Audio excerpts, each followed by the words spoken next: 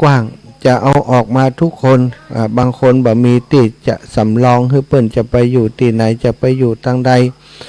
จุดที่เคยไปอยู่กันเคยไปพักกันน้ำก็ท่วมกระทับเต็มหมดแล้วนะอย่างในจุดวัดวาอารามต่างๆในพื้นที่ที่เคยเป็นสถานที่ตั้งศูนย์ช่วยเหลือผู้ประสบภัยน้ำท่วมตอนนี้บ่มีแล้วนะศาลาที่พักที่เตรียมไว้เพื่อจะรองรับคนที่เปิ้นประสบภัยน้ำท่วมที่เคยทำอยู่ทุกครั้งทุกคราน้ำเข้ามาเต็มศาลาชั้นเดียวนี้มิดหลังคาไปหลายวัดด้วยกันนะญาติโยมอันนี้ก็เป็นปัญหาในการที่จะเคลื่อนย้ายคนไปพักในจุดที่ปลอดภัยเป็นเรื่องที่ทำให้ผู้บริหารนะหลายๆฝ่ายปวดเสียนเวียนเก่าอยู่ในขณะนี้ที่พักสำหรับคนบ่พอมีโรงแรมมีวัดต่างๆที่อยู่ที่สูงเป็นก็ประกาศให้คนไปพักอย่างที่วัดฝายหินค่ำคืนที่ผ่านมาก็มีคนเข้ามาพักที่ศาลาที่จัดไว้บางคนก็บ่อยากจะออกจากบ้านเพราะอย่างก็เพราะว่ามีทรัพย์สินมีสัตว์เลี้ยงมีอย่างอยู่ในบ้านท่านตุย แต่เมื่อสถานการณ์มันบีบบังคับเนาะในค่ำคืนที่ผ่านมาเปิ้นก็กลัวว่าน้ำจะสูงขึ้นบางคนก็ได้โทรเข้ามาหาศูนย์ประสานงานช่วยเหลือผู้ประสบภัยน้ำท่วมที่วัดฝายหินก็ได้ประสานงานติดต่อไปที่หน่วยกู้ภัยต่างๆที่หู้จักกันเปิ้นก็ว่าอาจารย์วันนี้ผมอิดขนาดผมเหนื่อยขนาดแล้วก็การเข้าไปในช่วงกลางคืนก็บ่ค่อยปลอดภัยครับมีบางจุดที่เปิ้นบ่ได้ตัดไฟนะศรัทธาญาติโยมกู้ภัยตะวานี่หลายคนที่เข้าไปช่วยเหลือผู้ประสบภัยน้ำท่วมโดนไฟดูดนะอันนี้ก็เป็นเรื่องที่เป็นห่วงมากๆเลยโดนไฟดูดในกรณีที่แจ่อยู่ในน้ำอีปอยอีแม่ก็กึดเอาเถอะนะมันถึงแก่ชีวิตใดนะกระแสไฟที่มันไหลมันเล่นมาตามต่างน้ำเนาะน้ำนี่มันทำเป็นตัวนำนะเป็นตัวเหนี่ยวนำไฟให้วิ่งมาได้ถ้ามันเป็นจุดที่มันไฟมันหัวใกล้นะญาติโยมการที่จะถูกไฟดูดตีรุนแรงถึงกับเสียชีวิตก็จะมีสูงอันนี้คือเหตุการณ์ที่เกิดขึ้นในวันที่ผ่านมาจะตัดกระแสไฟทีเดียวก็มันความเสียหายจะขยายเป็นวงกว้างสำหรับคนที่ประกอบธุรกิจก็อย่างกะแต่สุดท้ายก็ต้องตัดอยู่ดีวันนี้ก็บันแน่ใจว่าจุดที่น้ำท่วมที่ที่มีไฟหัวที่ช้างคลานตะวานี้เปิ้นได้แก้ไขไปแล้วหรือยังอาจจะคงจะเนาะคิดว่าคงจะได้ทำการแก้ไขไปเรียบร้อยแล้วถ้าบางอันนี้ก็เป็นปัญหาสำหรับพี่น้องกู้ภัยที่จะลงพื้นที่ไปช่วยเปิ้นผู้ประสบภัยกลายเป็นแปลว่าไปประสบภัยเองนี่ก็เป็นสิ่งที่ก็จะต้องระมัดระวังการจะเข้าไปในพื้นที่นั้นคนที่บ่มีประสบการณ์นะไปซื้อเรือมาคนเดียวจะพายไปคนเดียวแล้วก็บัดท่องบัดถามไผนี่ก็เป็นอันตรายเหมือนกันญาติโยมถ้าเกิดกรณีที่เข้าไปในจุดที่เฮาบ่ฮู้เฮาลักเข้าไปเข้าไปในจุดที่เปิ้นมีไฟหัวอยู่ไผก็บ่หันเนี่ยนั้นก็จะเป็นปัญหาเนาะเรื่องต่างๆที่ตั้งหน่วยงานผู้ที่เปิ้นควบคุมดูแลสถานการณ์อยู่บางทีมันก็เล็ดหลอดการดูแลการควบคุมเพราะภาคประชาชนจิตอาสาก็มีมีหลายคนติดเดือดร้อนบางเตือเป็นพี่เป็นน้องของเฮาติดอยู่ในบ้านในจองขอความช่วยเหลือไป 6-7 ชั่วโมงแล้วบ่มีใครเข้าไปช่วยตอนนี้อาหารก็มีกินน้ำก็มีกินมันคนที่เป็นญาติเป็นพี่เป็นน้องเป็นลูกเป็นหลานอยู่ได้ฟังอย่างมันก็บ่ม่วนใจบางคนก็ไปโวยวายกับทีมกู้ภัยเปิ้นกาเดือดร้อนนะไปถึงผู้บริหารท้องถิ่นหยังกับปะปานกันไปโพสต์ลงในสื่อโซเชียลต่างๆนะก็มีหลายโพสต์ที่หันแล้วก็รู้สึกบ่สบายใจกับ ผู้ที่เปิดทำหน้าที่เนาะศรัทธาคนที่ทำหน้าที่ศรัทธาสิ่งหนึ่งที่เราจะต้องคำนึงก็คือเป็นจิตอาสาเป็นคนที่มาจากนอกพื้นที่เปิ้นก็บอกว่าจุดไหนตั้งใดแล้วเปิ้นก็ต้องรอฟังจากหน่วยงานที่อยู่ควบคุมอยู่ในพื้นที่และก็หน่วยงานบางทีนั้นมันดูแลคนเป็นหมื่นเป็นพันครอบครัวที่ประสบภัยสถานอีปอยอีแม่ตั้งหลายแจ้งมาคนนั้นก็แจ้งมาคนนี้ก็แจ้งมาตั้งนั้นก็ขาดตั้งนี้ก็บ่ปอตั้งนี้ก็บ่มีรถบ่มีเรือกำเตือประสานงานมุยุ่งไปหมดนะสถานแล้วอีกอย่างหนึ่งตะวันนี้คือคลื่นของอินเทอร์เน็ตในพื้นที่นี้บอกค่อยดีเลยเพราะว่าคนเปิ่นใจนักเนาะสถาในพื้นที่นี้ใจการสื่อสารใจการติดต่อกันเยอะโทรหาลูกหาหลานไลน์ หรือว่าติดต่อกันทาง Facebook ไปหาคนที่จะมาช่วยได้แล้วก็ใจสัญญาณอินเทอร์เน็ตกันในพื้นที่ทำให้มันคัดคอนคุกคลักนะบางทีสนทนาอู้จากันพอฟังบอกฮู้ว่าเปิ้นว่าอย่างใดซะนะนิตวาก็ฮับสายหลายสายที่เปิ้นผู้ประสบภัยเปิ้นแจ้งเรื่องโน้นเรื่องนี้มาก็รู้สึกเป็นห่วงเนาะรู้สึกเป็นห่วงรู้สึกเป็นกังวลก็ประสานบางรายก็โทรมาบอกว่าลูกน้อยอยู่แล้วลูกก็บ่สบายตอนนี้ก็ติดต่อไปหลายหน่วยงานแล้วบ่มีภัยคือเปิ้นตอบรับแล้วก็หายไปบ่ได้เข้ามาช่วยก็เป็นสิ่งที่ฟังแล้วก็บ่ม่วนใจตัวเหมือนกันพยายามประสานงานให้ครับคิดครับคุยซะท่าแต่ก็บางรายก็สำเร็จบางรายก็แจ้งมาว่าเรียบร้อยแล้วเนอะอาจารย์ตอนนี้ได้ออกแล้วกู้ภัยเปิ้นมาถึงแล้วเปิ้นปากันออกมาได้แล้วเจ้าบางรายก็บอกว่าเปิ้นยังบ่มากำเตืออาจารย์ได้ประสานให้ก็ประสานไปบ่ฮู้กี่ติเปิ้นก็ต่างพื้นที่เปิ้นก็บอกว่าตอนนี้ครับคนอยู่ท่านอาจารย์มีแหมหลายคิวอยู่นะจะถึงบ่ฮู้เนี่ยเฮาก็บ่ฮู้จะตอบอย่างใดกับคนที่เปิ้นประสานงานเข้ามาได้แต่ทำใจยอมรับว่าคืนที่ผ่านมานอนรับสักยิบสักยิ้มเนี่ยสถามัน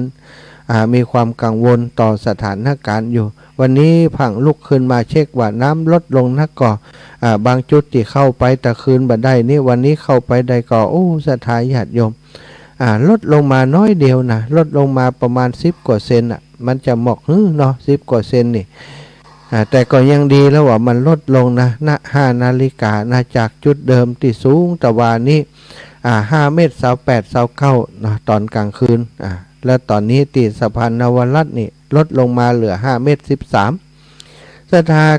การณ์ที่มันลดลงจุดที่สะพานนั่นนี่มันบ่ได้หมายความว่าพื้นที่ท้องที่ทั้งหมดมันจะลดตามกันทันทีทันใดนะที่สะพานนวรัตน์นี่เป็นน้ำกระแสลักที่มันวิ่งมาจาก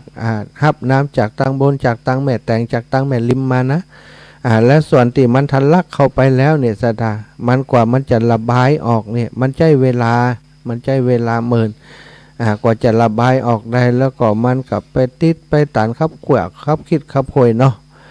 กว่าที่น้ำจะลดลงมาแต่ยังได้ก็ตามก็คือได้ดูจากสถานการณ์ก็น่าจะลดลงเรื่อยๆสำหรับวันนี้ตี5นี้อยู่ตี5 เมตร 13ซึ่งเกินมาตรฐานมาเกินที่จุดวิกฤตอยู่ที่4 เมตร20อันนี้5 เมตร 13สถานก็เกือบ1 เมตรนะเกินจุดวิกฤตมาอันนี้คือวิกฤตแบบรุนแรง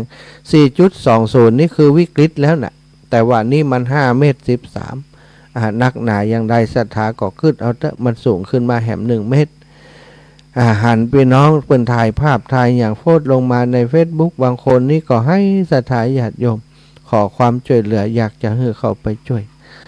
ก็ขอแจ้งบอกกับศรัทธาญาติโยมพี่น้องหมู่เฮาในทุกจังหวัดทุกพื้นที่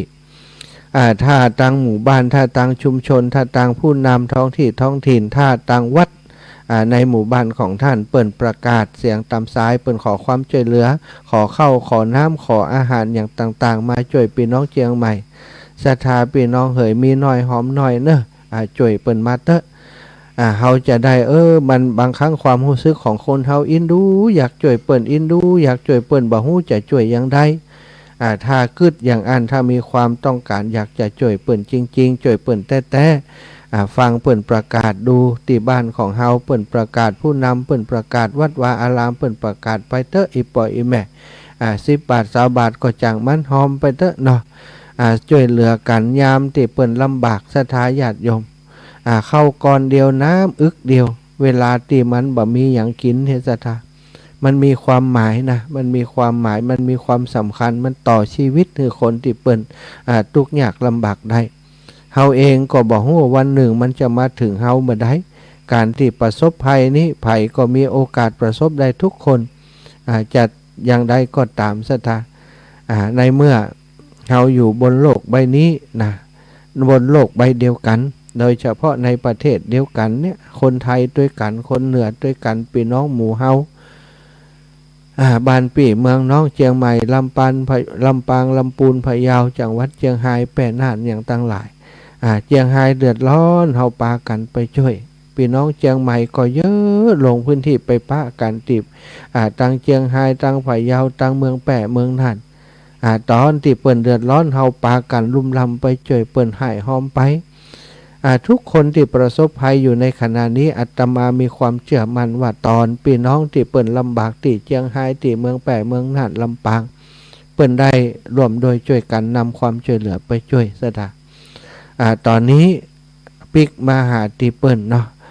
ได้ประสบภัยพิบัติอย่างรุนแรงอย่างนักก็คงจะบ่สามารถจะร้องขอได้มาช่วยข้าเจ้าจีมทันแล้วเจ้าก็ไปช่วยหั่นช่วยนี่มีแต่หมู่เฮาที่พยายามจะต้องทำความเข้าใจกันว่าตาเปิ่นตาตัวเนาะเปิ่นไปช่วยเฮาเมื่อเปิ่นเดือดร้อนเฮาก็มาช่วยเปิ่นถ้าสถานการณ์ของเฮานั้นบานักหนาเหมือนเปิ่นนะเฮาก็ดูศรัทธาญาติโยมถ้าเฮานักอยู่แล้วก็บ่เป็นหยังหรอกแต่ว่าถ้าเฮาพอจะช่วยเหลือกันได้ตอนนี้อาตมาภาพและครูบาอาจารย์คลื่นสีขาวท่านผอ.คลื่นสีขาวพระครูอภิวัฒนวิกรมก็ติดสถานการณ์ตลอดสถานเกิดเหตุการณ์เกิดขึ้นที่ไหนท่านอาจารย์ก็ไปปาคณะครอบครัวคลื่นสีขาวไปช่วยเหลือเริ่มตั้งแต่เจียงไฮ้สถานญาติโยมที่อำเภอเทิงอำเภอขุนตาลไปกันเป็นทีมไปเป็นคณะเนาะขอบคุณครับอาจารย์ครับตั้งแต่ที่อาตมาภาพได้ทราบข่าวน้ำท่วมมาคลื่นสีขาวของเฮาก็เป็นกระบอกเสียงนะศรัทธาฮือศรัทธาพี่น้องที่ลำบากแล้วก็เป็นกระบอกเสียงฮือกับศรัทธาญาติโยมที่มีใจบุญใจกุศลที่จะร่วมด้วยช่วยกันเอาความช่วยเหลือไปช่วยในพื้นที่ต่างๆอย่างพื้นที่จังหวัดเชียงรายช่วงแรกๆก็มีที่แม่สายแล้วก็มาที่เทิงไปอำเภอเทิงนะศรัทธา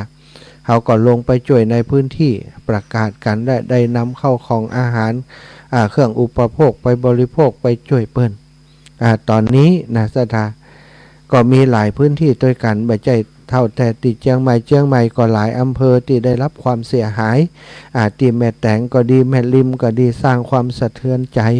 คือกับหมู่เฮาตะวาหลายคนโทรมาหาโอ้ท่านอาจารย์อีแม่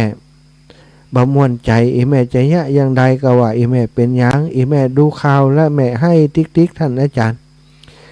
ให้เรื่องอย่างแม่กะจ้างนะกะอาจารย์จ้างตายนะจ้างล้ม2 เชือก3 เชือกมาเดียวนี้เปิ่นเสาะหาบ่ได้กำเตื้อก็มีนะบางคนเสพข่าวหรือว่าดูข่าวแล้วก็ให้โดยศรัทธาแม้แต่คนที่บ้านอาตมาภาพก็โทรมาบอกว่าบ่ม่วนใจก็ให้อยู่เนาะให้อยู่เกี่ยวกับสถานการณ์ที่เกิดขึ้นศรัทธาเกิดความสะเทือนใจเนาะศรัทธาจ้างเป็นสัตว์ที่ตัวใหญ่แล้วเป็นสัตว์ที่อยู่ใกล้ชิดกับมนุษย์คนเฮาอยู่กับจ้างได้ปึ่งปลาอาศัยจ้างมาเมินแล้วจ้างที่เปิ่นตายนั้นก็เป็นตีนห้าอินดูช่วยเหลือเปิ่นบ่ได้ศรัทธาไหลไปติดอุโมงค์น้ำแล้วเปิ่นกับตัวใหญ่เห็นเนาะศรัทธาญาติโยมน้ำก็เจียวขนาดไหนปัดจ้างเป็นตัวไหลล่องน้ำไป4-5 เชือกนะศรัทธาแต่ว่าหันว่ารอดอยู่2-3 เชือกเหมือนกันที่หันที่เปิ่นส่งภาพมาที่เสียตีล้มจ้างตายเปิ่นว่าจ้างล้มนะ2 เชือกนะก็ หันแล้วก็สลดใจคุณแสงเดือนที่เป็นเจ้าของที่ดูแลนิสถาญาติโยมเอาไปกอดช้างซากของช้างน้องฟ้าใสให้อยู่ก็สะเทือนใจ สำหรับคนตั้งหลายติดตามข่าวสารอีปออีแม่ตั้งหลายปีนี้มันเป็นวิกฤตที่มันแบบเคยเกิดขึ้นเนาะฉะนั้นการตั้งตัวการตั้งรับของคนในพื้นที่อย่างเชียงใหม่เนี่ยเปิ่นก็ประกาศเตือนตั้งแต่แรกว่าปีนี้นักแน่นอนปีนี้นักแน่นอน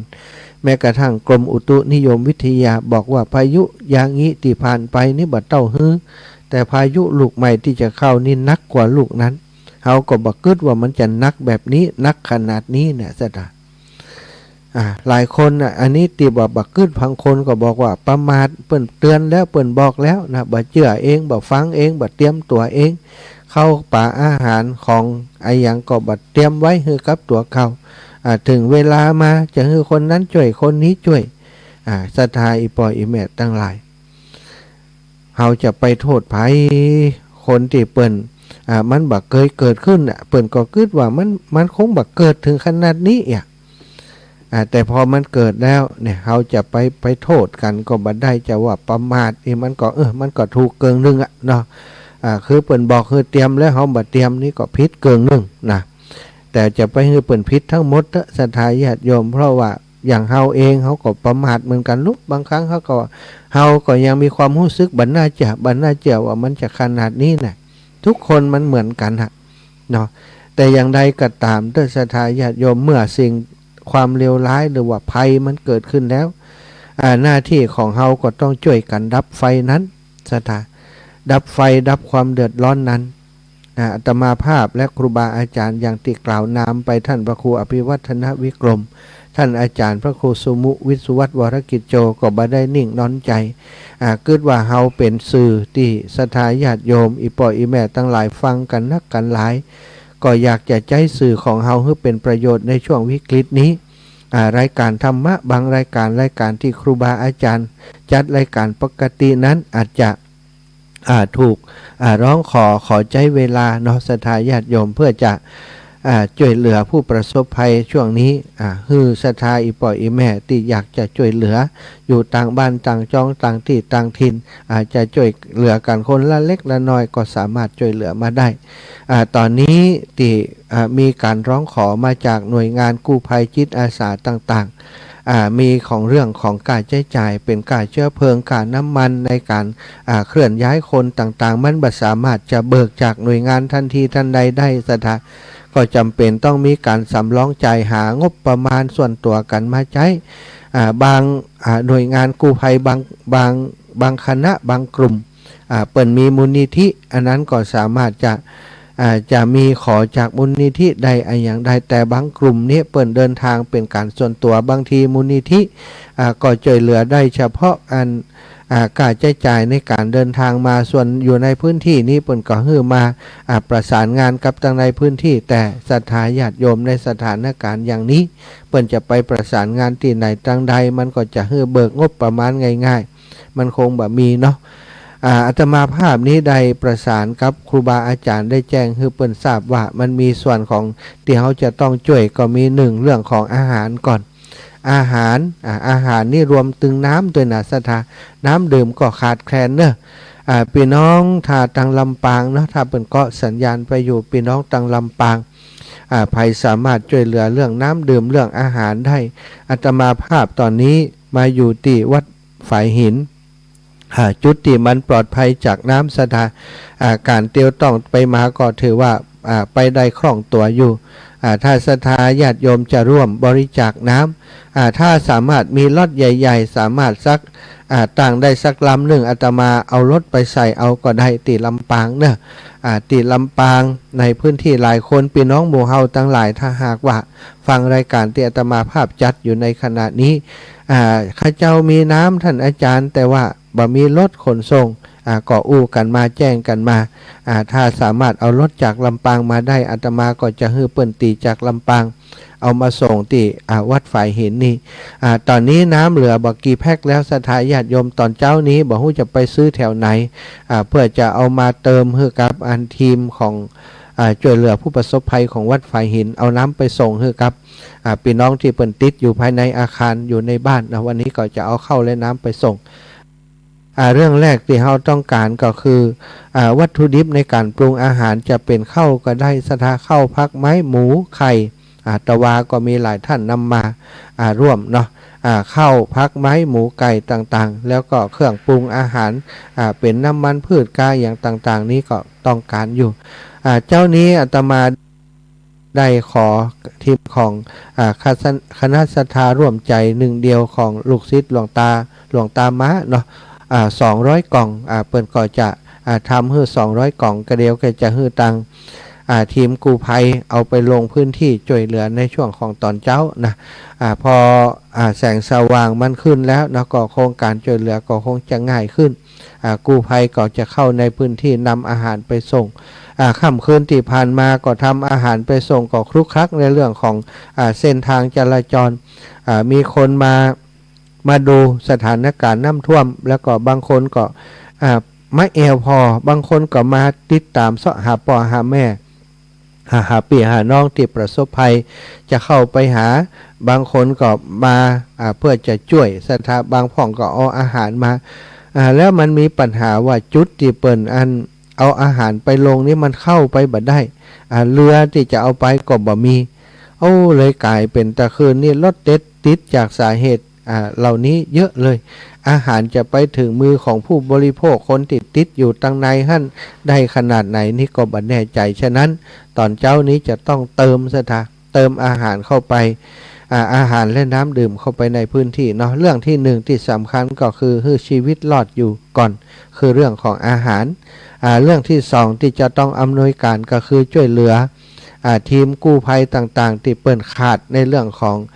น้ำมูกน้ำมันต่างๆเนาะอันนี้ก็ได้ข่าวดีว่ามีทีมของคุณปนัดดาวงผู้ดีเปิ่นแจ้งมาในกลุ่มของจิตอาสาตั้งหลายถ้าจะให้เปิ่นช่วยดูแลซัพพอร์ตเรื่องน้ำมันให้แจ้งมาในกลุ่มของเปิ่นเข้ามาทำงานในทีมในกลุ่มของเปิ่นจะได้เช็คดูว่าของทีมใดขาดน้ำมันต่อใดเพราะเปิ่นมีสำรองอยู่เนาะอันนี้ก็เป็นข่าวดีอีกอย่างหนึ่งนะส่วนของทีมที่อาตมาจัดขึ้นมาที่วัดฝายหินนี่ก็จะมอบเป็นการน้ำมันรถการน้ำมันเรือที่จะเคลื่อนย้ายนำอาหารไปส่งให้กับพี่น้องตังเชียงใหม่ตัวสถาหนึ่งก็ในเรื่องของอาหารนะอาหารเครื่องดื่มน้ำแล้วก็อาหารสองก็เรื่องของน้ำมันค่าเชื้อเพลิงต่างๆช่วยเหลือกู้ภัย3เสื้อผ้าเครื่องนุ่งห่มสถาตอนนี้ถ้าไผมีผ้าห่มมีตีนอนเนอะสถาตอนนี้มีความจำเป็นมากหลายคนที่ประสบภัยคือบ่มีละเนอะเครื่องนอนเสื้อผ้าอย่างต่างๆบางคนได้แต่ผ้าซิดเนื้อเสื้อติดตัวแล้วก็แถมเปี๊ยะโดยสถาบ่สามารถเอาเสื้อผ้าเอาอย่างออกมาได้สักอย่างเปี๊ยะแจ่อยู่ในน้ำอันนี้ก็สิ่งที่ต่อไปก็คงจะเป็นเรื่องมูนี้เนาะที่หลังก็คือจะเป็นเสื้อผ้าอย่างต่างๆมาที่หลังก็จะเป็นเครื่องนอนก่อนเนอะที่รับที่นอนหมู่ผ้าเช็ดตัวกายอย่างการนี้แล้วก็มาของอุปโภคบริโภคเครื่องใช้ต่างๆเนี่ยที่คนเป็นประสบภัยอยู่ในพื้นที่นี้ได้ร้องขอมาเนาะผ้าอนามัยก็ดีแพมเพิร์สก็ดีของผู้ป่วยก็คือร้อยวุ่นสถาอันจำเป็นจะต้องไปเติมให้เปิ้นอาหารหมาอาหารแมวก็เป็นอีกส่วนหนึ่งที่อยากจะให้อีปอยอีแม่ตั้งหลายได้เมตตาได้ร่วมด้วยช่วยกันมาเนาะอาหารหมาอาหารแมวก็ขาดเนอะตอนนี้นะขาดเป็นจำนวนนักสถาตวานี่ไปปะน้องหมาโดนมัดติดเสาไฟฟ้าอยู่อินโดเปิ่นเสาเปิ่นเหาะเปิ่นเสาอันเปิ่นตื่นเต้นเปิ่นตกใจสถาคนที่เปิ่นหันคือบ่เคยหันหน้ากำเตือคนกับผ่านไปผ่านมาหมาก็กลัวสั่นอยู่หันแล้วก็อินดูสถาแล้วเอาเข้าเอาน้ำไปเหือเปิ่นก็กลัวเฮาอย่างใดพอดีว่าอันจังว่าที่อันจะกลับเข้าไปหาเปิ่นอีกรอบนึงหันมีคนไม่ยิง2 คนเข้าไปหาดูสนิทสนมคุ้นเคยไปถามก็เป็นเจ้าของเปิ่นน้องก็บ่ยอมกินอย่างสะท่าเขากลัวตื่นเต้นสั่นอยู่ หมาเจอหมาหลายตัวที่ถามเจ้าของว่าได้กินอย่างแล้วยังคนยังบ่ได้กินอาจารย์นะหมาก็ยังไม่ได้กินกำเตือว่าได้เอากับข้าวกับป่าไปหื้อเปิ้นเอาป้อนหื้อกับน้องหมาวันนี้ก็มีหลายหน่วยงานจะเอาเกี่ยวกับอาหารหมูอาหารหมาอาหารแมวลงในพื้นที่ซะนะมีโยมคุณโยมที่ลำปางซึ่งติดตามกันประจำคุณเอเนาะรับบริจาคอาหารที่ลำปางแต่ว่าหันเปิ้นหันโฟดลงไปอยู่ศรัทธาพี่น้องที่อยู่ลำปางก็ค่อยติดตามกันค่อยดูแลกันเนาะถ้าตรงไหนที่เปิ้นเฮาอยู่ใกล้อย่างที่มาวาดตะกี้ถ้าอยู่ใกล้ที่ไหนเฮาช่วยตรงนั้นก่อนแต่ถ้ามันสุดวิสัยนี่เฮาอยู่ไกลอยากจะช่วยแต่ช่วยบ่ได้บ่มีตั้งหน่วยงานของเฮาตั้งหมู่บ้านของเฮาเปิ้นบ่ได้ทำกิจกรรมเปิ้นได้ประกาศอีแม่อยากจะช่วยเปิ้นตอนเนี้ยนะก็ช่วยมาได้เนอะศรัทธาญาติโยมผ่านมาตังโทรมาหาอาตมาก็ได้08088441730808844173ถ้าสำหรับคนที่มีเลขที่บัญชีธนาคารของอาตมาซึ่งอาตมาใช้เป็นเลขที่ได้เป็นบัญชีที่ทำกิจกรรมในครั้งนี้เนอะศรัทธาเฉพาะคนที่เข้าใจแล้วก็ไว้วางใจนะคนที่มีข้อสงสัยอันบัลล่างเปิ้นบ่ยะแต้กายนะอันนั้นก็เอาไปที่อื่นนะเอาไปที่เขาไว้ใจตรงไหนทำตรงนั้นจะได้สบายใจส่วนของอาตมานี้ก็จะได้นำไปซื้ออาหารตะวานี้เนาะ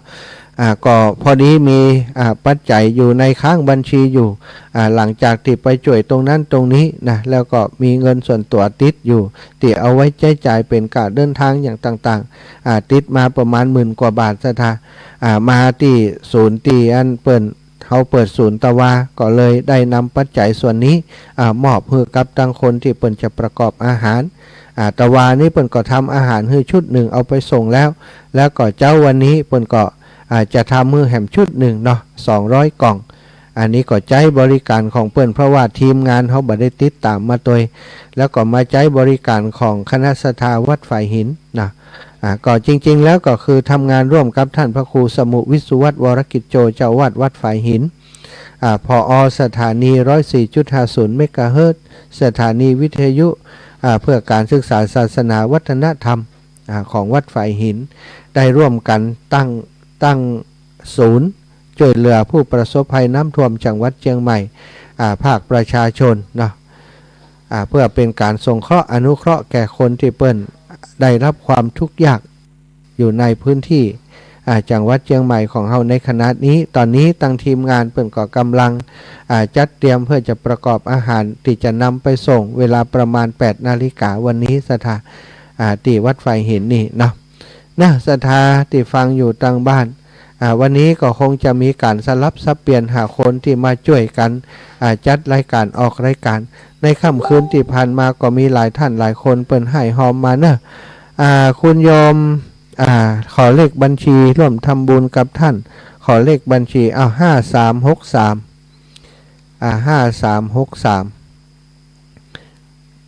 อันนี้เปิ้นขอเลขบัญชีมาเนาะ5363เนอะคุณโยมสมพรรัตนัง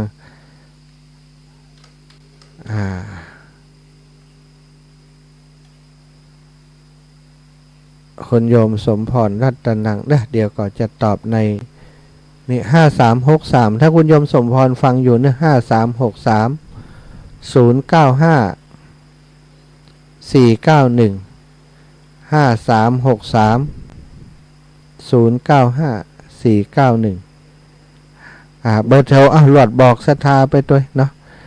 5363 095 491ธนาคารกรุงไทยเนอะอีปอยแม่ตั้งหลายทกรุงไทยธนาคารกรุงไทยชื่อพระสมชาตินะพระสมชาติสำหรับค่าใช้จ่ายต่างๆนะอาตมาก็จะรวมเพื่อศรัทธาญาติโยมได้รับรู้ว่าอาตมาได้รับการบริจาคจากศรัทธามาต่อใดในทีมงานแต่คืนนี้มีหลวงปู่พระครูปฏิพันธ์ธรรมทินม่อนจอมพอที่เวียงปะเป้าได้ร่วมทำบุญผ่านมา ที่ท่านอาจารย์พระครูสมุวิสุวัตวรกิจโจ1,000 บาทหลวงปู่ว่าจะได้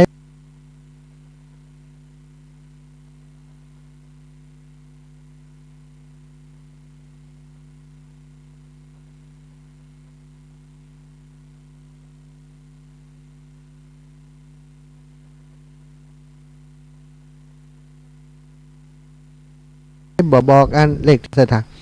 เขาก็บ่อยากจะรบกวนไปสำหรับคนที่เปิ่นบ่เข้าใจเนาะเอาเฉพาะคนที่ว่าเปิ่นเข้าใจห่วมบุญกันมาเล็กๆน้อยๆช่วยกันช่วยกันช่วยกันทำไปค่ำคืนที่ผ่านมามีหลายท่านหลายคนเปิ่นให้หอมมาแล้วเนาะให้หอมมาอย่างเช่นที่ได้จดไว้แล้วนะได้จดไว้แล้วเดี๋ยวจะประกาศอ่านนามให้ท่านได้รับทราบ สำหรับคนที่ติดตามกันมาตั้งแต่ตะคืนเนาะ คุณโยมจันจรัสจากสันติ5 กิโลอันนี้ทราบว่าอาตมาจะเดินทางมาเชียงใหม่ตั้งแต่คืนก่อนพุทธละนะว่าท่านมหาจะไปที่วัดฝ่ายหินก็มารอฟังว่าจะมาแต่ก่อนแล้วก็จะมาทำของไว้แต่ว่าพอรู้ว่ามาแน่นอนก็ได้เข้ามาแม่จันจรัสนะครับพี่น้องจากสันติธรรมไข่3 แผงเข้า5 กิโลแล้วก็อาตมาภาพนะท่านพระครูอภิวัฒนวิกรมท่านอาจารย์พระครูสมุวิสุวะร่วมกันมอบเพื่อกับศูนย์ที่นี่นะ10,000 บาทเพื่อจะเป็นทุนในเบื้องต้นในการซื้อเครื่องปรุงกับข้าวกับป่าข้าววัตถุดิบต่างๆมาประกอบอาหารมาปรุงอาหาร แล้วก็มีแม่บัวลอยสายเขียวพร้อมกับลูกหลานพี่น้องจากบ้านนางแลลำปาง200แต่กันทะนางแลลำปาง200 บาทยายทรัพย์พรหมศรี 100 บาทป้านีสุวรรณศักดิ์100 บาทปานะอุตมา100 บาทแม่มีหม้อสีใจ200 บาทป้อนิพนธ์แม่อำพันธ์ยะเปง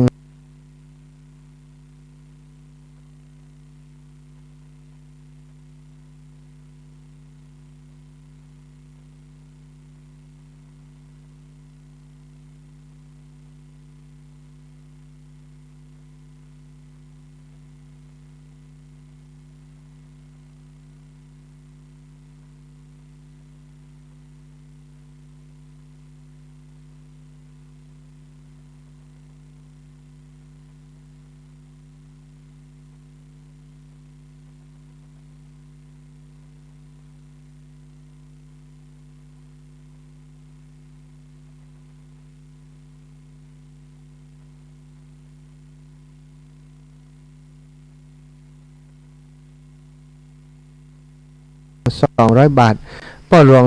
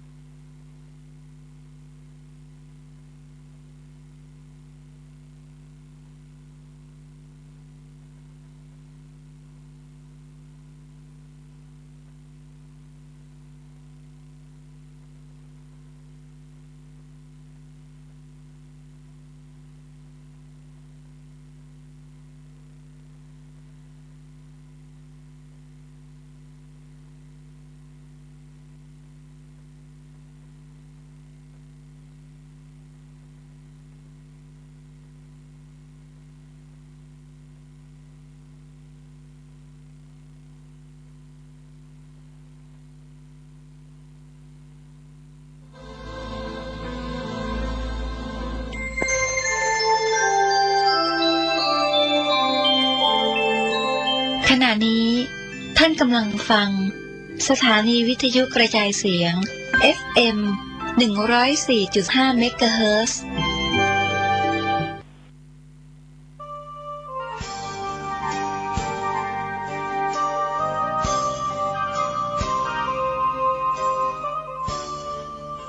ข่าวสารเพื่อการประชาสัมพันธ์กำหนดการฟังเทศรายการรถด่วนขบวนพิเศษในฤดูกาลเข้าพรรษาประจำปีพุทธศักราช 2567 ดำเนินงานโดยคณะสงฆ์จังหวัดเชียงใหม่สภานักธรรมจังหวัดเชียงใหม่พุทธสมาคมจังหวัดเชียงใหม่ยุวพุทธิกสมาคมจังหวัดเชียงใหม่สภาวัฒนธรรมอำเภอเมืองเชียงใหม่มูลนิธิพุทธสมาคมชมรมอนุรักษ์วัฒนธรรมประเพณีท้องถิ่นเชียงใหม่ชมรมลูกเสือชาวบ้านจังหวัดเชียงใหม่ทสปช.อำเภอเมืองเชียงใหม่จัดกิจกรรมประจำปีดำเนินงานโดยคณะกรรมการบริหารงานกลุ่มหนุ่มสาวจังหวัดเชียงใหม่รถด่วนขบวนที่ 12 พฤหัสบดีที่ 10 ตุลาคมเคลื่อนไปยังวัดศรีโสดาพระอารามหลวงตำบลสุเทพอำเภอเมืองเชียงใหม่จังหวัดเชียงใหม่ 20 นาฬิกาฟังพระธรรมเทศนา1 กันดำเนินงานโดยคณะสงฆ์จังหวัดเชียงใหม่องค์กรเครือข่ายชาวพุทธจังหวัดเชียงใหม่งานนี้ดำเนินงานโดยคณะกรรมการบริหารงานกลุ่มหนุ่มสาวจังหวัดเชียงใหม่ก็เชิญท่านผู้ที่สนใจจะได้เดินทางไปร่วมฟังเทศน์บำเพ็ญกุศลกับรายการรถด่วนขบวนพิเศษทั้ง3 ขบวนตั้งแต่ขบวนที่ 1 จนถึง 13 ได้บุญได้กุศลจากการฟังธรรมบำเพ็ญบุญบารมีในช่วงเทศกาลเข้าพรรษาและออกพรรษาได้บุญโดยทั่วหน้ากันสวัสดีครับ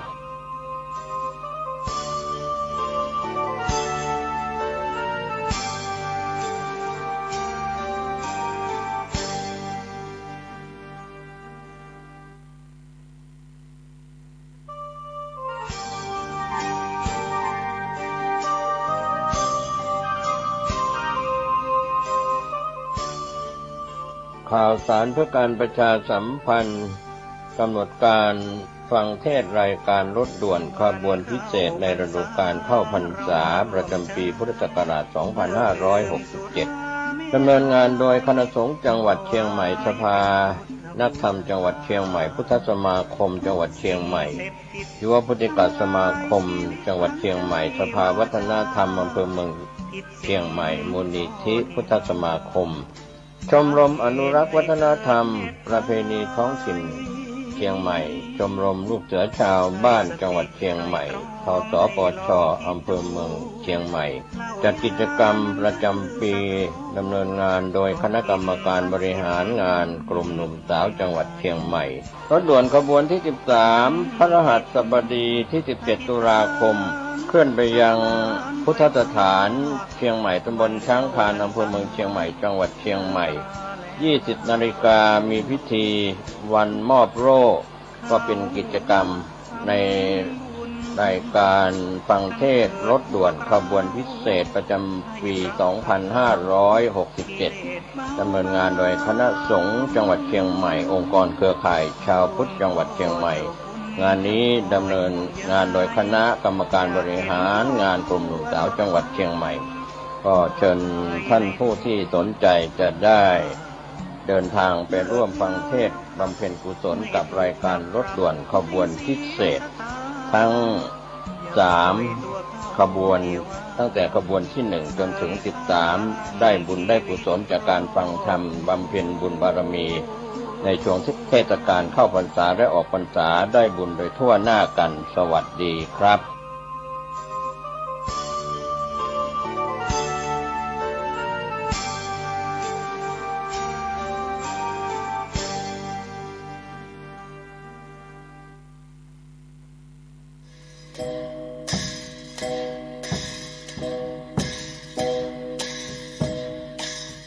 ขอเชิญร่วมทำบุญทอดกฐินสามัคคีณวัดทุ่งหลวงอำเภอแม่แตงจังหวัดเชียงใหม่ในวันอาทิตย์ที่ 10 พฤศจิกายน 2567 กำหนดการดังนี้เวลา 9 นาฬิกาพิธีบวงสรวงบูชาพระรัตนตรัยและพรหมเทวดา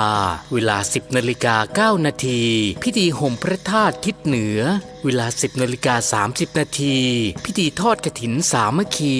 แด่พระสงฆ์จำพรรษาจำนวน 6 รูปและขอเชิญร่วมทำบุญพิธีเจริญพระพุทธมนต์สืบชะตาหลวงทักษิณานุปทานครบรอบ 37 ปีการมรณภาพพระครูวรเวทวิสิทธิ์หรือครูบาธรรมชัยธรรมชโยครบรอบ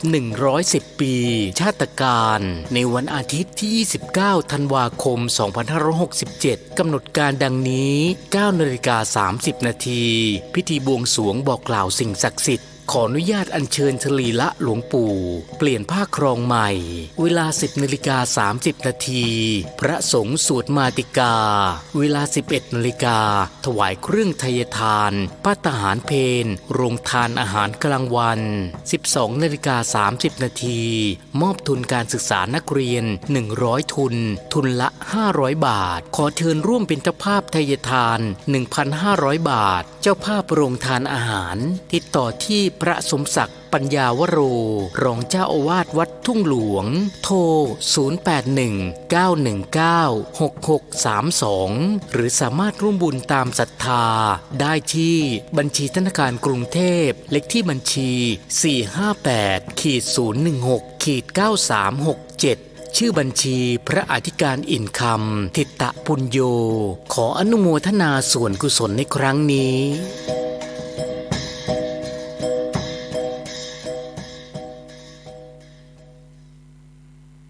กฐินทานคือสังฆทานบุญทานยิ่งใหญ่ขอเชิญชวนผู้ใจบุญใจกุศลร่วมเป็นเจ้าภาพทอดถวายกฐินสายสามัคคีสมทบทุนติดตั้งระบบโซลาร์เซลล์เพื่อผลิตกระแสไฟฟ้าภายใน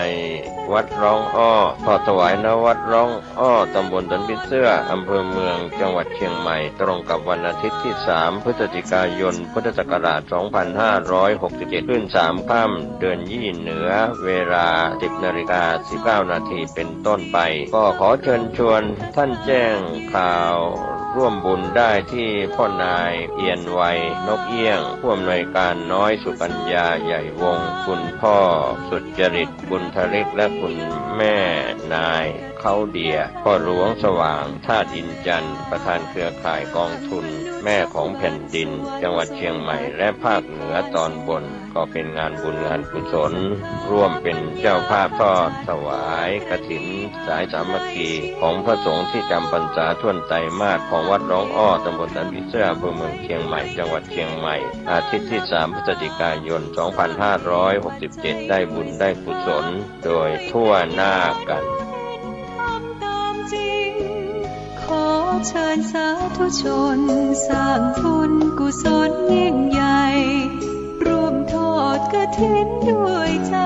สร้างหลักชัยชีวิตไว้พึ่ง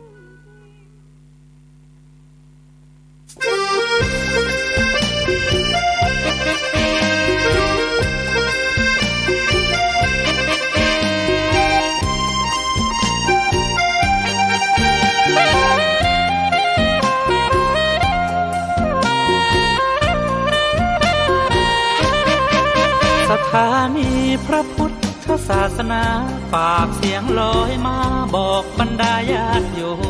มที่มีใจใช้ธรรมฉโลมที่มีใจใช้เพลงฉโลมบอกบรรดาญาติโยมให้ฟังคลื่นนี้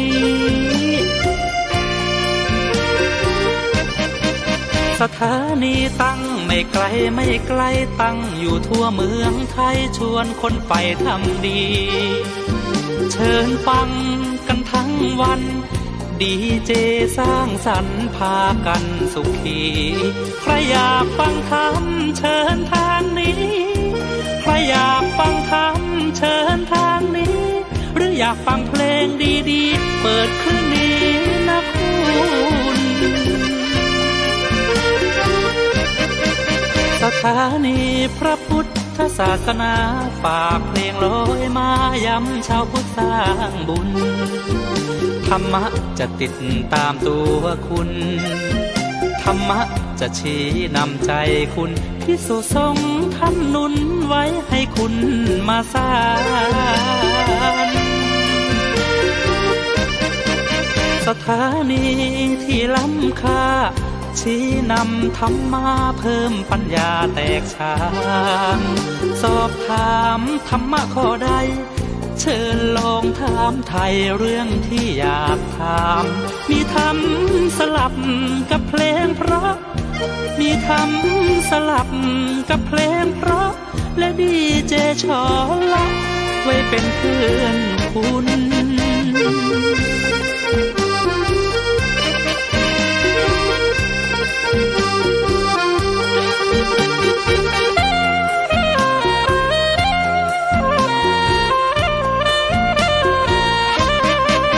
สถานี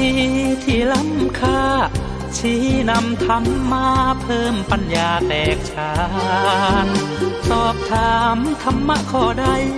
เชิญลองถามไทยเรื่องที่อยากถามมีธรรมสลับกับเพลงเพราะมีธรรมสลับกับเพลงเพราะและดีเจชอละไว้เป็นเพื่อนคุณ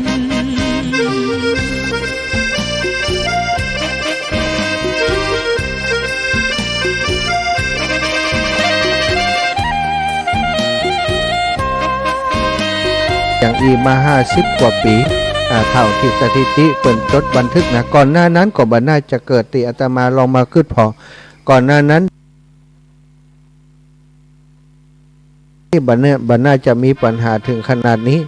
แต่ตอนนี้ปัญหานักหน่วงนักหนาสาหัสสากันนะตอนนี้คนที่ประสบปัญหานี้บางคนเป็นผู้ป่วยติดเตียงผู้ป่วยที่จะต้องได้รับการดูแลอย่างใกล้ชิดแต่เนื่องจากว่าบ่สามารถจะนำไปส่งโรงพยาบาลได้บ่สามารถจะช่วยเหลือในการดูแลจากคุณหมอจากพยาบาลจากอสมในพื้นที่ได้ต่างคนต่างโดนน้ำท่วมเหมือนกันเข้าไปหาก็บ่ได้อยู่ในภาวะที่วิกฤตหลายครอบครัวบางคนเครื่องใจไม้สอยต่างๆที่ดูแลผู้ป่วยติดเตียงสถานอย่างเช่นแพมเพิร์สกาอย่างกานี่เอาไว้ที่เอาเก็บไว้ก็ไหลล่องน้ำไปไหลลอยน้ำเปียกมดอย่างอีกก็คือเป็นปัญหานักหน่วงนักหนาสำหรับคนที่ประสบภัยอยู่ในขณะนี้สถานปล่อยแม่ตั้งหลายครูบาอาจารย์วัดไฟหินท่านอาจารย์พระครูสมุวิสุวัฒน์วรกิจโจผอ.สถานีวิทยุ 104.50 เมกะเฮิรตซ์พร้อมร่วมกับครูบาอาจารย์เครือข่ายคลื่นสีขาวเพื่อชาวประชาซึ่งอาตมาภาพเป็นตัวแทนครูบาอาจารย์ลงพื้นที่มาช่วยท่านอาจารย์พระครูสมุวิสุวัฒน์วรกิจโจได้ตั้งศูนย์ช่วยเหลือผู้ประสบภัยน้ำท่วมที่จังหวัดเชียงใหม่ของเฮาณพื้นที่ธรรมสถานวัดไฟหินของมหาวิทยาลัยเชียงใหม่อยู่ติดกับมหาวิทยาลัยเชียงใหม่สถามาที่วัดไฟหินก็ได้ลงมาจากวัดไฟหินสักน้อยหนึ่งหรือว่าถ้าเดินทางมา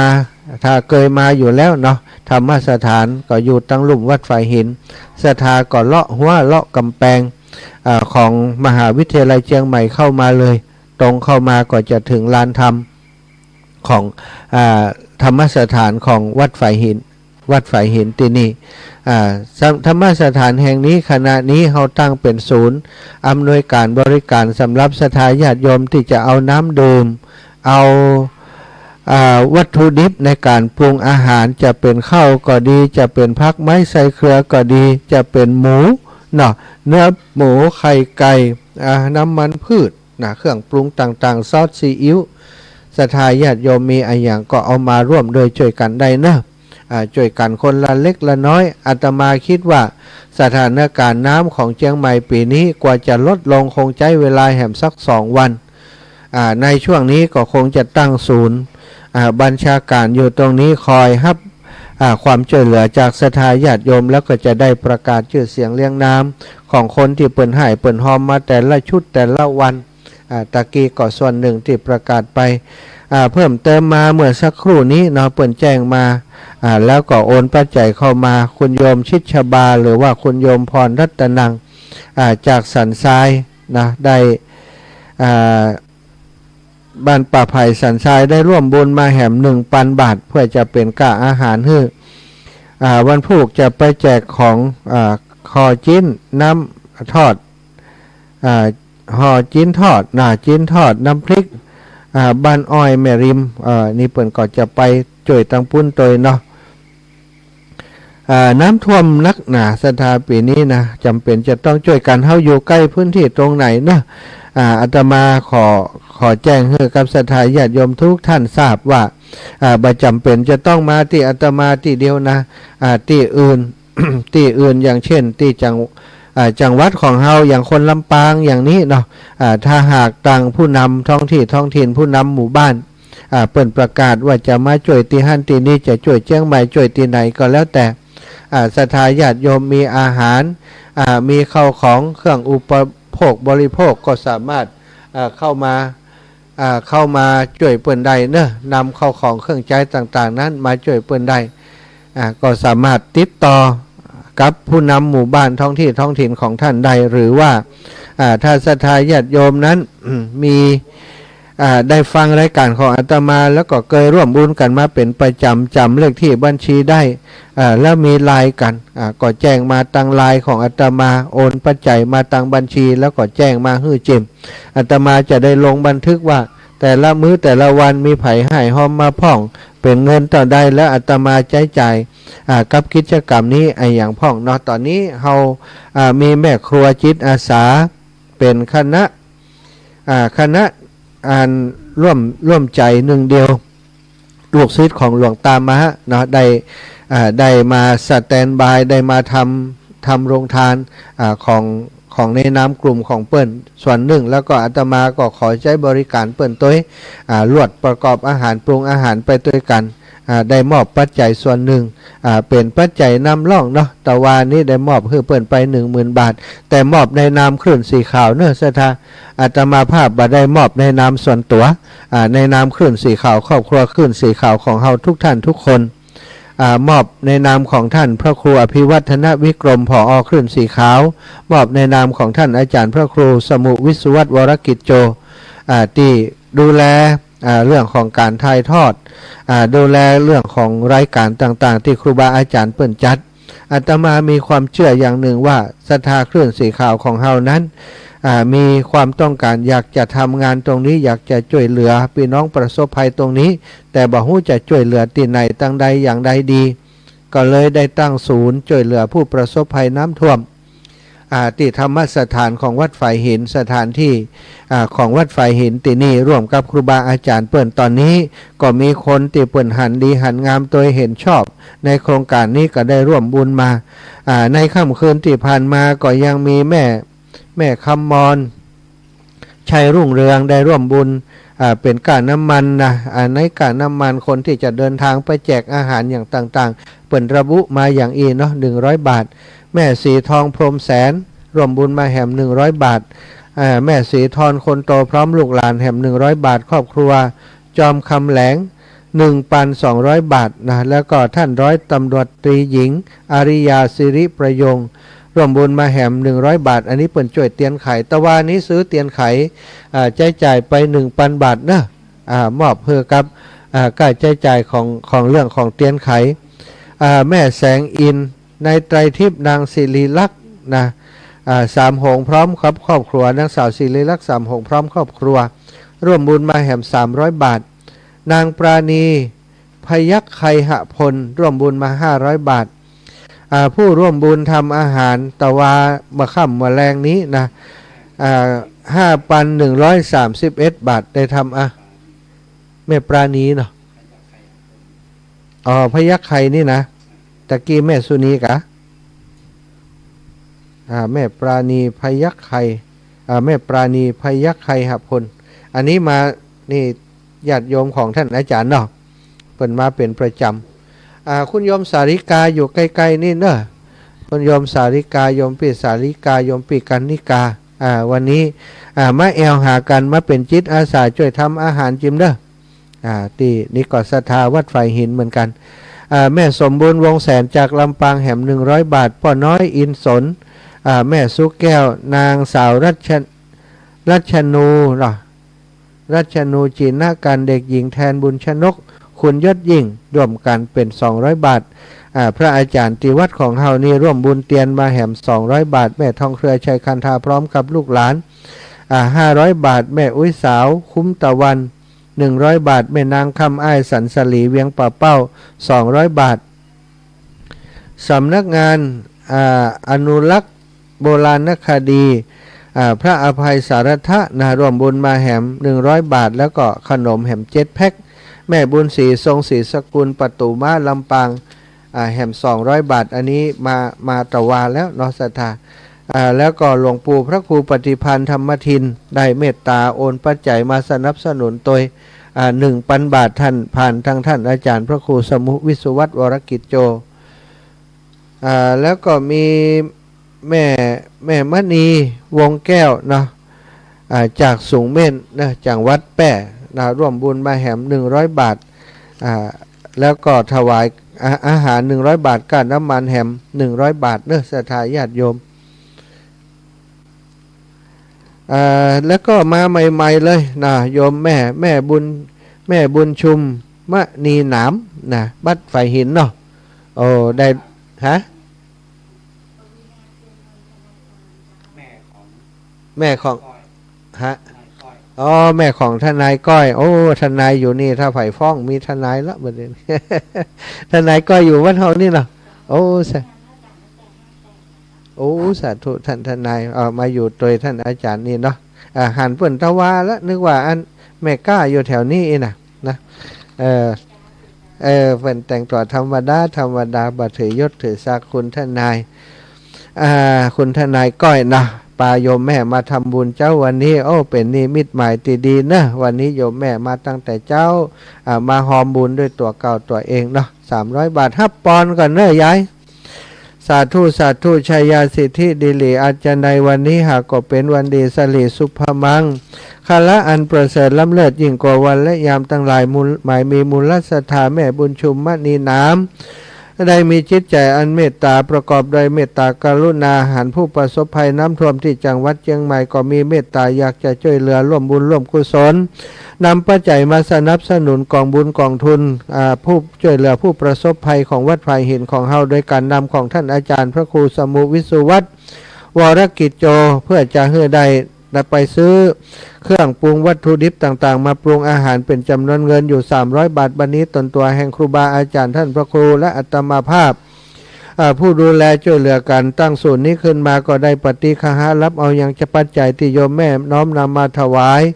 ในวันนี้ก็ขออำนวยอวยใจให้โยมแม่บุญชุมมณีนามพร้อมกับครอบครัวลูกๆหลานๆญาติกาวงวานของแม่เจ้าทุกท่านทุกคน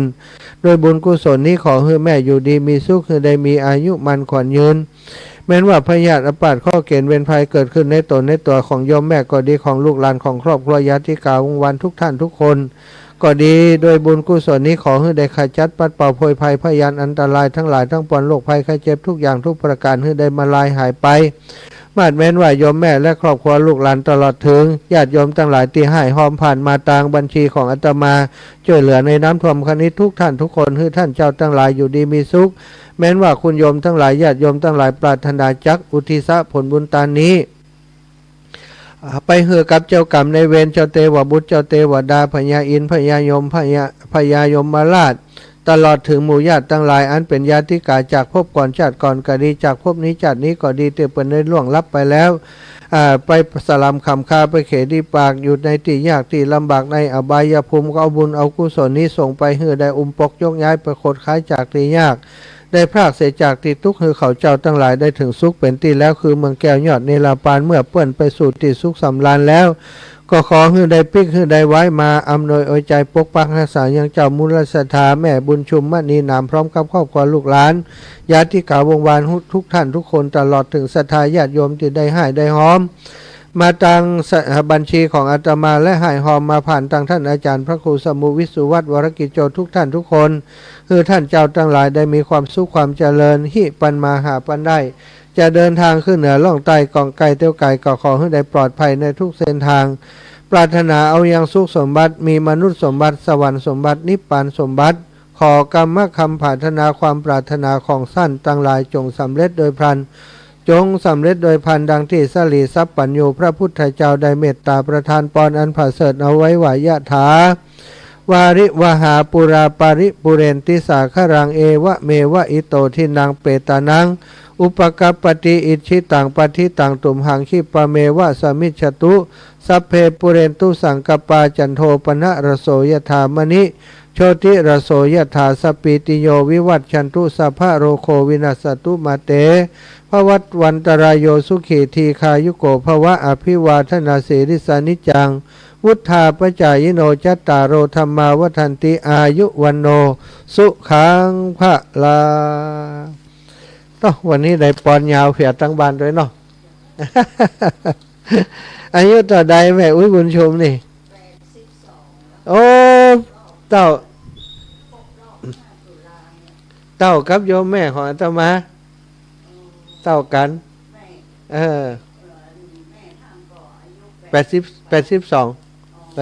คนนี้เท่ากันนั่นกะโอ้ยังงามพี่ลีอยู่นี่82แข็งแรงเนอะดีแล้ว สาธุโยมแม่บุญชุมสาธุขอบคุณหลายๆศรัทธาที่ฟังอยู่ตั้งบ้านโยมแม่อยู่ไกลนี่เนาะตื่นแต่เจ้าให้ลูกให้หลานมาส่งเอาปัจจัยมาร่วมสมทบร่วมบุญตัวอายุเท่าโยมแม่อาตมา82ไม่อยากคำแต้มคมอันนั้นลึกหน่อยเนอะเจ็บหลังเจ็บเอว แต่ว่าโทรหาก็ไม่ได้รับกรรมถ้าจะน้อยใจอันละวุ่นวายอยู่เนอะไม่อยากคำแต้มคมถ้าฟังรายการอยู่ตั้งบ้านตอนนี้ตู้ลูกของโยมแม่ได้มาช่วยงานครูบาอาจารย์ที่วัดฝ่ายหินตั้งศูนย์ช่วยเหลือผู้ประสบภัยน้ำท่วมก็เอาบุญเอากุศลทุกอย่างทุกประการให้กับครอบครัวให้กับโยมแม่ได้บุญได้กุศลโดยตู้ลูกทำอะไรยังก็ได้ด้วยกันตลอดถึงศรัทธาญาติโยมที่เคารพนับถือกันเป็นแม่เป็นลูกถึงจะเป็นแฟนได้กันเนาะแต่ได้เคารพนับถือได้มีศรัทธาต่อกันถึงเปิ่นถึงตัวก็ขอให้โยมแม่ทุกท่านทุกคนแฟนได้กันทุกท่านทุกคนได้อยู่ดีมีสุขเช่นเดียวกันลองเปิดสายฟังเสียงตั้งบ้านจิมอยากจะโทรมามาจ่าเปิดสายเนอะศรัทธา0848441730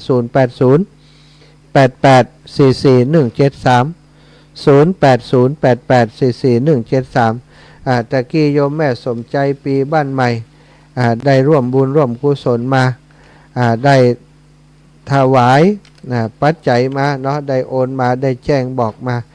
ตู้ลูกแม่โอนไปแล้วเนอะนะโอนมาแล้วแม่สมใจปีบ้านใหม่400 บาทสาธุอนุโมทนาบุญกับแม่สมใจปีบ้านใหม่เนอะแต่คืนนี้เพิ่มเติมมาแหมศรัทธาญาติโยมถ้าโทรมาก็จะรับสายไปตัวถ้าบัดโทรมาเตื้อก็จะแจ้งข่าวสารงานบุญต่อไปอันแม่เพนณลำพูนร่วมบุญมาแหม200 บาทสาวคุ้มตะวันแหม100 บาทท่านผู้ใหญ่สมบูรณ์แม่หลวงเอ็มออนแหม200 บาท มาแล้วรับสายก่อนเนอะศรัทธา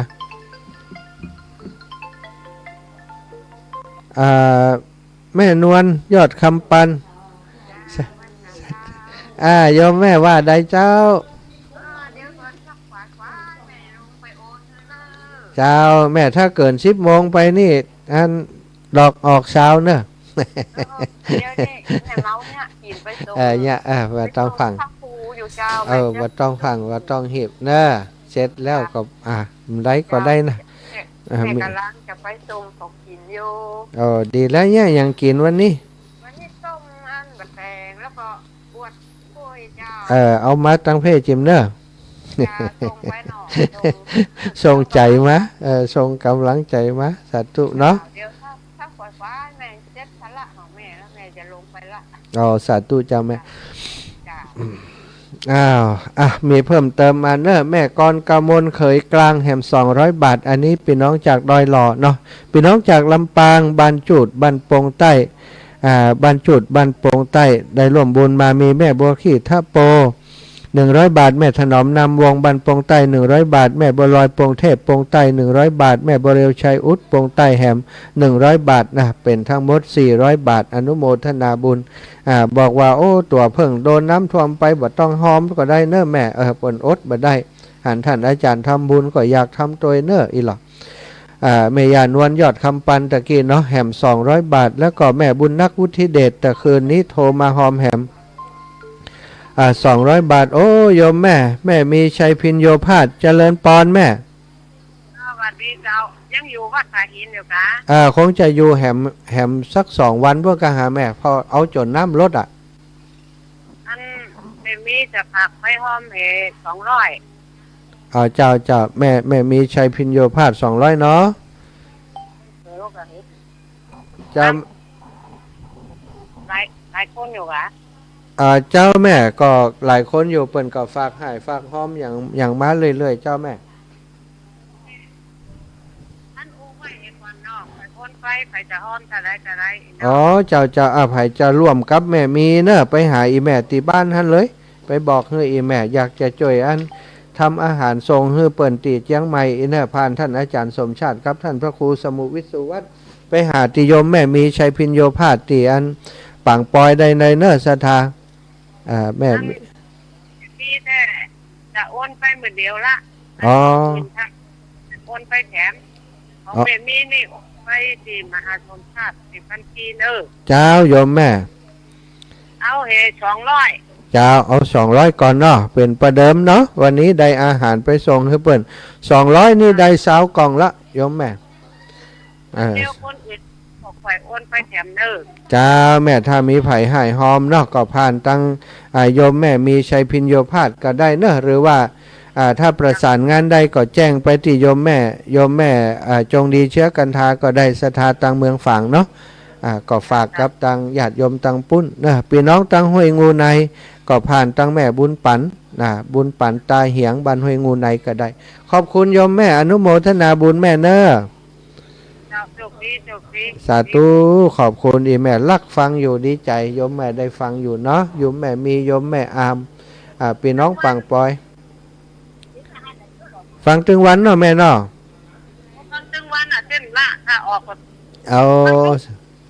โอ้สาธุก็ถึงไปกำนี้จำบ่ลืมละแวะหาทุกครั้งวันนั้นน้อยใจไปโทษบ่ได้แวะทุกอย่างเจ้าโอนไป200ก่อนเนอะเจ้าสาธุนะแม่นะ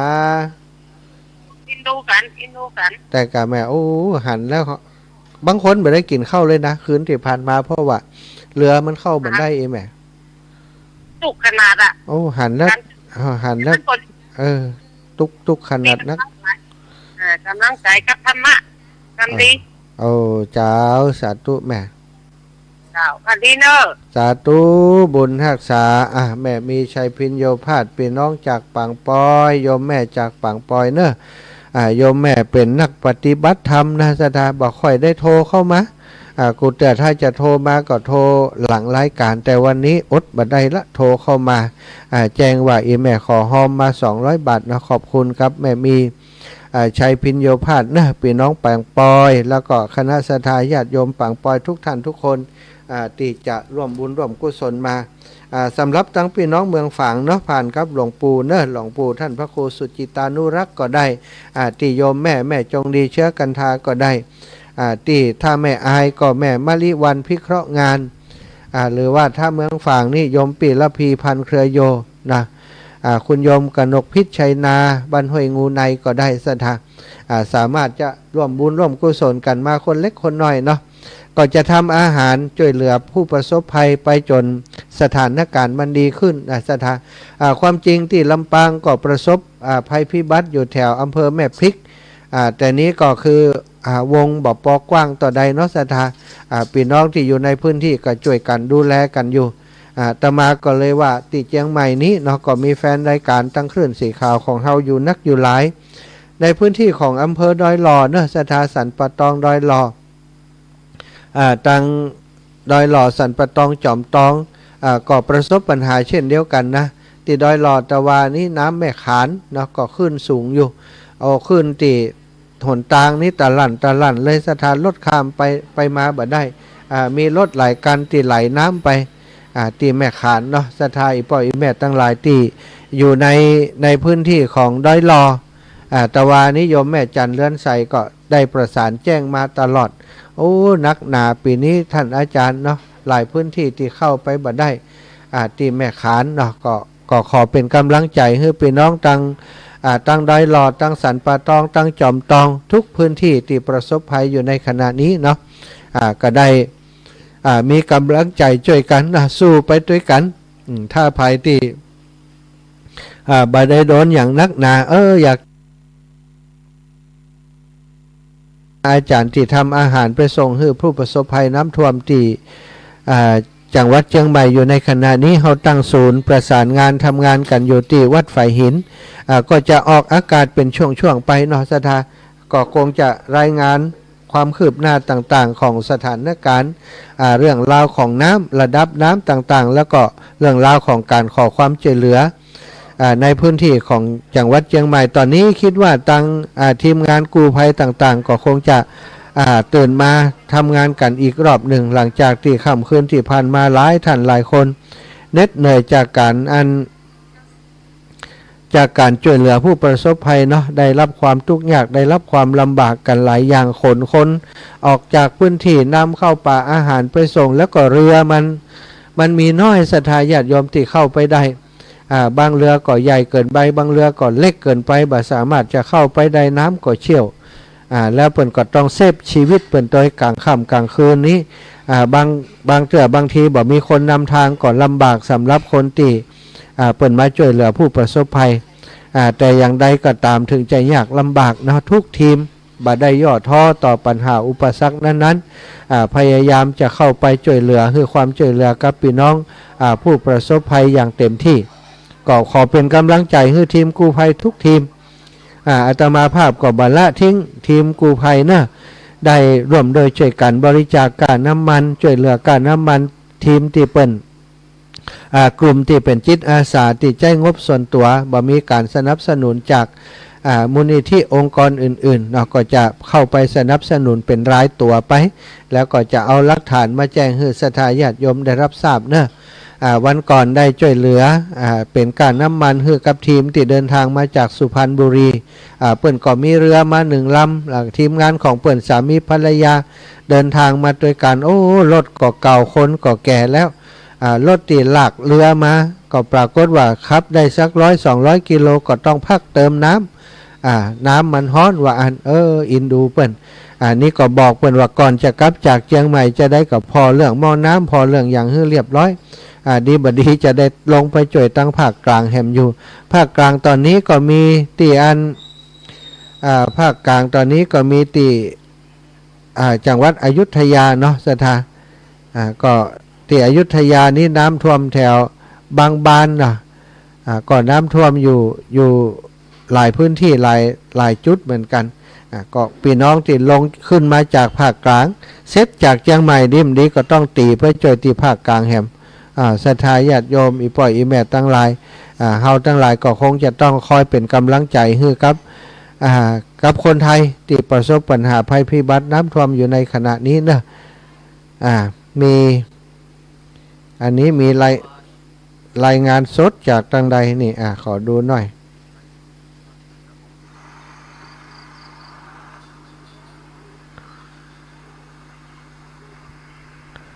สดเป็นปากเป็นไทยรูปเพิ่มพร้อมได้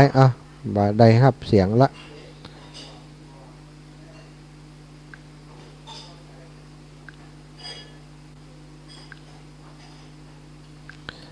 ศรัทธาที่อยู่ทางบ้านเนอะภัยอยู่ในพื้นที่ภัยอยู่ในพื้นที่อยู่ที่ไหนจุดใดอยู่ที่ไหนจุดใดแล้วก็มีปัญหาเรื่องอย่างถ้าฟังอยู่เนาะญาติก็ได้เนอะครอบครัวญาติพี่น้องได้รับแจ้งจากลูกหลานว่าอยู่จุดนั้นจุดนี้ยังไม่ได้รับการช่วยเหลือเตื้ออีนะก็แจ้งบอกมาจิมอาตมาก็จะประกาศผ่านตั้งงานสื่อของเฮาที่นี่เนาะวิทยุวัดฝ่ายหินสถานีวิทยุวัดฝ่ายหินและเครือข่ายคลื่นสีขาวกำลังออกอากาศอยู่ในขณะนี้น้ำท่วมสถานการณ์น้ำท่วมที่เชียงใหม่ของเฮา ตอนนี้6 นาฬิกาอัปเดตมาใหม่ระยะวิกฤตสีแดงนะวันที่6 ตุลาคม 2567 6 นาฬิการะดับน้ำปิงที่สะพานนวรัตน์นะลดลงไปแหมน้อยละวัดได้ตี5เมตร 5.9 เมตรนะก็คือ5เมตร9เซนสถาตะกี้เมื่อตี5นี่5เมตร13อันนี้แสดงว่าลดลงไปแหม4-5 เซนเนาะแหม5 เซนแหมตัวใดจัน9 10 11 12 4 เซนลดลงไปแหม4 เซนก็มีแนวโน้มว่าจะลดลงไปแหมแต่ว่ายังอยู่เกินระดับวิกฤตจุดวิกฤตตี4 เมตร4 เมตร20 เซนติเมตรเนาะสถาก็ขอภาวนาว่าให้ลดลงไปเรื่อยๆให้ลดลงไปเรื่อยๆมันจะได้เข้าไปช่วยเหลือผู้ประสบภัยได้ง่ายขึ้นตอนนี้เกือบจะทุกจุดนะต้องใช้เรืออย่างเดียวสถามันก็เลยว่าเรือก็มีน้อยปัญหาต่างๆก็เลยมันนักอาหารบ่สามารถจะนำส่งถึงพื้นที่ได้ความจริงอาหารที่มีผู้ใจบุญตั้งหลายประกอบอาหารนำส่งก็เยอะแต่เนื่องจากว่าศูนย์บรรเทาผู้ประสบภัยในแต่ละพื้นที่ถูกน้ำท่วมเหมือนกันเข้าไปหาศูนย์บ่ได้นะก็เลยจำเป็นที่จะต้องหาจุดที่ส่งอาหารยากโอ้ไม่ละเนอะ400เลยเจ้าแม่หันแล้วตะกี้ละเนอะสัตว์ตัวขอบคุณแม่ของแม่อำพร100แล้วก็แม่อันลูกคนแม่เจริญเทพพงษ์นั่นน่ะ100อ๋อเจ้าดีมากของแม่200อันน่ะเจ้าฝากเป็นสะพานบุญบอกคือกันถ้าได้เพิ่มเติมมาก็ส่งมาได้เนาะก็จะทำอาหารช่วยเปิ่นไปแหมสักวัน2 วันเพื่อจนสถานการณ์มันปกติไหมหน้าการแม่เห็นน้ำท่วมในเมืองจังใหม่นักหนาคนอยู่หนาแน่นแล้วก็คนต้องการความช่วยเหลือเยอะอยู่ติดอยู่บนอาคารเป็นร้อยคนก็มีเจ้าแม่ไม่เกี้ยเจ้าจัตุเนอขอบคุณอนุโมทนาบุญขอให้แม่อยู่ดีมีสุขเจ้าสาธุอยู่ดีมีสุขอยู่ดีมีสุขเจริญสุขเจริญธรรมแม่สมใจปีบ้านใหม่จากอันนี้มีคุณโยมเพิ่มเติมมาเนอะคุณโยมประภัสสอนนมัสการท่านพระอาจารย์สมชาติวัดฝ่ายหินแม่นกอแม่นและเจ้าขออนุญาตหอมน้ำท่วมอนุญาตเลยแม่ผ่านทางนี้ได้เลยคุณโยมประภัสสอนดีเลกผาติกุลศิลาเนาะ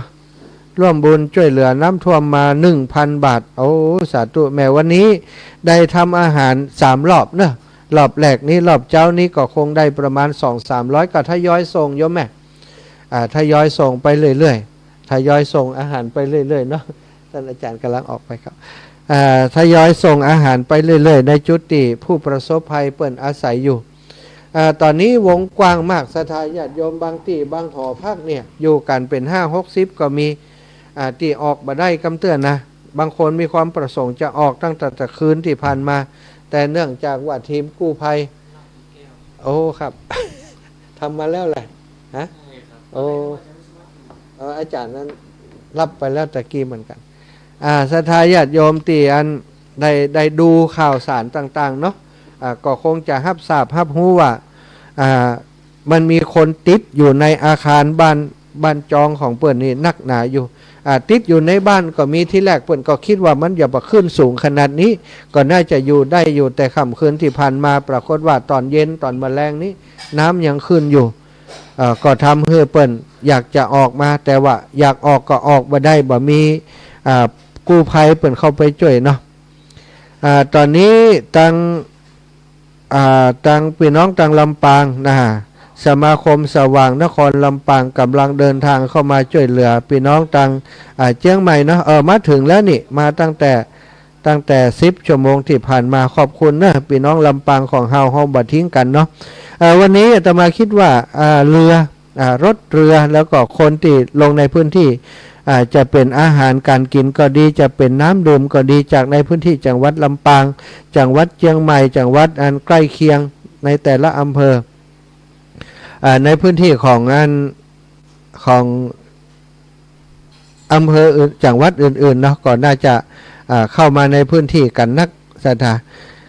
แต่อย่างใดก็ตามอาตมาคิดว่าเนาะ ความเดือดร้อนของพี่น้องมันเป็นวงกว้างนะต้องช่วยเหลือกันในช่วงแรกๆนี้คือมันเข้าถึงนะผู้ประสบภัยคือได้นักที่สุดนะตอนนี้ที่ในซอยบางซอยที่ญาติโยมเปิดส่งมาคือนี้กับน้ำยังท่วมขังอยู่เต็มเลยเนอะสถานบางคนนี่ถึงกับลอยคอออกมาขออาหารตั้งนอกมาซื้อก็มีลอยคอมาขออาหารตั้งนอกก็มีน้ำท่วมเชียงใหม่สูงสุดนะระดับน้ำอยู่ที่5 เมตร28 เซนติเมตรนะสถานท่าแพประตูท่าแพนี้บ่เคยโดนนะท่าแพนี้ตอนนี้น้ำขึ้นมาถึงกรุงเขากรุงขาแล้วนะท่าแพช้างม้อยน้ำท่วมเชียงใหม่ระดับน้ำปิงเวลา 14 นาฬิกาตะวัน5 เมตร28 เซนติเมตรทำให้แถวช้างม้อยน้ำท่วมถึงขาถึงแอวประมาณ 50-80 ถนนมหิดลก็เช่นเดียวกันถนนมหิดลก็น้ำเต็มเตียวบ่ได้ถนนวงแหวนรอบ3ก็ท่วมสถาเอารถเครื่องรถมอเตอร์ไซค์แล้วก็รถเก่งนี่ก็ลุยน้ำลอยน้ำกันไปเพื่อจะออกจากพื้นที่ที่แยกสารเด็กน้ำบ่เคยท่วมตะวันนี้ก็ท่วมแล้วอาเขตเชียงใหม่นี้ท่วมสูงรถสัญจรไปบ่ได้ปิดถนนที่หนองหอยนี่ก่อนนักเนื้อเส้นทางหนองหอยแถวถนนสายเก่าลำพูนเชียงใหม่สายเก่าเนี่ยเนาะน้ำก็ถนนต้นยางนั่นนะเส้นทางน้ำก็ท่วมสูงตั้งศูนย์บรรเทาทุกข์ไว้ก็ต้องเคลื่อนย้ายศูนย์ไปที่แยกหนองประทีปก็น้ำท่วมเต็มเลยนี่สถาญาติโยมอีปอยอีแม่ตั้งหลายอยู่ที่ไหนตั้งใดได้ฟังเรื่องราวของน้ำท่วมที่จังหวัดเชียงใหม่อยากจะช่วยเหลือเจือจุนเกื้อกูลกับพี่น้องในยามนี้ก็เจริญปอนนะได้มาช่วยกันนอกจากอาหารคนแล้วก็ยังมีเรื่องราวของอาหารแมวเนาะอาหารแมวที่จำเป็นจะต้องร่วมโดยช่วยกันช่วยเหลือตะวันนี้ที่ท่าแพขึ้นมากรุงหัวเข้าเลยนะสถาถนนท่าแพวันนี้ท่าแพก่อนน่าจะค่อยๆลดลงไปละตอนนี้ก็เป็นข่าวดีน้ำลดลงไปจากเมื่อตี 5เนาะตี 5นี้อยู่ที่5 เมตร13 เซนติเมตรตอนนี้อยู่ที่5 เมตร9 เซนติเมตรกำลังลดลงก็ขอให้ลดลงเร็วๆนะชั่วโมงหนึ่งลงสัก10 เซนก็ดีจะได้บางจุดจะได้เข้าไปเนาะเข้าไปช่วยเหลือผู้ประสบภัยได้ก็ฝากสำหรับคนที่ติดตามสถานการณ์นะผู้ประสบภัยอยู่จุดใดอยู่ที่ไหนก็ดีถ้าหากสามารถเข้ามาช่วยเหลือกันได้แจ้งข่าวเข้ามาได้ก็แจ้งมาได้เลยเนอะอาตมาภาพขอเป็นสะพานบุญอยู่ทำหน้าที่ประสานงานแจ้งข่าวสารต่างๆแล้วก็เป็นจุดที่รับบริจาคความช่วยเหลือจากศรัทธาญาติโยมในทุกพื้นที่ที่เข้ามาช่วยเหลือผู้ประสบภัยที่เชียงใหม่อาตมาและครูบาอาจารย์ตั้งศูนย์อำนวยการอยู่ที่วัดฝ่ายหินเนอะศรัทธาที่วัดฝ่ายหินโดยท่านอาจารย์พระครูสมุวิสุวัฒน์วรกิจโจ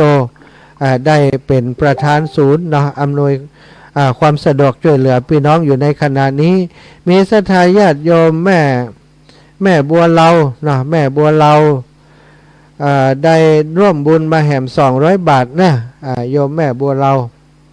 ร่วมบุญมาแห่ม200 บาทเป็นค่าอาหารช่วยเหลือผู้ประสบภัยน้ำท่วมขออนุโมทนาบุญอันนี้แม่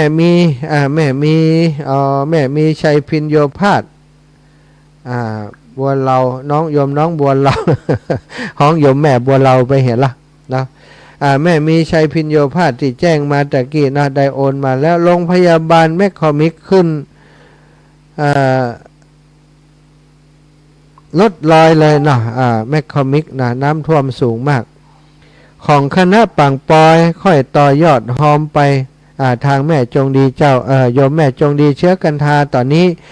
โยมแม่ก็เป็นผู้ประสานงานอยู่ที่เมืองฝางด้วยนะศรัทธาญาติโยมเนาะก็บ่ได้แจ้งข่าวให้โยมแม่ได้รับทราบต่อคืนนี้เนื่องจากว่าที่ปังปอยที่จังหวัด จังหวัดเชียงใหม่ที่จังหวัดที่อำเภอฝาง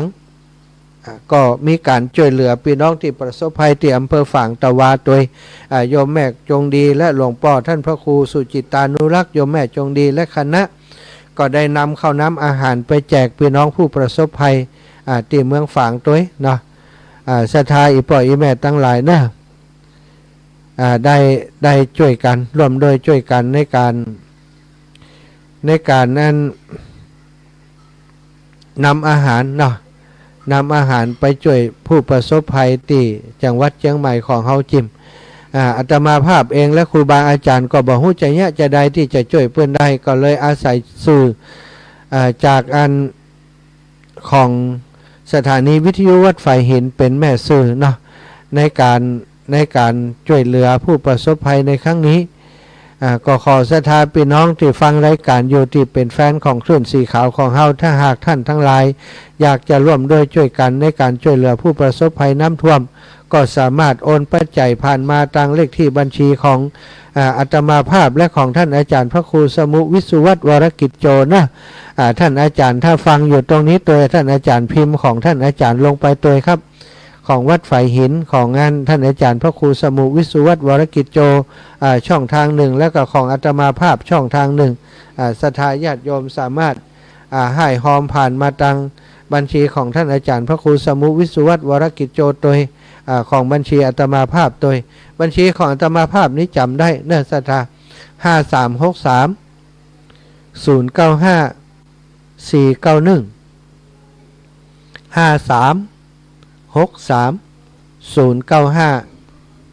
491 นะกำตัวก็ได้536309541นะร่วมบุญร่วมกุศลกันได้ช่วยเหลือผู้ประสบภัยน้ำท่วมที่จังหวัดเชียงใหม่ของเฮาเนาะศรัทธาแล้วก็เลขบัญชีของท่านอาจารย์พระครูสมุวิสุวัฒน์วรกิจโจกระเดียวท่านอาจารย์คงจะพิมพ์ใส่ไปในไลฟ์สดนะจะได้อ่านให้ศรัทธาญาติโยมได้รับทราบท่านอาจารย์ได้เมตตาแก้ข้อความในช่องไลฟ์สดให้จิมเนาะกระเดียวจะได้มีศรัทธาญาติโยมได้ให้หอมมาตามวัตถุประสงค์บะมีไผแก้ข้อความฮื้อเนาะที่อันไลฟ์สดของอาตมานี้จะขึ้นที่อาตมาบูรณะปฏิสังขรณ์กุฏิสิริธรรมวิพัฒน์อนุสรณ์อยู่เดี๋ยวท่านอาจารย์จะแก้ข้อความเป็นช่วยเหลือผู้ประสบภัยน้ำท่วมจังหวัดเชียงใหม่ผ่านศูนย์บรรเทาช่วยเหลือผู้ประสบภัยที่วัดไฟหินได้จัดตั้งขึ้นที่ธรรมสถานของวัดไฟหินศรัทธาญาติโยมในช่วงนี้เปิดโอกาสให้ศรัทธาพี่น้องใดโทรเข้ามามาจ่ามาแสดงความคิดเห็นหรือว่าแจ้งข่าวขอความช่วยเหลือพื้นที่ประสบภัยที่เชียงใหม่ของเฮาแจ้งมาได้เน้อศรัทธาญาติโยมอีป่ออีแม่ทั้งหลายอาตมาภาพและท่านอาจารย์พระครูสมุวิสุวัฒน์วรกิจโจและทีมงานครูบาอาจารย์วัดไฟหินศรัทธาญาติโยมลูกศิษย์ลูกหาของหลวงตามะนะคือกลุ่มร่วมใจเป็นหนึ่งเดียวศิษย์หลวงตามะก็ได้ทำหน้าที่ในการปรุงอาหารประกอบอาหารให้ศรัทธาญาติโยมที่เปิ่นส่งปัจจัยส่งสตางค์มาสนับสนุนเฮาเป็นแห้งฮือกับท่านเนอะท่านจะร่วมบุญร่วมกุศลก็แจ้งมาได้เนาะ เจริญปอนโยมแม่งาน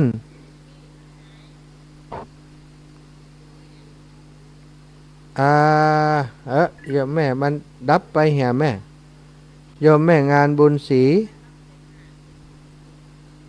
โยมแม่งานบุญศรีโยมแม่โทรมาแล้วมันรุดไปเนอะโยมแม่โทรมาใหม่เนอะโยมแม่โทรมาใหม่คุณโยมประภัสสรดิเลกผาติกุลศิลานะได้ร่วมบุญช่วยเหลือค่าอาหารมาแหม1,000 บาทคุณโยมประภัสสรคุณโยมดิเลกเนาะนายดิเลกผาติกุลศิลาได้ร่วมบุญมา 1,000 บาทพร้อมกับครอบครัวในนามของคณะทำงานท่านพระครูสมุวิสุวัฒน์วรกิจโจขออนุโมทนาบุญเนอโยมแม่คุณโยมประภัสสร ขอบคุณเป็นอย่างสูงพอยมีข่าวสารจากที่ไหนตั้งได้แจ้งมาได้เนอะตอนนี้เวลา7:14 นาทีศรัทธาญาติโยมสามารถแจ้งผลการรับฟังหรือว่าแจ้งขอความช่วยเหลือแจ้งบอกจุดพิกัดที่ผู้ประสบภัยต้องการความช่วยเหลือมาได้เนาะรายงานผลน้ำปิงเวลา 07 นาฬิการะดับน้ำปิงสะพานนวรัตน์วัดได้ที่5 เมตร5 เซนติเมตรตะกี้นี้เท่าใดสตา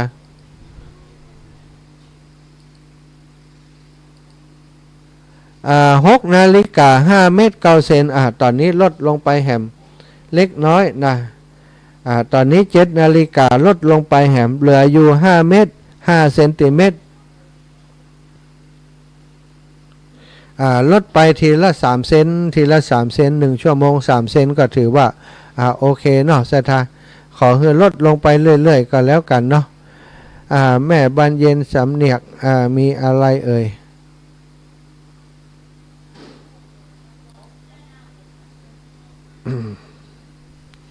สถานญาติโยมตอนนี้สถานการณ์น้ำเวลา7 นาฬิกานี้ลดลงไปแหม3 เซนจาก 6 นาฬิกาตะกี้ 5.9 ตอนนี้ 5.5 นะ 5.05 ก็เป็นนิมิตหมายที่ดีขอให้ลงเร็วๆวันนี้ก็ขอให้มันเลยจุดที่วิกฤตลงไปเหตุจุดวิกฤตนี่4 เมตรซาวนะสถาตอนนี้น้ำอยู่ที่5 เมตร 5 เซนก็85 เซนติเมตร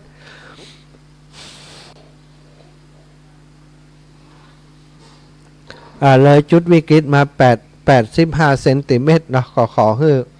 85 เซนนี่ลดไปในวันนี้มันลดลงไปเรื่อยๆนะขอให้ศรัทธาญาติโยมที่อยู่ที่บ้านที่จองเนาะได้ฟังรายการขอเลขบัญชีของท่านอาจารย์พระครูสมุวิสุวัตวรกิจโจอีกที่หนึ่งเนาะศรัทธาของวัดไฟหินนะบางคนมีเลขที่บัญชีของวัดไฟหินมีของอาตมาอยากจะร่วมบุญในกองทุนช่วยเหลือผู้ประสบภัยก็บอกฮู้จะจดก็บัตรท่านอาจารย์ก็บอกย้ำบ่อยๆเองนะก็ดูของท่านอาจารย์พระครูสมุวิสุวัตวรกิจโจได้เนอะเจริญปอนโยมแม่โยมพี่โยมน้องจากไหนหมายเลขมันที่ถูกกันแหละแม่จดแต่คืนมาจำมาได้เหรอว่าไหมแม่360ถูกก็ผิดหมดผิดเอาแม่จดไหมเลยแม่มีปากกาก็363แม่นก็53ก่อนกะ53635363ก็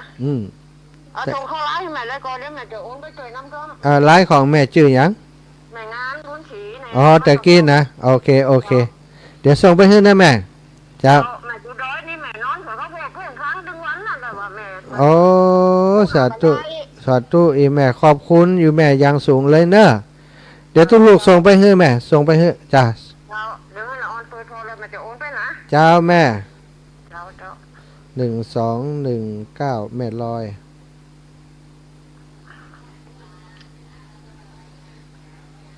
ศรัทธาญาติโยมเปิ่นโทรเข้ามาเนาะ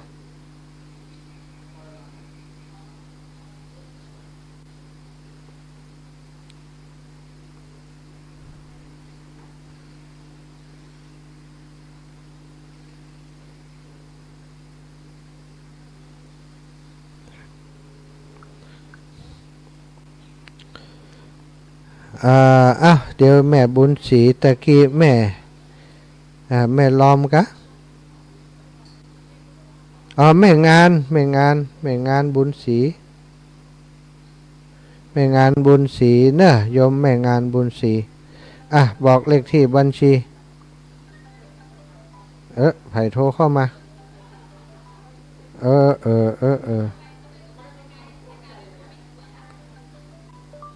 5363 095 491ครับอาจารย์ บัญชีเดี๋ยวเด้อที่ต้องมาหาเขาแล้วเดี๋ยวมันจะยุ่งอ๋อได้ครับอาจารย์ครับครับท่านอาจารย์ใหญ่บอกว่าเอากับบัญชีท่านมหาพอแล้วเดี๋ยวมันจะยุ่งกวน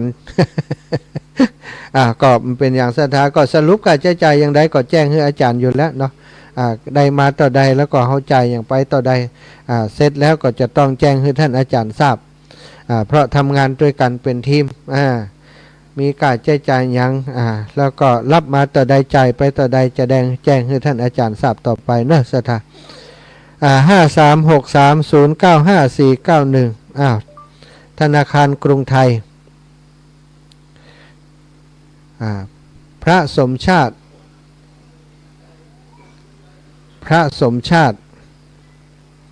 แต้มคมศรัทธาญาติโยมตีอันได้ให้หอมเนาะจะให้หอมมาตั้งบัญชีของการช่วยเหลือผู้ประสบภัยอาตมาภาพและท่านอาจารย์พระครูสมุวิศวัตรวรกิจโจผอ.สถานีวิทยุ 104.50 ประธานศูนย์ช่วยเหลือผู้ประสบภัยใจเลขที่บัญชีของอาตมาภาพเนอะเป็นเลขที่บัญชีที่รับบริจาคจากศรัทธาญาติโยมก็ศรัทธาญาติโยมสามารถติดตามจากคือในวันนี้นะยอดปัจจัยที่เข้าม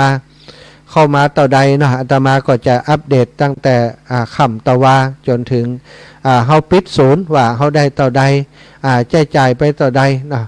แล้วจ่ายไปเรื่องอะไรอย่างพ่องก็สรุปหลังจากที่เขาจะปิดศูนย์ถ้าน้ำลดลงมาแล้วสู่ภาวะปกติแล้วอาหารเพียงพอแล้วก็จะปิดศูนย์ต่อไปเนาะศรัทธาญาติโยมที่คอยติดตามอยู่ตั้งลำปางอยู่ตั้งที่ไหนก็ดีนะก็ขอให้อยู่ตั้งเวียงป่าเป้าอยู่ตั้งเชียงใหม่ในพื้นที่ที่ไหนก็ตามติดถ้าฟังได้อยากจะร่วมบุญร่วมกุศลกันกับอาตมาภาพดูตังไลฟ์สดก็จะมีเลขที่บัญชีธนาคารของอาตมาภาพขึ้นผ่านจอไปเรื่อยๆเนาะ5363095491เนาะ5363095491ก็เป็นเลขที่บัญชีที่ใช้ในการติดต่อประสานงานกันในช่วงนี้นะศรัทธาญาติโยมตอนนี้ก็ขออนุญาตพักเสียงเนาะอู้ยาวๆอู้เมินๆนี่ก็เสียงมันแหบมันแห้งไปเหมือนกันนะศรัทธาญาติโยมท้องฟ้ามืดมนฝนตกซอยเลี้ยวพาผู้ดอยมืดมน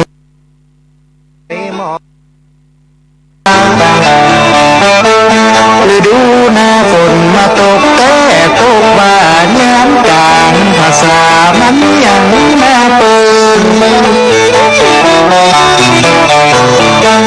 สายน้ำเลี่ยอิงขึ้นจนมาปอเถิงเวียงแก่นละเมืองเฮิงเป็นห้องเป็นไห้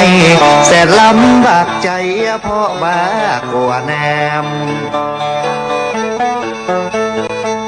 พะเยาผู้สางเจียงคำเจียงม่วนเมืองปง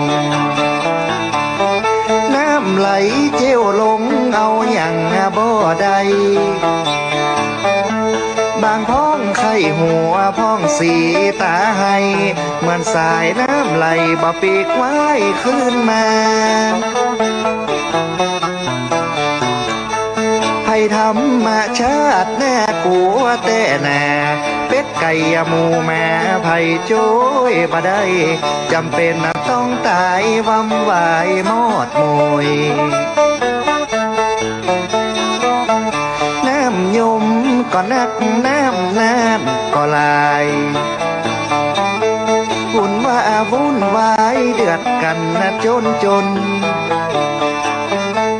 ต่างรถท่านนน้ำปอล้นเก็บของขึ้นบนบ้านไผ่บ้านมันเมืองแน่นเชียงกลางปัวตาวังผาเขตวัดเขตว่าน้ำจนปอท่วมให้น้าป่าสวนจนปอบ่อคืน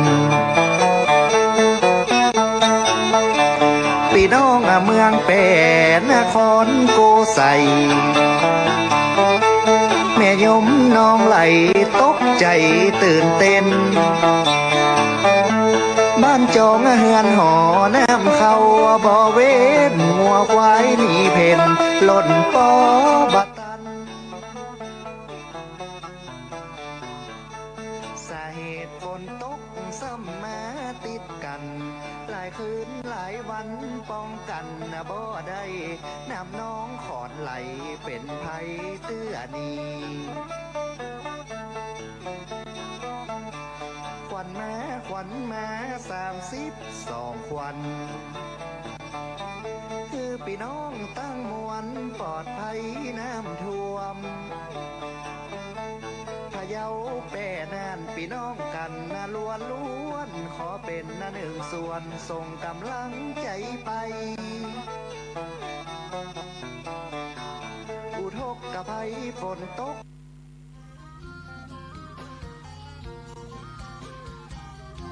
เมื่อสุดสยามเมืองงามเชียงรายดินแดนแม่สายน้ำไหลท่วมล้น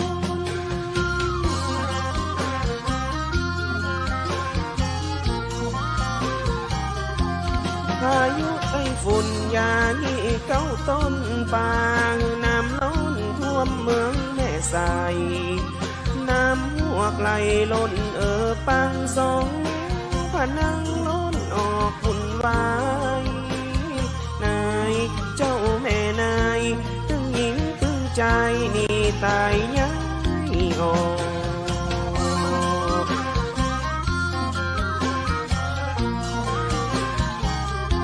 เมื่อวันที่10มาเดือนกันยายนไหลเหววนน้ำล้นตลอดท่วมถึงฝั่งไทย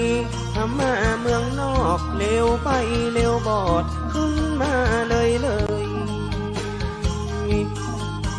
จนแรงกระแสน้ำปัดน้ำมันก็มาแห้งเปลวน้ำสีแดงแยงห่อท่วมไฟห้องย้ายคนของน้ำน้องปัดตันบ่นึกบ่ฝันมันจะเป็นแบบนี้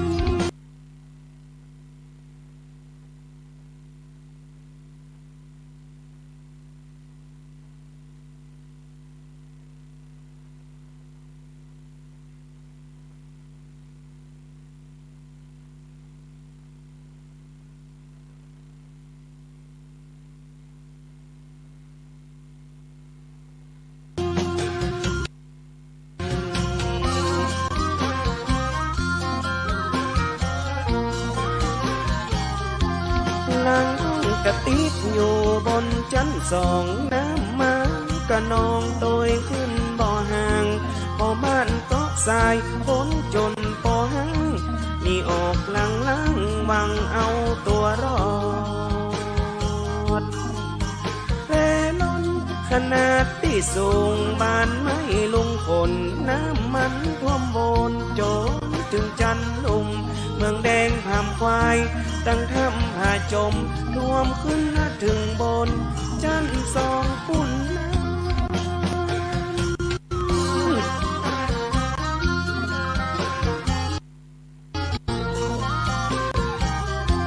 ตั้งสายลมจอยกาดไข่ของห้างเกือบปอบาหันหลังคาแล้วนะหัวด่านกันเขตชายแดนน้ำไหลมาเองท่วมด่านขึ้นมานา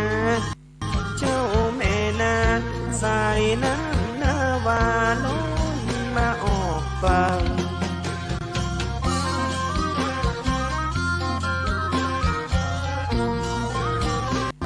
ท่วมขึ้นถนนพหลโยธินที่เป็นแผ่นดินประเดี๋ยวน้ำมาตั้งกลายเป็นน้ำนองเหมือนฟองแม่น้ำลดลาหมดวังจะเตี้ยวขับแล่น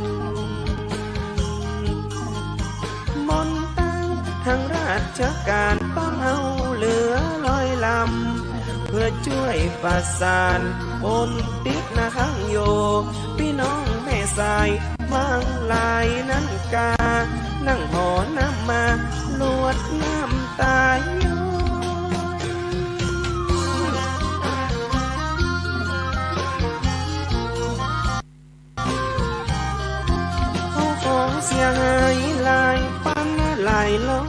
ลางห้องลดน้อยเมาไปไหนต้องนั่งพอคลองไหลลงกับสายน้ำโหที่มันป่าไปนายเจ้าแม่นายละทมหัวใจตั้งในลำเจน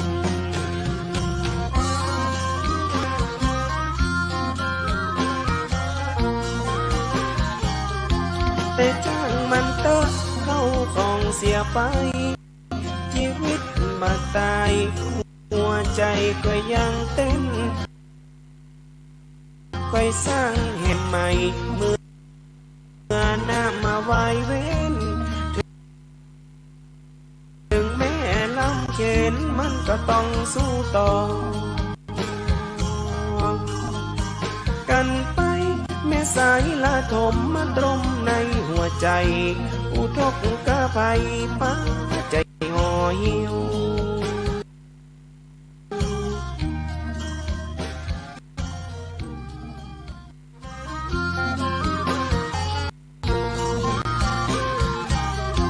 เมื่อสุดสยามเมืองงามเชียงหา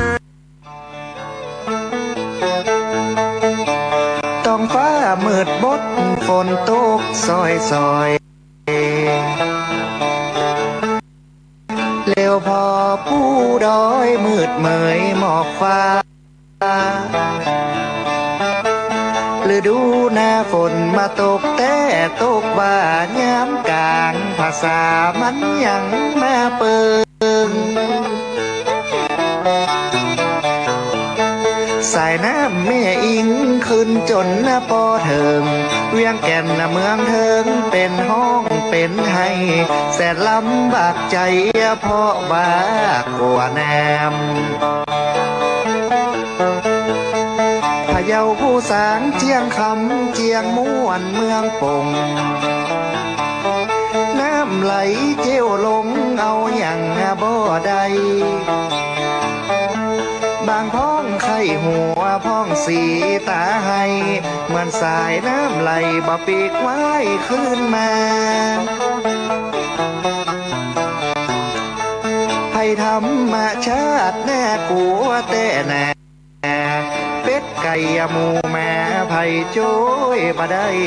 จำเป็นต้องตายวำวายมอดมวยน้ำยมก็นักน้ำก็ลายวุ่นว่าวุ่นวายเดือดกันจนต่างรถท่านนน้ำปอล้นเก็บของขึ้นบนบ้านไผ่บ้านมันเมืองแน่นเชียงกลางปัวตาวังผาเขตวัดเขตว่าน้ำจนปอท่วมให้นาป่าสวนจนปอบ่อคืนพี่น้องเมืองเป็นนครโกไสแม่ยมน้องไหลตกใจตื่นเต้นบ้านจองเฮือนหอน้ำเข้าบ่อเว้นงัวควายหนีเพ่นหล่นปอบตันสาเหตุฝนตกซ้ำมาติดกันหลายคืนหลายวันป้องกันบ่ได้น้ำน้องขอดไหลเป็นภัยเตื้อนีขวัญมา32 ขวัญคือพี่น้องตั้งมวลปลอดภัยน้ำท่วมพะเยาแป่นานพี่น้องกันล้วนขอเป็นหนึ่งส่วนส่งกำลังใจไปอุทกกะภัยฝนตกสายน้ำน้องไหลก้อยอดใจกำเดียวก็แห้งขอจบการแสดงไว้เพียงเต้านี้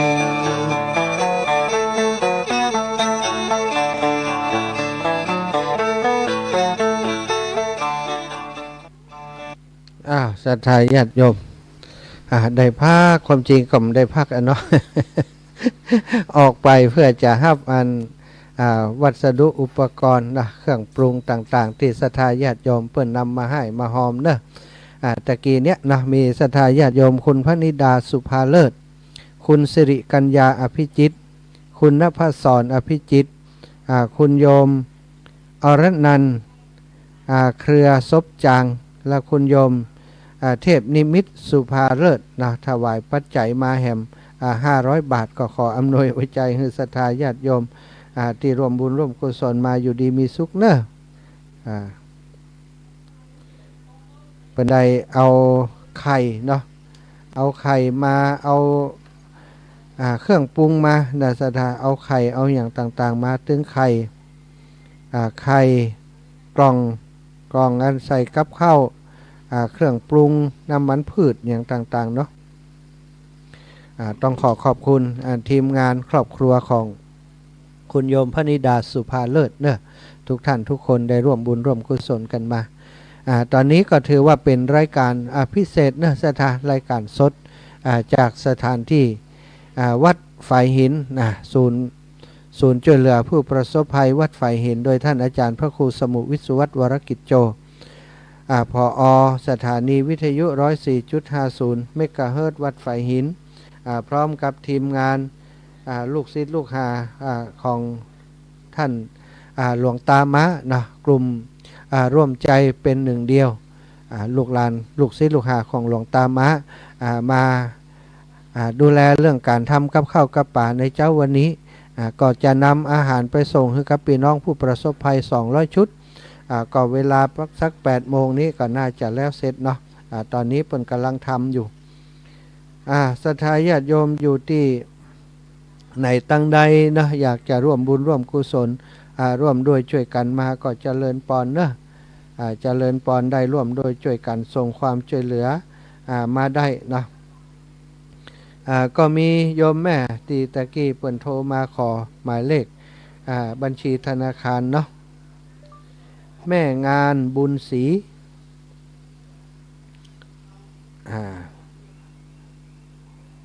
โยมแม่งานบุญศรีจากเชียงใหม่ของเฮาเนี่ยนะได้ร่วมบุญร่วมกุศลขอเลขบัญชีมาต้องขอบคุณเนอะโยมแม่งานได้ร่วมด้วยช่วยกันเนาะจะถวายอาหารเป็นก้าอาหารคือกับตั้งทีมงานแม่บ้านแม่ครัวจิตอาสาได้ช่วยกันประกอบอาหารได้ปรุงอาหารคือกับทีมกู้ภัยจะได้ไปส่งถึงพี่น้องเจ้าบ้านที่ประสบภัยพิบัติอยู่ในขณะนี้เดี๋ยวขออนุญาตเช็คกรรมโยมที่มาช่วยเหลือน้ำท่วมเนาะคุณโยมอยู่ตั้งได้ตอนนี้พักผ่อนเรียบร้อยแล้วกาดับพร้อมจะลุยแล้วกา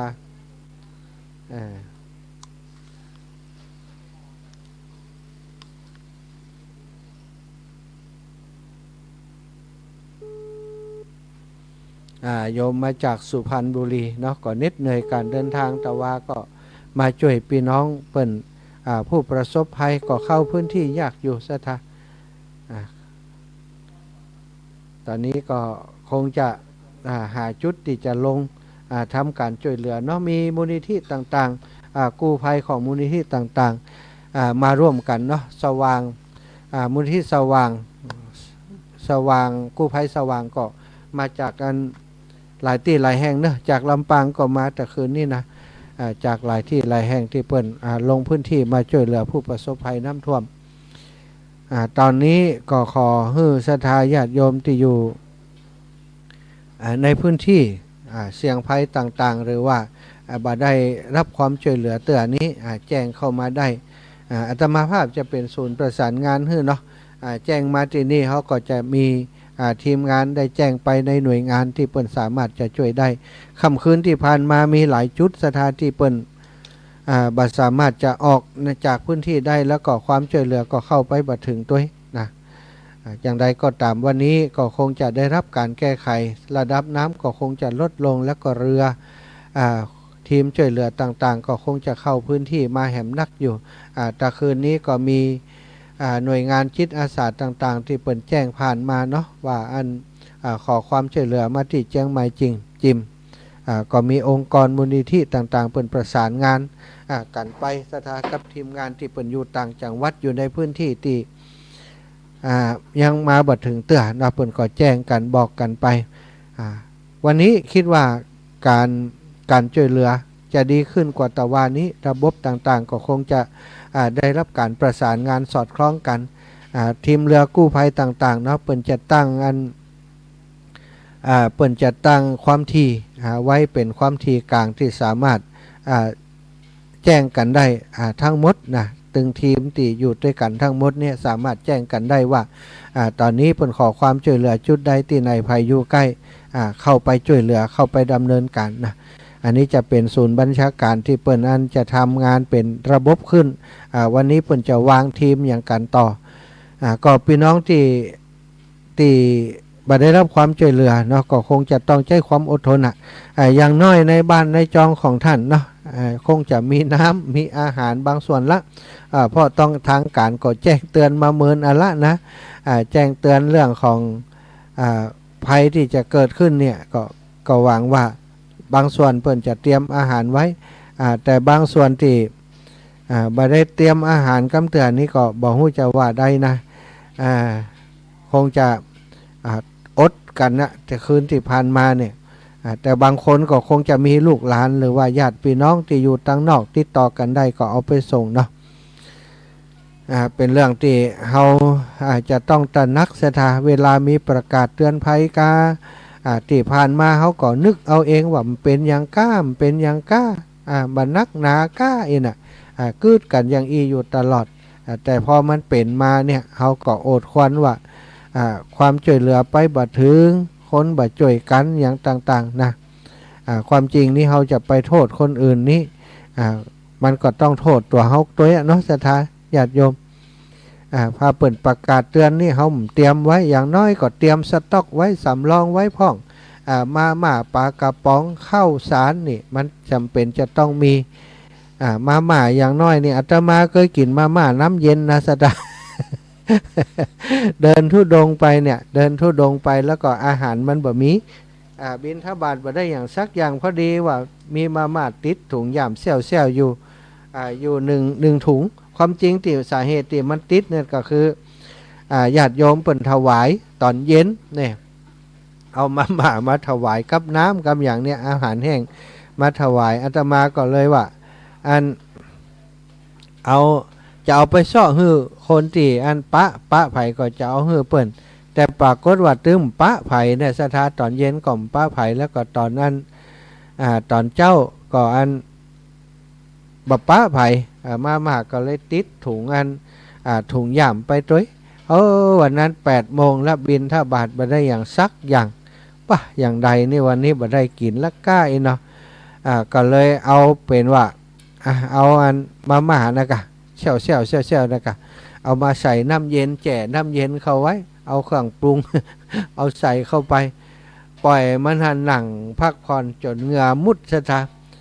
ประมาณ10 นาทีก็ไว้มาพอแหมกำมาสุกล่ะ อืดเต็มถุงก็เอามาฉันได้เอามากินได้ศรัทธาถ้าเขาเตรียมของมูนี้ไว้พ่องนี่มันก็ยังดูแลตัวเองได้เนาะม่ากาอย่างปลากระป๋องกาหมูนี้แต่ข้าวนี่หลายคนก็บอกท่านอาจารย์บัดเดียวนี้เปิ่นหุงข้าวหม้อไฟฟ้าเปิ่นหุงข้าวแก๊สกันไฟฟ้าเนาะหม้อไฟฟ้าต่างๆใจแก๊สกันแล้วก็บัดเดียวแก๊สก็บ่มีแล้วหม้อไฟฟ้าก็มีไฟใจมันจะหุงอย่างใดมันก็อย่างว่านะม่ามีก็เอาม่าใส่น้ำเย็นก็ได้มันก็ยังพอทำเนานะดีกว่าเขามีอย่างกินเลยนะสถาถ้าบางอันก็อย่างที่ว่านะก็อดหิวกันไปตั้งแต่นี้ไปสถาญาติโยมอาตมาคิดว่าถ้าเปิ่นประกาศเตือนภัยเรื่องน้ำท่วมกาอย่างกาถ้ากรมอุตุเปิ่นเตือนภัยว่าวันที่เท่านั้นเท่านี้สถาจะต้องกึดละว่าถ้าเกิดเหตุการณ์นั้นเขาจะดูแลตัวเองได้อย่างใดพ่องจะเตรียมอาหารอย่างไว้พ่องสำหรับครอบครัวของเขาเพื่อจะได้บัดต้องลำบากเวลาเปิ่นเข้าไปจ่วยบัดตันนี่บางทีดีบ่ดีนี่เขาบ่มีอาหารกินเลยนะก็ต้องขอศรัทธาญาติโยมตั้งแต่นี้ไปก็ขอให้ได้ดูแลตัวเอง ในเรื่องของภัยพิบัติอย่างเงี้ยเนาะดูแลตัวเองว่าเขาจะช่วยเหลือตัวเองได้อย่างใดพ้องอาหารกาไออย่างกานี่จะต้องสำรองจะต้องสต็อกไออย่างไว้พ้องถ้าบ่มีอย่างสักอย่างเลยบางคนนี่ตีร้องขอกับกู้ภัยว่าบ่มีอย่างเลยน้ำก็บ่มีซื้อน้ำกินกำขวดอีนี่มันบ่ใจแล้วศรัทธาญาติโยมอยู่เป็นบ้านเป็นครอบครัวก็ต้องเตรียมไว้นะแต่คนคงจะเป็นที่หอที่มีคนแจ้งแต่ว่านี่เปิ้นบ่มีน้ำกินเลยครับนะก็คงจะกินจนหมดแซดมีขวด2ขวดเนาะบัดเตรียมไว้นักเอกไปทำงานมาทีก็ยิบมาขวด2ขวดเนี่ยพอติดอยู่ในตีหันเมินบ่มีไผไปจ่อยก็กินน้ำติ๊กๆหิวเข้าก็กินน้ำหิวเข้าก็กินน้ำหมดก็ขอเป็นกำลังใจศรัทธาญาติโยมเป็นประสบการณ์เป็นบทเรียนที่เราได้รับร่วมกันที่ผ่านมาเราบ่เคยคิดว่ามันจะขึ้นถึงระดับนี้ก็คิดกันอย่างนี้ตลอดว่ามันบ่น่าจะเกินมันบ่น่าสิสุดของปีนั้นปีนี้บัดเดียวนี้สถิตินี่ถูกทำลายไปหมดแล้ว5 เมตร28 เซนติเมตรนักที่สุดที่เชียงใหม่ของเราเผชิญแล้วก็พบมาบ่เคยถึงขนาดนี้ระดับวิกฤตคือ4 เมตร20ซะตอนนี้มัน5 เมตรปลายก็แสดงว่าโอ้โหนักหนาที่สุดแล้วสำหรับปีนี้เกินจุดอันตรายมาถึงเมตรกว่าเมตรก็เท่ากับว่าอันนี้คือนักสุดของคนเชียงใหม่เฮาแล้วเนาะต่อไปมันจะมีนักกว่านี้แหมเฮาก็ต้องเตรียมความพร้อมจะไปให้มันนักสุดแล้วก็เตรียมเนาะศรัทธาแม่บุญงานโอนมาแล้วโยมแม่บุญงานเจ้าโยมแม่ได้แล้วสัตว์ตัวเนี่ยตามกำลังเด้อเพราะว่ามันกระโดนทุกประเภทเหมือนกันน้ำตักข้าวโพดแม่ไปเป็นกี่5 ไร่โอ้โหแต่ละเนี่ยข้าวโพดกะข้าวโพดหวานก็ข้าวโพดซัดข้าวโพดชัดนี่กาแม่นอนอยู่สวนบุญกาแหละแม่พังทำมาหาถึงวันน่ะปลูกพื้นปลูกสอนอีแม่อยู่ไหนนี่แม่ออกมาบ้านนี่อย่าแม่เจ้านี่สอนอยู่ไหนสวนอยู่ปุ้นในป่าปุ้นกาที่เงาน่ะกะนี่เจ้าอยู่แม่อยู่อำเภอเงาบ้านประกอบนี่เหมือนน่ะรู้อีแม่ติดต่อมานี่กันน่ะการแม่ติดต่อได้แม่นอนอยู่สวนปุ้นมันมีสัญญาณเนี่ยอินดูแต่อีแม่จำได้อยู่อีแม่อยู่ในสวนไหนอยู่ไกลอยู่เงานี่เขาก็ไปบ่อยนะแม่เนอะเงานี่ไปที่อันบ้านปันเหนือปันใต้นะปันเงาปันเหนือปันใต้ปันเหนือปันใต้ปันเหนือปันใต้เนาะปันเหนือปันใต้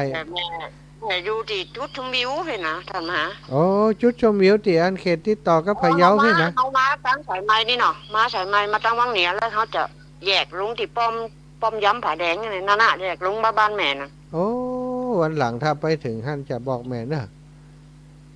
ป้อมย้ำผาแดงเนาะเจ้าช่วงนี้ช่วงเขาโพดนี่แม่ได้อยู่บ้านป้อนน่ะแล้วเขาโพดป้อนน่ะโอ้ดูสู้ขนาดลุยขนาดนี้วันนี้แม่ออกมาแม่จะไปชงตู้เจ้าตู้ปนจะไปกินฉลากบ้านพะเยาปุ่นน่ะโอ้ไปตู้เจ้าเอารถแม่ไปชงปุ่นอ๋อสาธุอนุโมทนาบุญกับแม่เนอะพี่น้องเมืองงาวบ้านปากบอกอีเนาะแม่เนาะปากวันหลังจะได้ไปแอวหาพ่องสาธุเนอนักสู้ชีวิตแต่นะอยู่ในป่าในเขาในดอยฟังรายการอยากจะช่วยเปิ่นก็โอนปัจจัยมาแล้วนะสาธุเนอคนที่ฟังรายการอยู่ตั้งบ้านทุกท่านทุกคนตอนนี้ทางวัดไฟหินของเฮาเนาะก็ได้ใจสื่อตรงนี้ในการสื่อสารกับศรัทธาญาติโยมที่เปิ่นฟังรายการอยู่เนาะก็ต้องขอบคุณทุกคนทุกท่านที่ติดตามฟังรายการแล้วก็โอนปัจจัยสนับสนุนช่วยเหลือมาเป็นค่าอาหารค่าเครื่องปรุงอาหารต่างๆที่นำมาใช้เนาะ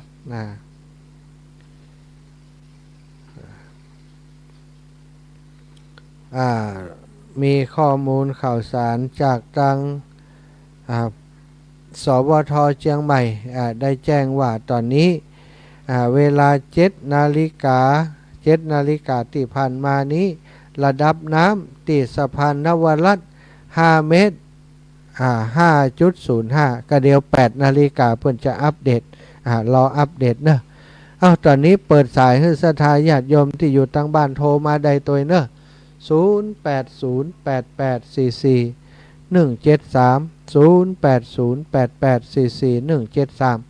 0808844173 สามารถโทรมาอูจ่าโทรมาอู้มาเอ่ยกันได้ศรัทธาตั้งศูนย์ช่วยเหลือผู้ประสบภัยน้ำท่วมวัดฝ่ายหินของเฮาโดยท่านอาจารย์พระครูสมุวิสุวัฒน์วรกิจโจตั้งศูนย์บัญชาการศูนย์อำนวยการรับบริจาคความช่วยเหลือจากศรัทธาญาติโยมที่วัดฝ่ายหินที่นี่เนาะได้นำปัจจัยมาสนับสนุนช่วยเหลือผู้ประสบภัยโดยการทำอาหารทำกับข้าวกับป่าไปส่งไปช่วยเหลือเปิ้นได้มอบเป็นทุนสำรองไว้ตะวามาแล้วเนาะเป็นเงินอยู่ 10,000 บาทวันนี้ก็มีศรัทธาญาติโยมที่เปิ้นช่วยเหลือเพิ่มเติมเข้ามา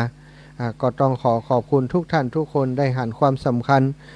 ของการช่วยเหลือพี่น้องผู้ประสบภัยด้วยกัน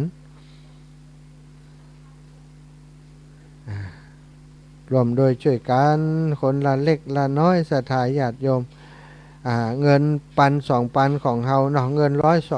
210 สาวของเฮาถือว่ามีค่าเสมอกันหมดเฮาได้นำมาปรุงอาหารประกอบอาหารไปส่งให้กับผู้ประสบภัยตอนนี้ก็คงจะลงพื้นที่ไ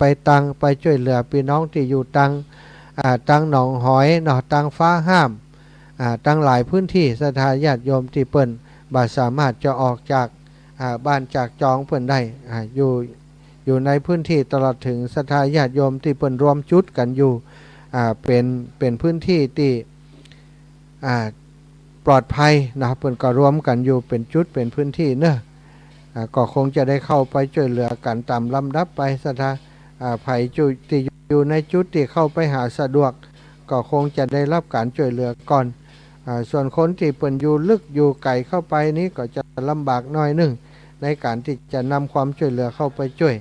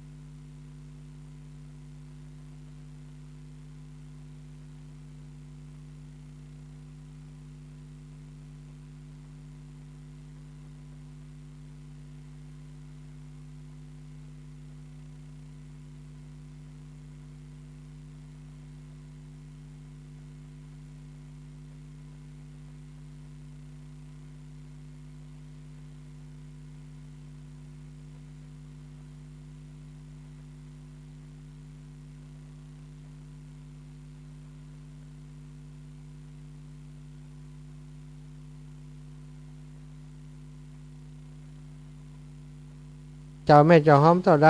เดี๋ยวจดไว้ก่อน500เจ้าแม่บรรเย็นแสมเนียก500 บาทสดอยู่ตอนนี้เพิ่นทำอาหารอยู่นะจะเข้าไปดูได้เจ้าแม่สาธุขอบคุณแม่ไว้สาเจ้าพระอาจารย์แม่บรรเย็นสำเนียกนะเป็นเพื่อนกันตั้งเฟซตั้งไลน์ตัวแม่บรรเย็นสำเนียกแม่บรรเย็นสำเนียกได้เป็นเฟซเป็นเพื่อนกันนะเป็นเพื่อนกันในเฟซโยมแม่เพิ่นก็มีหยังเพิ่นก็ติดต่อบอกกล่าวมาวันนี้ก็ได้ร่วมบุญร่วมกุศลมาเนอะแม่บรรเย็นสำเนียกร่วมบุญมาแหม500 บาท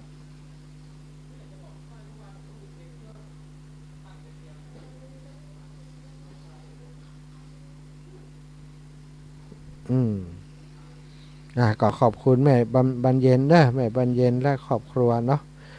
จะให้ลูกเบาโอนมาขอบคุณมากศรัทธาญาติโยมอยู่ที่ไหนก็สามารถโทรมามาจามาบอกมากล่าวกันได้เนาะตอนนี้สถานีวิทยุของวัดไฟหินเฮาก็ออกอากาศในพื้นที่ของจังหวัดเชียงใหม่ถ้าคลื่นสีขาวหรือว่าสถานีวิทยุต่างๆอยู่ในพื้นที่อยากจะร่วมด้วยช่วยกันก็สัญญาณไปออกอากาศรายงานสดอยู่ในขณะนี้ก็เจริญพรด้วยความยินดีนะสามารถรายงานผลการรับฟังหรือว่าส่งความช่วยเหลือมาได้อาตมาภาพก็จะได้จดชื่อเสียงเรียงน้ำของศรัทธาญาติโยมไว้จะได้ร่วมบุญหอมบุญกันต่อไปจนเฮาปิดศูนย์นะศรัทธาตอนนี้ได้เปิดศูนย์มาเป็นวันที่2แล้วเนาะคืนที่ผ่านมาแล้วก็ตอนนี้ได้เปิดศูนย์รับความช่วยเหลืออยู่ถ้ามีไผ่โทรมาแต่ตอนนี้ก็จะขอพักผ่อนอีกสักช่วงหนึ่งนะฟังเพลงสบาย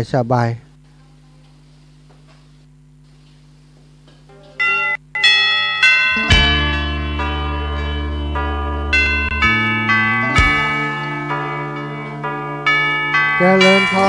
รโยมแม่เจ้าแม่โยมแม่จากไหนแม่มาจากอำเภอสันทรายเจ้าว่าจะโซ่หาเบอร์ท่านอาจารย์ก็ยากขนาด โอ้แหละ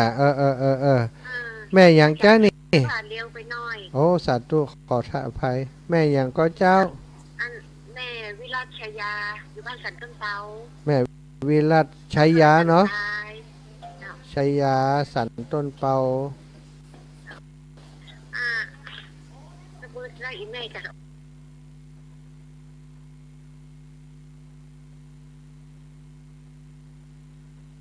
ำอาหารเนาะถ้าแม่มี Facebook ก็พอตั้ง Facebook ได้เนอะก็ทำอาหารอยู่ที่วัดไฟหินกันแม่ถ้ามีก็ฟังทางวิทยุแม่ฟังวิทยุอยู่ก้าแม่วิรัชฟังวิทยุเอาท่านอาจารย์แม่วิรัชชัยยาฟังวิทยุเอาเนาะเจ้าสาธุแม่ขอบคุณแม่เนอะเจ้าแม่ขอบคุณเป็นอย่างสูงแม่วิรัชชัยยาจ้าสาธุศรัทธาญาติโยมที่อยู่ตั้งบ้านตั้งจองเนอะจะร่วมบุญร่วมกุศลด้วยกันก็เจริญพรสามารถร่วมบุญร่วมกุศลด้วยกันมาได้ตั้งสถานีวิทยุในของวัดไฟหินของเขาเนาะ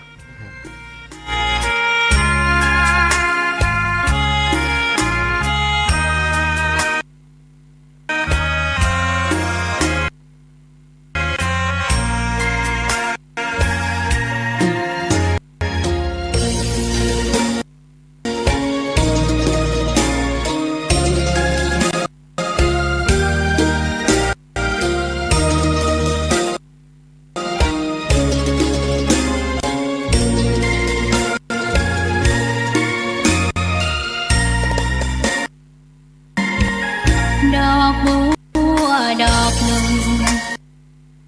ตึงใจไว้เพื่อบูชาแด่องค์พระศาสดาสัมมาสัมพุทธเจ้ามีความงามเงียบไม่เปรียบเทียบเขาเทียบเราไรมองไม่งามช่างเขาแต่เจ้าก็คือดอกบัวด้วยความสัตย์ซื่อยึดถือความดีเป็นหลักใครรักไม่รักก็ไม่จมปลักมองมัวเมื่อโผล่พ้นน้ำก็เห็นความงามในตัวไม่ยึดติดในต้มชั่วขอเป็นดอกบัวดอกดีใครไม่มองว่าบัวงามเด่นแต่บัว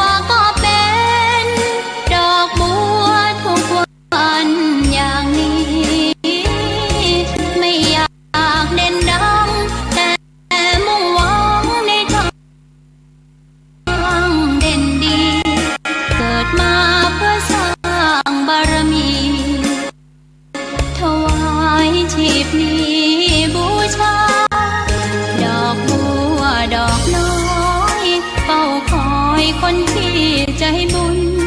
มาโอบเอื้อเกื้อกูลรู้ค่าของบุญเก็บบัวขึ้นมาเพื่อสร้างความดีและเสริมบารมีดังว่าใช้ดอกบัวนี้บูชาพระสัมมาสัมพุทธ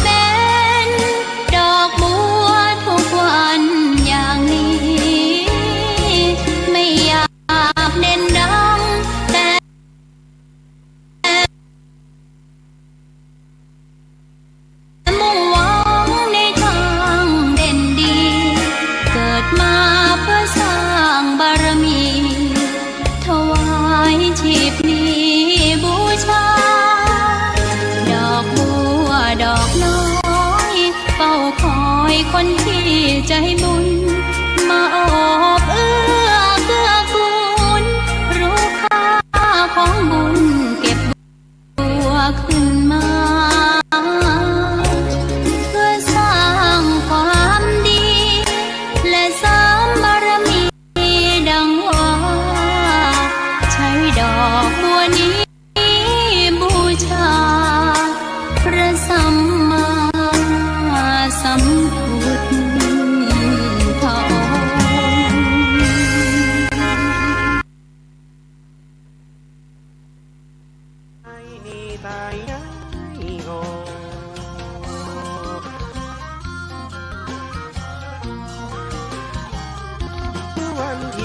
มาเดือนกันยายน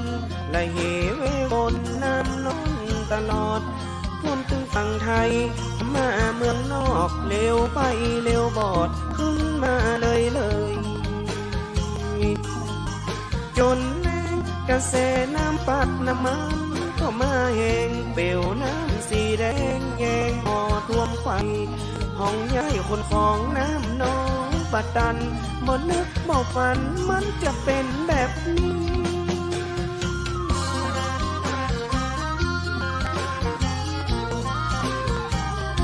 นี่ขึ้นที่สูงก็ยังท่วมเต็มตีน้ำหัวปีนี้มันยังมาลาย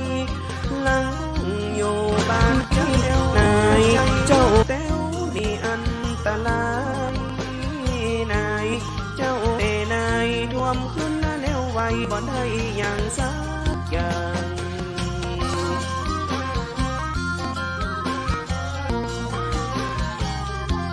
หลังกระติกอยู่บนชั้นสองน้ำมันก็นองโตยขึ้นบ่อห่างพอบ้านก็สายคนจนพอหังนี่ออกหลังหวังเอาตัวรอดแล่นนขนาดที่สูงบ้านไม่ลงคนน้ำมันท่วมโบนโจนถึงจันลุมเมืองแดงผ่านควายตั้งถ้ำหาจมท่วมขึ้นถึงบนจันสองปุ่น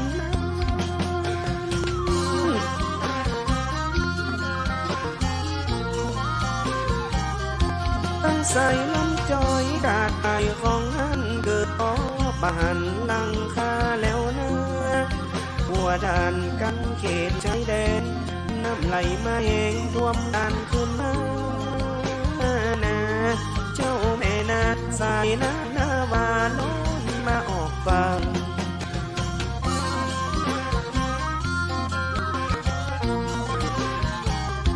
ท่วมขึ้นถนนพหลโยธินที่เป็นแผ่นดินประเดี๋ยวน้ำมาตั้งกลายเป็นน้ำนองเหมือนฟองแม่น้ำลดปลาหมดวังจะเดียวขับเล่นมนตั้งทางราชการต้องเอาเหลือ100 ลำเพื่อช่วยประสานคนติดนะขังโยพี่น้องแม่ สายบางลายน้ำกาน้ำหอมน้ำมาลวดน้ำตาย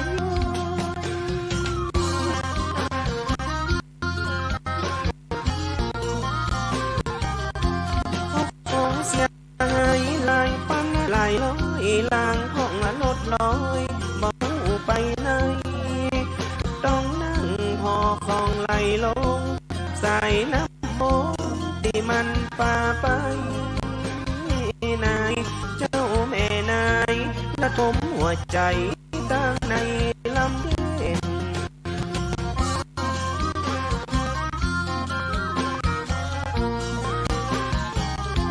แต่ช่างมันเถอะเข้าของเสียไปชีวิตมาตายหัวใจก็ยังเต้นคอยสร้างแห่งใหม่เมื่อหน้ามาไว้เว้นถึงแม่ลำเข็นมันก็ต้องสู้ต่อกันไม่สายละทมมารมในหัวใจอุทกกะไฟจะหิว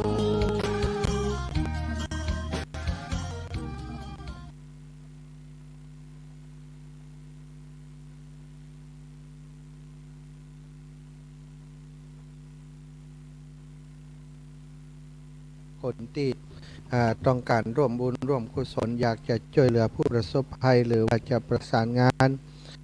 ขอความช่วยเหลือต่างๆเนาะแจ้งมาได้ที่สถานีวิทยุ 104.50 เมกะเฮิรตซ์วัดฝายหินทีมงานของท่านพระครูสมุวิสุวัตรวรกิจโจอยู่ในนี้อาตมาภาพพระมหาสมชาติชาตปัญโยดำเนินรายการจัดรายการอยู่นาไม้ให้ศรัทธาญาติโยมที่เปิ้นให้หอบทางบ้านได้รับฟังแล้วก็ได้ติดต่อประสานงานมาเนาะก็มีหลายท่านหลายคนแม่บรรเย็นสำนิตะกิจก็ได้ฝากให้ฝากหอมมา500 บาทโยมแม่วิรัตชัยยาสันต้นเปาสันทรายร่วมบุญมา500 บาทสาธุอนุโมทนาบุญกับโยมแม่วิรัตชัยยาเนอเปิ้นบอกว่าท่านอาจารย์บอกอันเบิ้นหมายเลขโทรศัพท์เดียวน้ำไปอีแม่จดตัน0808844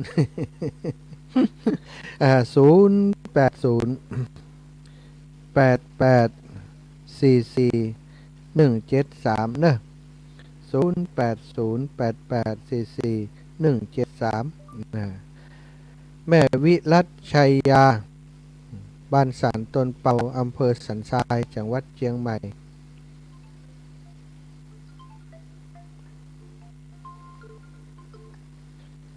เจริญพรโยมแม่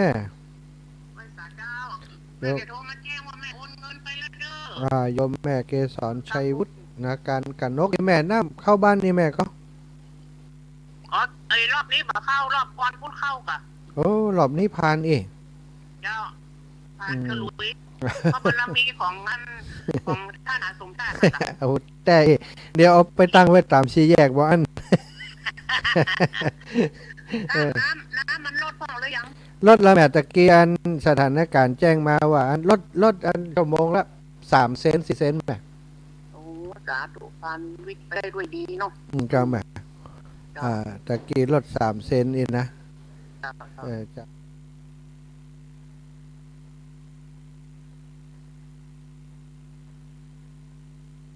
เย็นสำเนียกตะกี้ก็ได้ฝากให้ฝากหอมมาแหม500 บาทโยมแม่วิรัตชัยยาสันต้นเปาสันทรายร่วมบุญมาแหม500 บาทสาธุอนุโมทนาบุญกับโยมแม่วิรัตชัยยาเนอเปิ้นบอกว่าท่านอาจารย์บอกอันเบิ้นหมายเลขโทรศัพท์เร็วน้ำไปอีแม่จดบัตัน0808844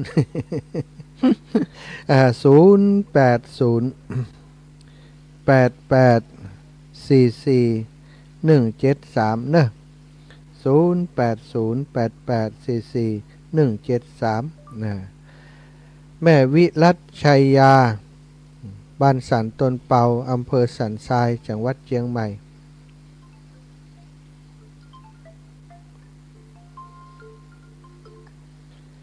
เจริญพรโยมแม่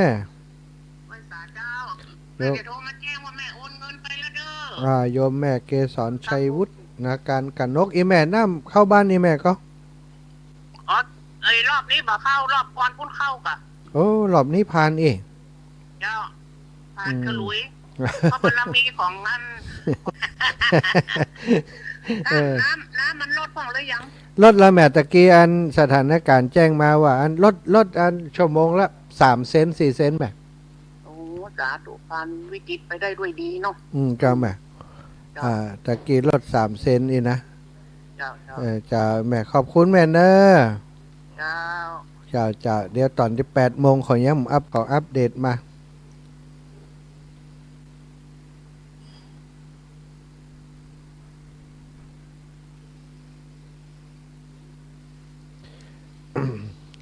7 โมงตะกี้อัปเดตมา8 นาฬิกายัง5 เมตร 5 เซนนะตอนนี้สถานการณ์ยังบ่ได้อัปเดตใหม่นะยังเป็นของ7 นาฬิกาอยู่เดี๋ยวถ้าตอนนี้8 นาฬิกาจะเป็นอย่างใดยังบ่แน่ใจก็เดี๋ยวนี้จะขออนุญาตออกไปแจกกันไปดูพื้นที่ทีมงานกำลังจะเอาของขึ้นรถนะเดี๋ยวจะลงพื้นที่ในช่วงที่อาตมาลงพื้นที่ไปก็คงจะเป็นรายการปกติของทางสถานีวิทยุเนาะตอนนี้8 นาฬิกา8 นาฬิกา 10 นาที ก็คงจะเอารายการของครูบาอาจารย์ที่เปิดจัดรายการปกติอยู่นะมาออกต่อไปตอนนี้ถ้าศรัทธาญาติโยมจะโทรมาประสานงานมาติดต่อมาสามารถติดต่อมาได้เนอะศรัทธาติดต่อมาได้ที่เบอร์โทรศัพท์ของอาตมาภาพ080844 โทรมากันได้โทรมามามาแจ้งบอกผลการรับฟังเสียงดังฟังชัดดีอาจารย์อยากจะร่วมบุญหรือบัตรร่วมก็แล้วแต่ร่วมบุญกันได้ที่เบอร์โทรศัพท์ของอาตมา0808844173เนาะ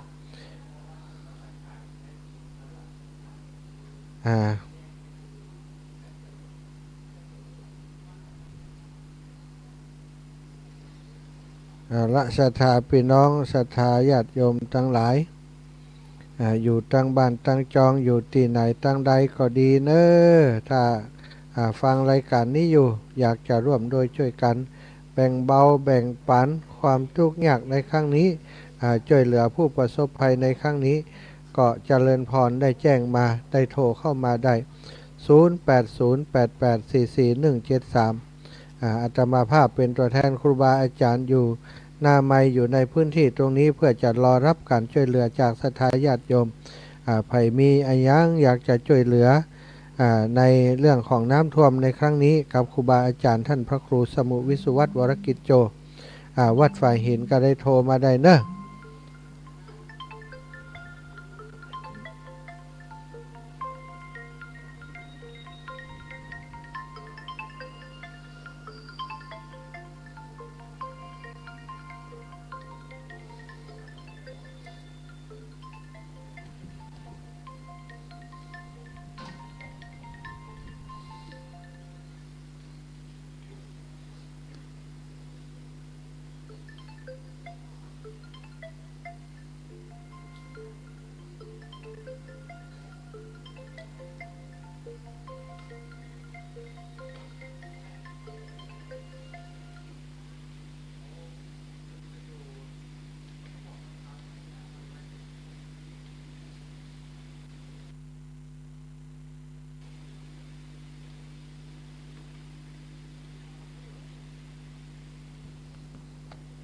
แต่เจ้า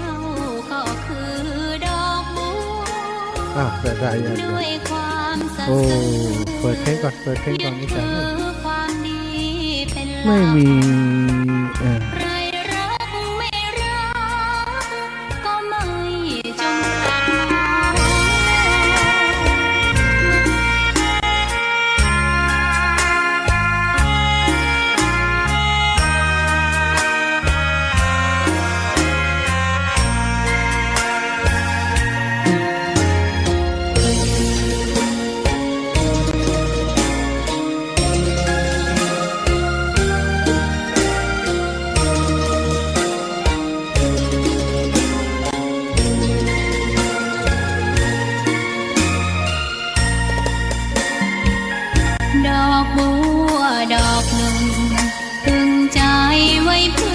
บูชา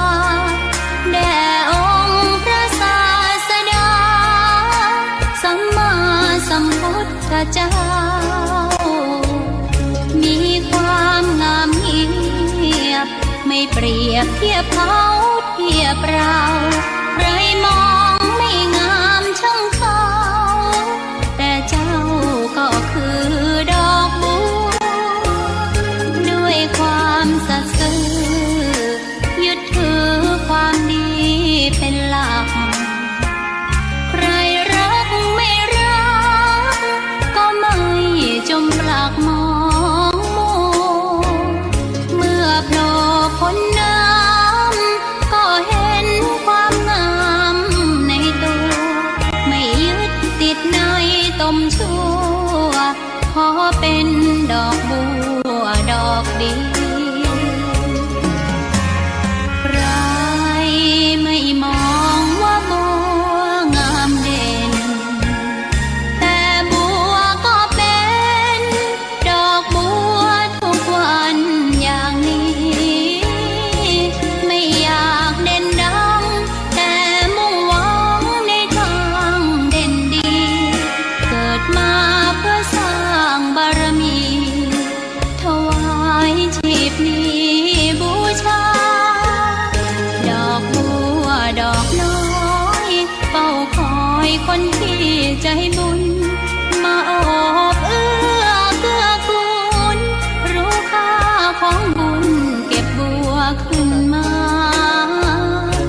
เพื่อสร้างความดี เดี๋ยวจะไปพอของ และ น้ำ สามบารมีดังว่าใช้ดอกบัวนี้บูชาพระสัมมาสัมพุทธ ครับผมเพชรชาติมหาสมชาติชาติปัญโยนะครับ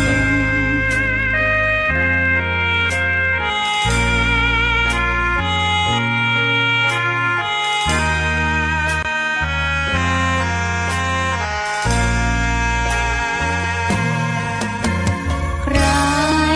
ไม่มองว่าบัวงามเด่นแต่บัวก็เป็นดอกบัวทุกวันอย่างนี้ไม่อยากเด่นดังแต่มุ่งหวังในทางเด่นดีเกิดมาเพื่อสร้างบารมีถวายชีพนี้บูชาดอกบัวดอกน้อยเฝ้าคอยคนที่ใจบุญมาโอบเอื้อเกื้อกูลรู้ค่าของบุญเก็บบัวขึ้นมาเพื่อสร้างความดีและสามบารมีดังว่าใช้ดอกบัวนี้บูชาพระสัมมาสัมพุทธเจ้า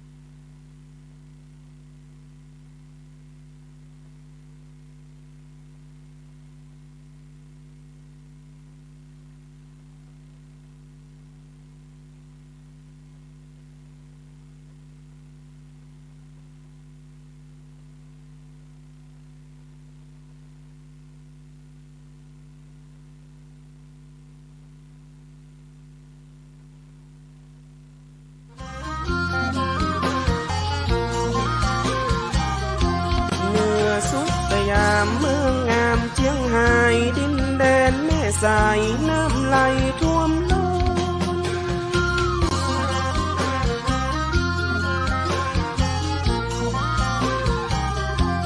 พายุไต้ฝุ่นยานี่เก้าต้นปางน้ำล้นท่วมเมืองแม่สายน้ำหัวไหลล้นปังสองผนังล้นออกฝุ่นวายนายเจ้าแม่นายตึงหญิงตึงใจ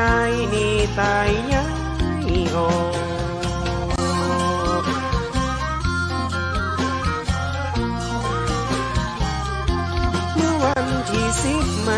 กันยายนและเหเววนน้ำนองตลอดท่วมถึงฝั่งไทยพม่าเมืองนอกเร็วไปเร็วบอดขึ้นมาเลยจนแรงกระแสน้ำปัดน้ำมันก็มาแห้งเปลวน้ำสีแดงแยงห่อท่วมไฟห้องย้ายคนของน้ำน้องปัดตัน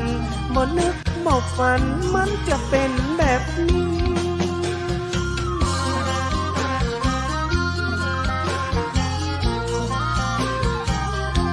นี่ขึ้นที่สูงก็ยังท่วมเต็มที่น้ำหัวปีนี้มันยังมาลายหลังอยู่บ้านจันเดียวข้าใจลูกแต้วนี่อันตรายนายเจ้าแม่นายท่วมขึ้นแล้วไวบ่ได้อย่างสักอย่าง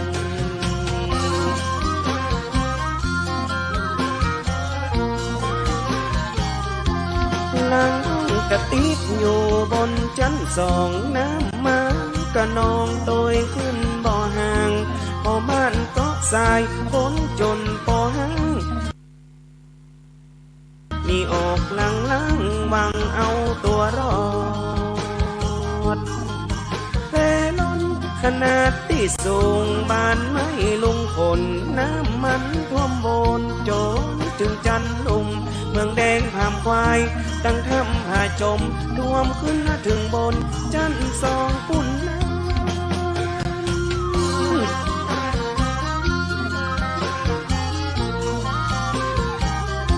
ตั้งสายลำจอยกาดไข่ของอันเกือบปอบาหันลังคาแล้วนะหัวด่านกันเขตชายแดนน้ำไหลมาเองท่วมด่านขึ้นมานาเจ้าแม่นาสายน้ำนาวาล้นมาออกฟัง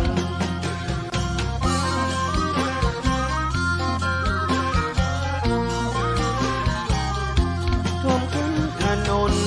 พหลโยธินที่เป็นแผ่นดินประเดี๋ยวน้ำมาตั้งกลายเป็นน้ำนองเหมือนฟองแม่น้ำลดลาหมดวังจะเตี้ยวขับแล่น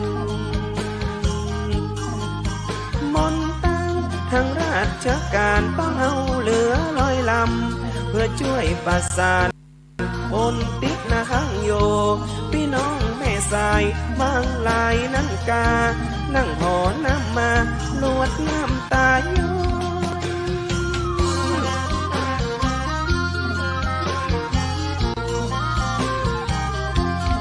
ของเสียหายลายปันลายลอยลางของรถลอยเบาไปไหน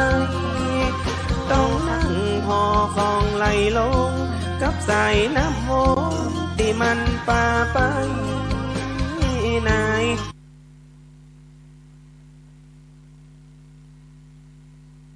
สายบางลายนั่งกานั่งหอน้ำมาลวดน้ำตาโย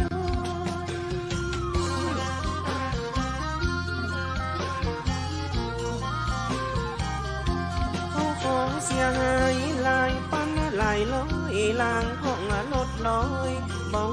ไปไหนต้องนั่งพอของไหลลงกับสายน้ำวนที่มันป่าไปนายเจ้าแม่นายละทมหัวใจตั้งในลำเจน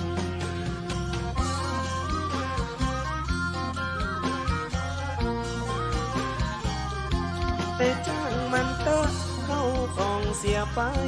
ชีวิตมาตายหัวใจก็ยังเต้นค่อยสร้างแห่มใหม่เมื่อหน้ามาวายเว้นถึงแม่ลำเข็นมันก็ต้องสู้ต่อกันไปแม่สายละถมมาตรมในหัวใจอุทกกะภัยป้าใจห่อเหี่ยว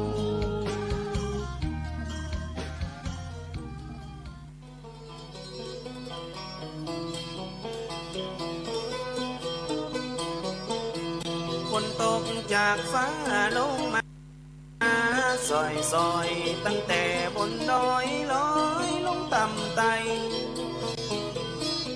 เหมือนฟ้าตั้งบนกำลังห้ำให้พอหมู่ป่าไม้ลมหายเปปังตกแค่ยามสุดคืนสุดวันหน้านำบ่ยังสากำน้ำลอยล่องหอยไหลมาเลี้ยวโอยบ่มีเนินจาบ่ถึงชั่วโมงน้ำแดงเป็นเปลวมันมากำเดียวเอาไหนบ่ได้พอตำบลตับเต่าละเมืองเทิงตันไทยขวบพุทธนะท่านใดน้ำไหลมาปัง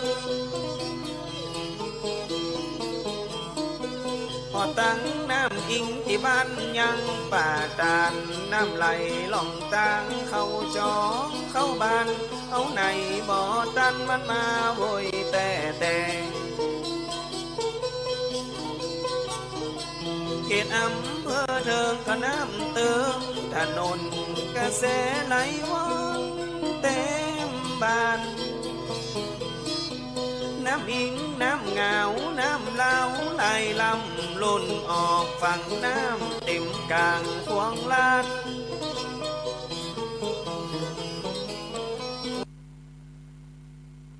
ว่าตึงรถนะตึงคนโจมที่จากกันเพราะเอาอย่างบัดดันมันไหลลงน้ำดันแสนที่สงสารทรมานใจลำ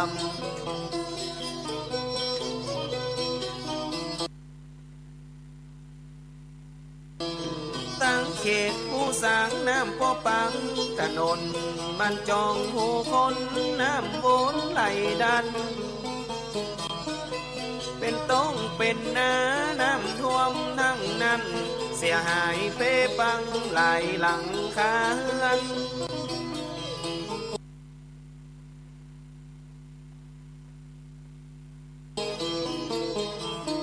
น้ำมันมาเร็วล้ำตึงบ่มีในเหมือนปังบ้านปังเฮือนให้นาตากา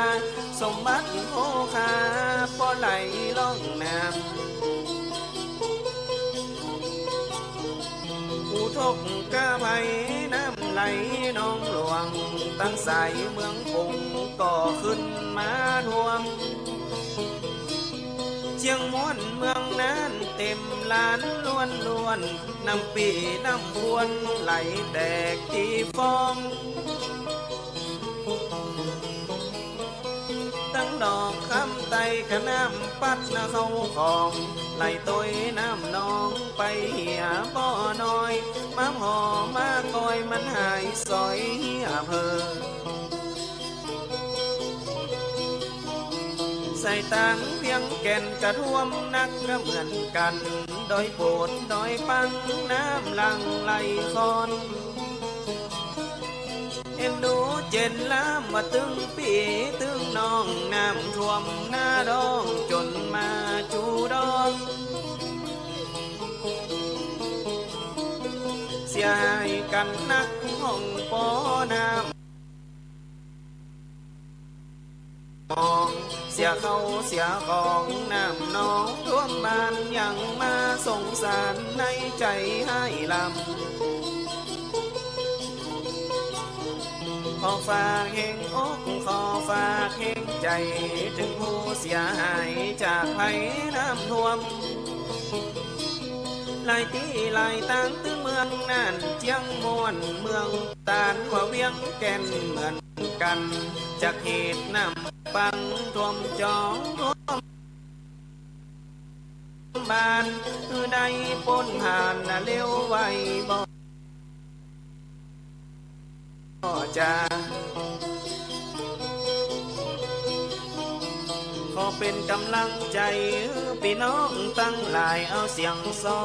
ถวายเป็นกำลังใจเจ้าขอน้ำปันลงปันลดนั่นเราจากผู้โดนน้องเนากระเป่งซอมาหอม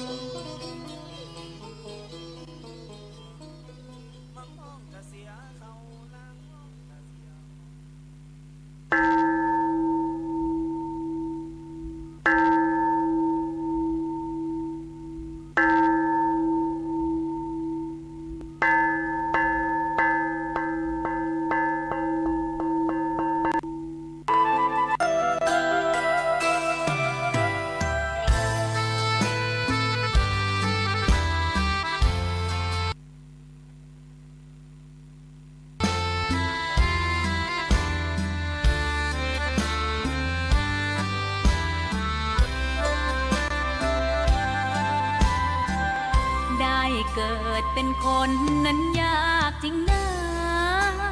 เพราะพุทธศาสนายิ่งแสนยากเย็นคนไทยโชคดีที่สุดแล้วมีแก้วสามดวงงามเด่นมีวัดซึ่งเป็นนาบุญยิ่งใหญ่มีศาสนาพุทธประจำชาติไทยอยากหล่ออยากสวยเราต้องรักษาศีลอยากมีอันจะกินต้องหมั่นทำบุญทำทานเอาไว้เข้าวัดสวดมนต์ฝึกฝนสติให้ว่องไวรีบทำตอนที่เราทำเองได้อย่ารอจนตายถึงเข้าวัดว่าเข้าวัดยามเป็นจะได้เห็นแต่น้ำใจเข้าวัดยามตาจะได้เห็นแต่น้ำตาก่อนจะสายเกินขอเชิญมาใช้ชีวิตให้คุ้มค่าเจริญทานศีลภาวนาสั่งสมบารมีไว้ทำบุญตอนที่ยังมีชีวิตย่อมดีกว่ารอเขาอุทิศบุญให้อย่ามัวหลงเพลินเดินห่างวัดตัวอย่างชัดๆมีมากมายเข้าวัดตอนตายสายเกินแก้กรรม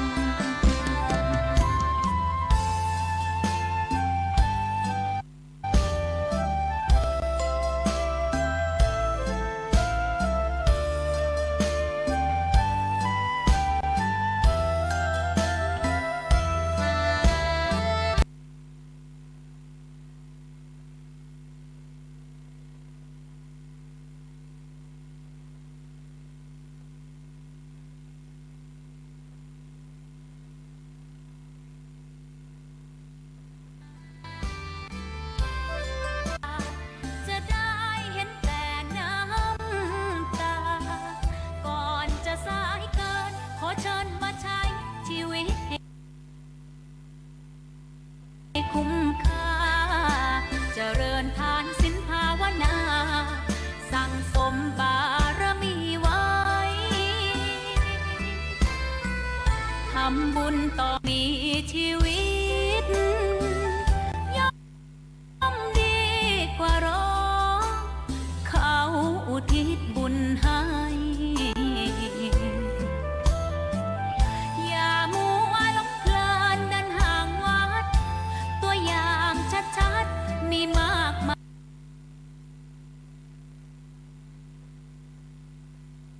ยเข้าวัดตอนตายสายเกินแก้กรรม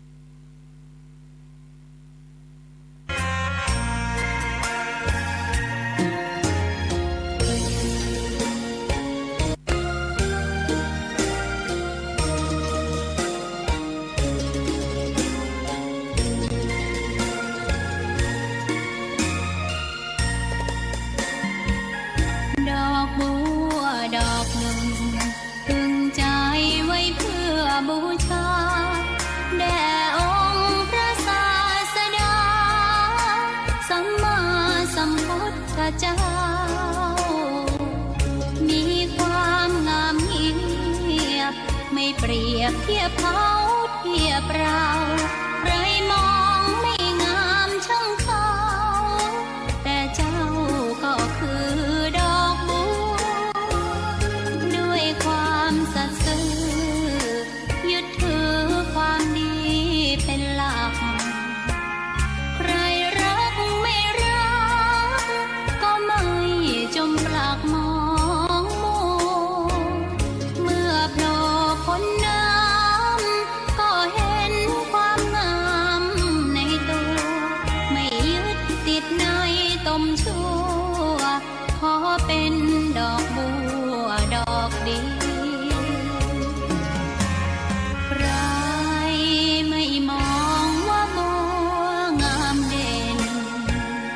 แต่บัวก็เป็นดอกบัวทุกวันอย่างนี้ไม่อยากเด่นดังแต่มุ่งหวังในทางเด่นดีเกิดมาเพื่อสร้างบารมีถวายชีพนี้บูชาดอกบัวดอกน้อยเฝ้าคอยคนที่ใจบุญมาโอบเอื้อเกื้อกูลรู้ค่าของบุญเก็บบัวขึ้นมาเพื่อสร้างความดีและเสริมบารมีดังว่าใช้ดอกบัวนี้บูชาพระสัมมาสัมพุทธองค์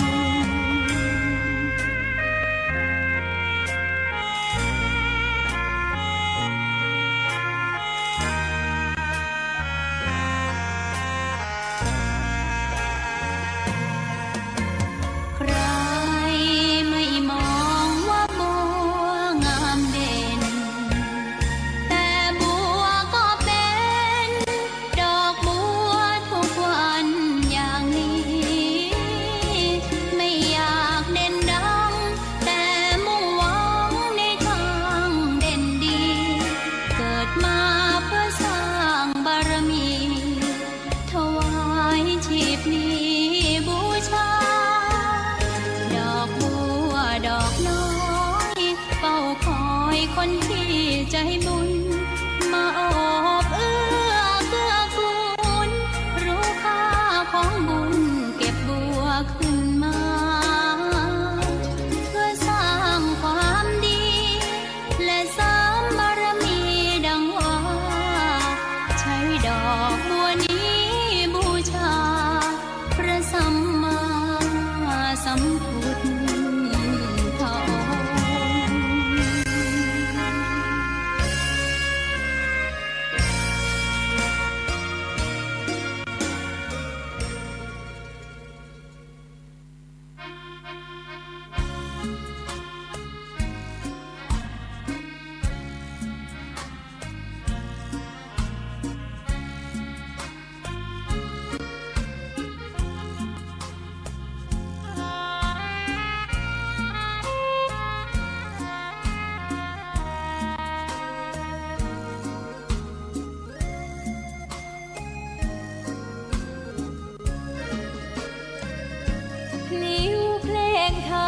ถูกถ้อยคำเข้าถึงจิตใจฟังรายการวิทยุเสียงใสส่งถึงใจไปสู่ปลายนาสารธรรมน้อมนำมองพระศาสดาบอกผู้คนทั่วลาหันมาเข้าวัดฟังธรรมคลื่นเสียงนี้เป็นคลื่นธรรมะจากใจส่งถึงบ้านไกลบ้านไกลฟังได้สุขใจล้ำยามดึกดื่นค่ำคืนมีงานต้องทำเป็นคลื่นสารธรรมเน้นย้ำธรรมะเพื่อนใจเสียงคลื่นธรรมบอกหลักทำให้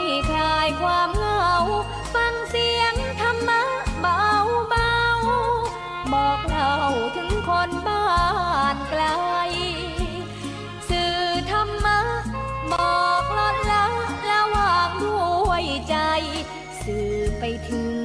สวงในเข้าใจหลักธรรมหลักดี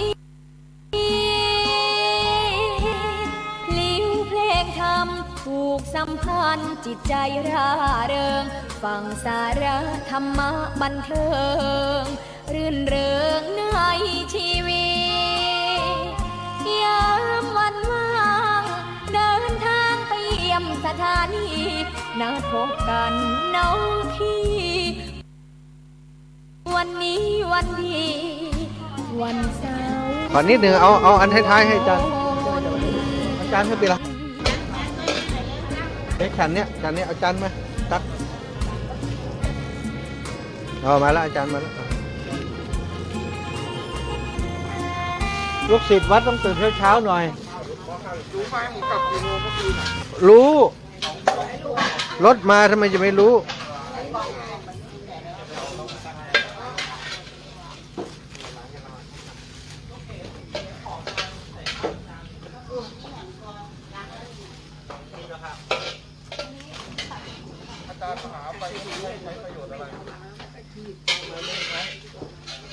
วันนี้เราจะได้ใช้แต่ละทีได้ใช้ไหมโอ้ยหวานมาเชียวน้องคนไหนหวานมาเชียวหมาแต่บวชแล้ว10 กว่าปีแล้วเขาอยู่ข้างล่างเหรอโดนหมาข้างบนแล้วนั่งลงก่อน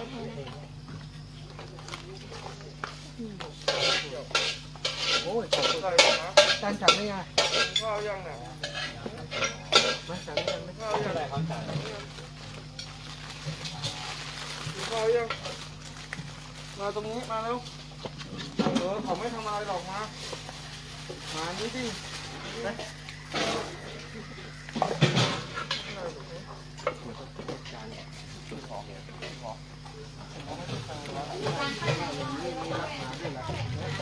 ตอนนี้มีเสียงตั้งนานแล้ว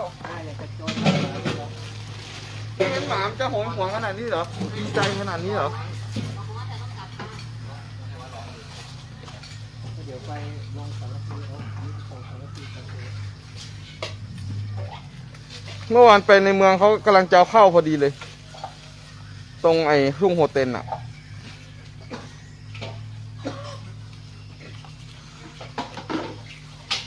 เนี่ยเขาทำกัน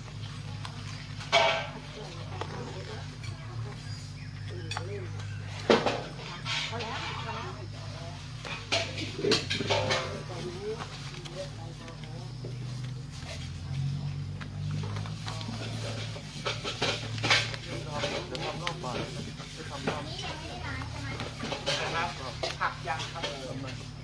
เราต้องมาให้งานไม่ได้ไปซื้อให้เขาซื้อมาเมื่อวานหมด5,000แล้วเป็นอะไรล่ะก็คือ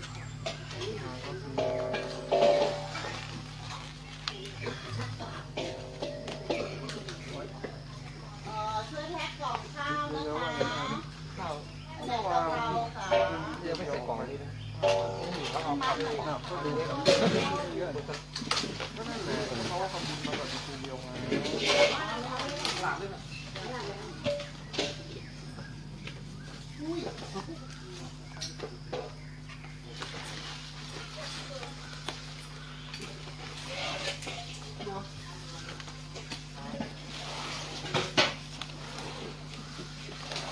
ให้กองข้าวเลยครับ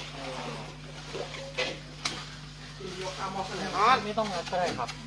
ครับมันแน่นอยู่แล้วครับถ้ากล่อง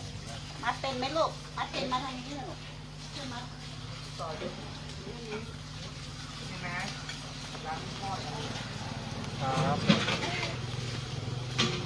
เอาช้อนใส่กล่องไม่ได้ใส่ตอนนี้ใช่ไม่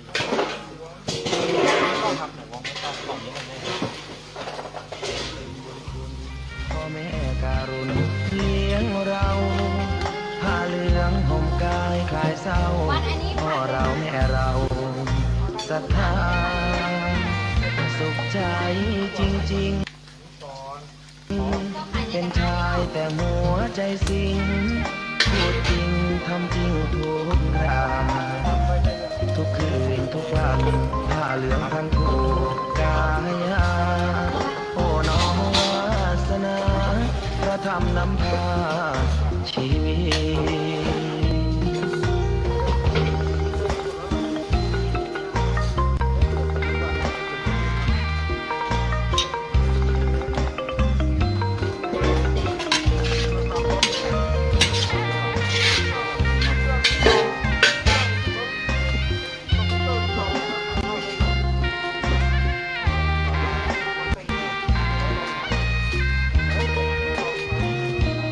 วันรอคอย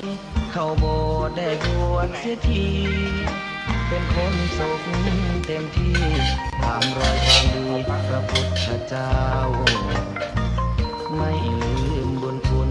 พ่อแม่การุณเลี้ยงเราผ้าเหลืองห่มกายคลายเศร้าพ่อเราแม่เราศรัทธาสุขใจจริงๆเป็นชายแต่หัวใจสิงพูดจริงทำจริงทุกอย่างทุกคืนทุกวันผ้าเหลืองพันผูกกายาโอ้น้องวาสนาพระธรรมนำพาชีวิต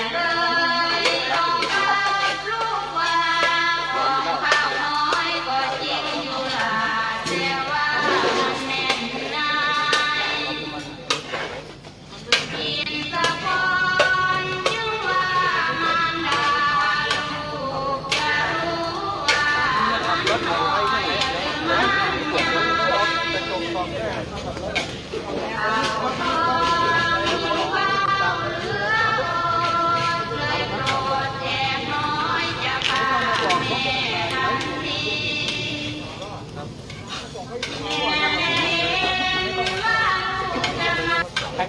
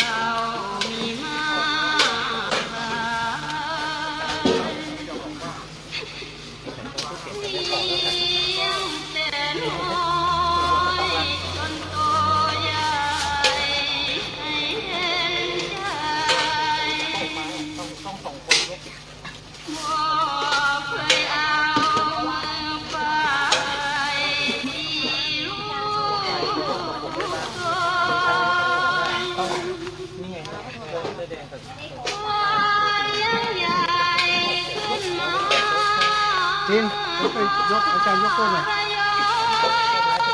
หลังมันไม่ดียกโต๊ะไปไหนอีกตามอาจารย์ไป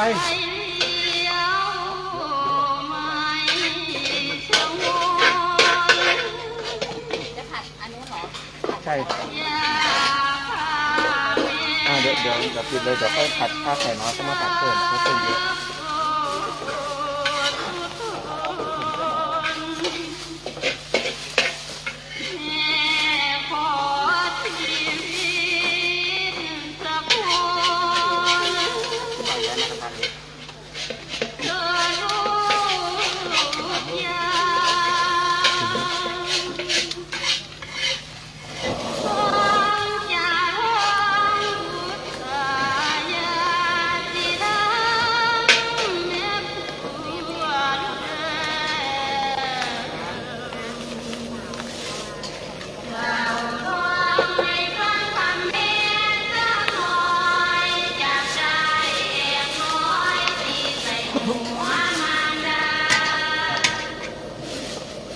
นี้จะเป็นเมนูอะไรต่อจ๊ะ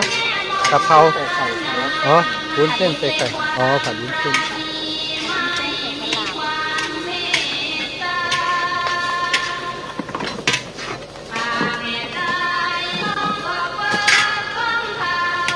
กับข้าวถูกหลักของอสม.เลยเนอะ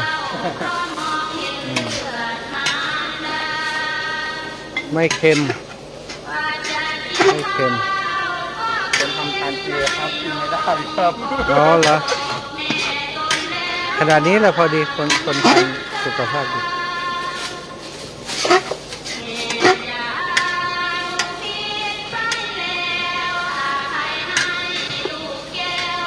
นี่เอาไปพร้อมกันชุดนี้เลยใช่ไหมโอเค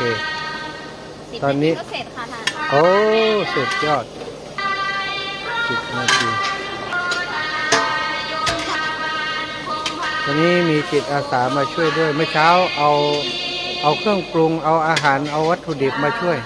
ตอนนี้ได้มาเป็นจิตอาสาช่วย ทั้งครอบครัวเลยมาทั้งครอบครัวเลย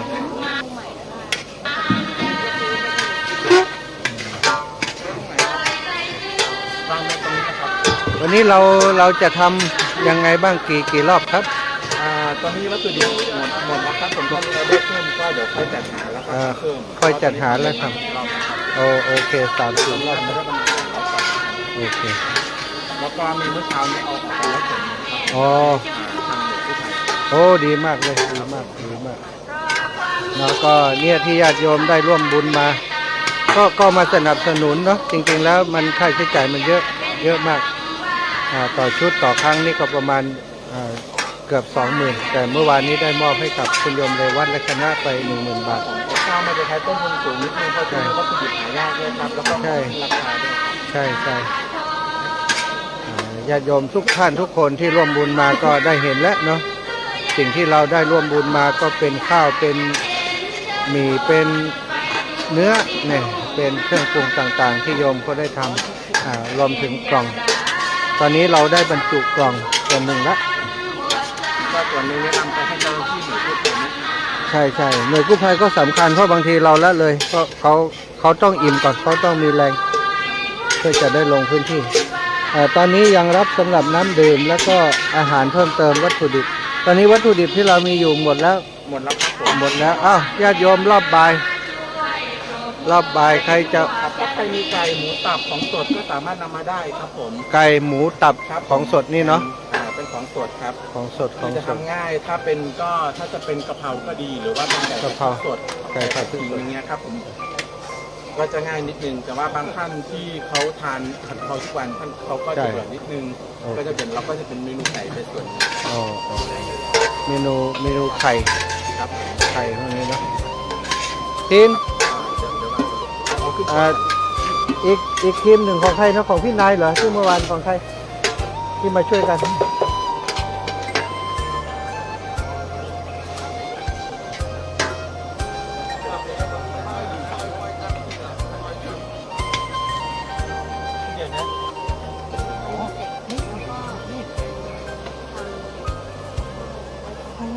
อบคุณ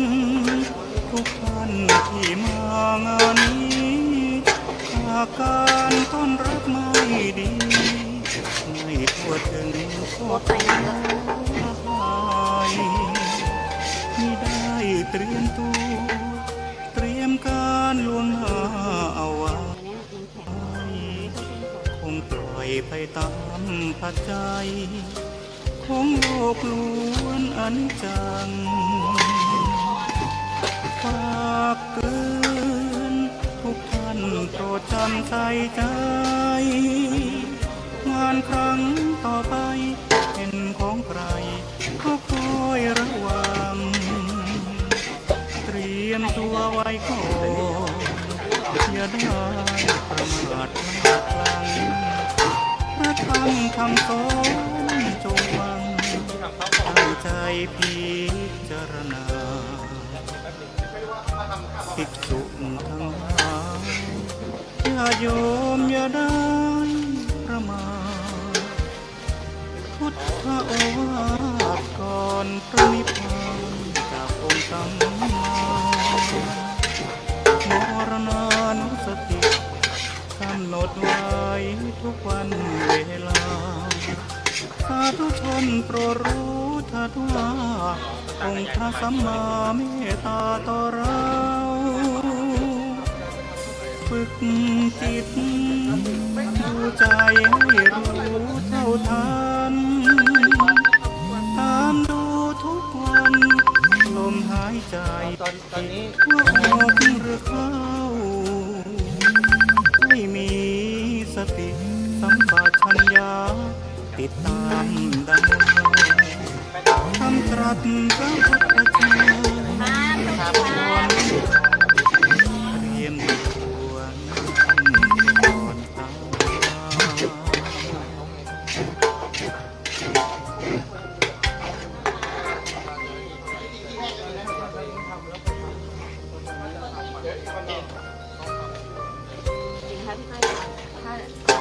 ภิกษุทั้งหลายญาติโยมอย่าได้ประมาท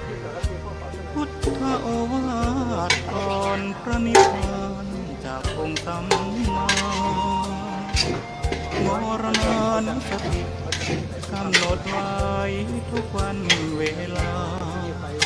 สาธุชนโปรดรู้เถิดว่าองค์พระสัมมาเมตตาต่อเรา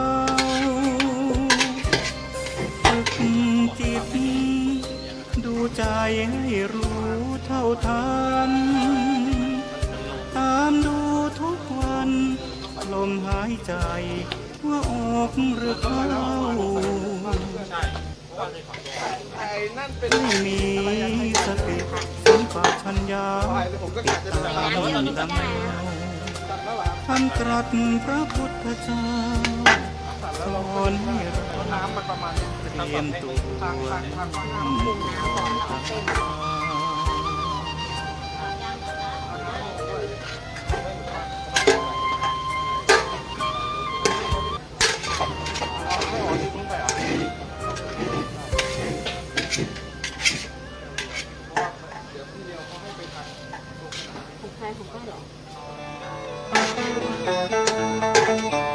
ต้องฟ้ามืดบดฝนตกซอ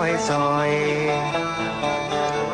เร็วพอผู้ดอยมืดเมยหมอกฟ้า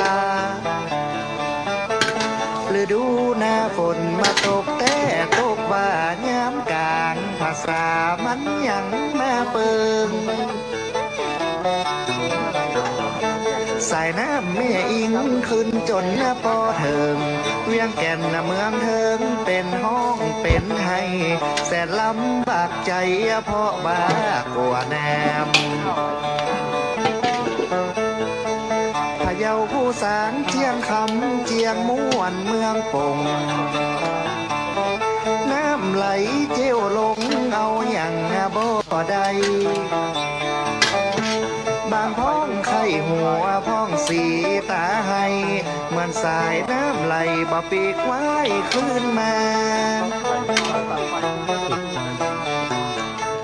ให้ธรรมชาติแน่กลัวแต่แน่เป็ดไก่หมูแม่ไผ่โจ้ยบ่ได้จำเป็นต้องตายวำวายมอดมวยน้ำยมก็นักน้ำนานก็ลายวุ่นว่าวุ่นวายเดือดกันจนต่างรถท่านนน้ำปอร้นเก็บของขึ้นบนบ้านไผ่บ้านมันเมืองแน่นเชียงกลางปัวตาวังผ่าเขตวัดเขตว่าน้ำจนปอท่วมให้นาป่าสวนจนปอบ่เคินพี่น้องเมืองเป็นนครโกไส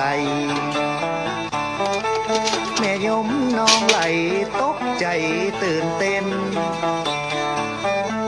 บ้านจองเฮือนหอน้ำเข้าบ่เว้นงัวควายหนีเพ่นหล่นปอบะตันสาเหตุฝนตกซ้ำมาติดกันหลายคืนหลายวันป้องกันบ่ได้น้ำน้องขอดไหลเป็นภัยเชื่อนี้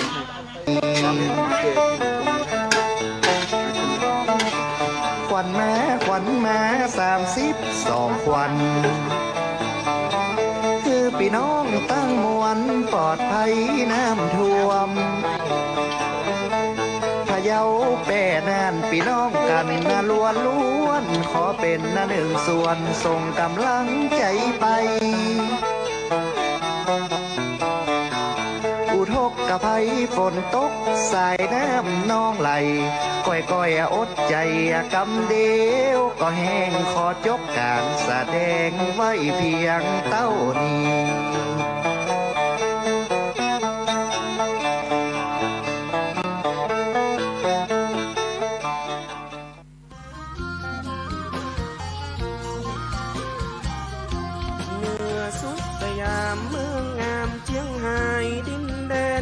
สายน้ำไหลท่วมโลก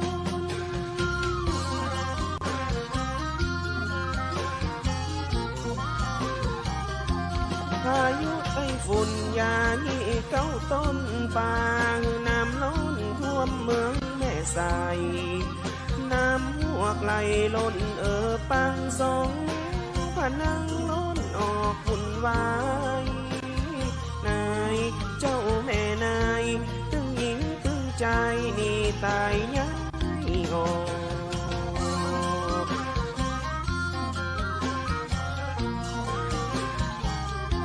เมื่อวันที่10มาเดือนกันยายน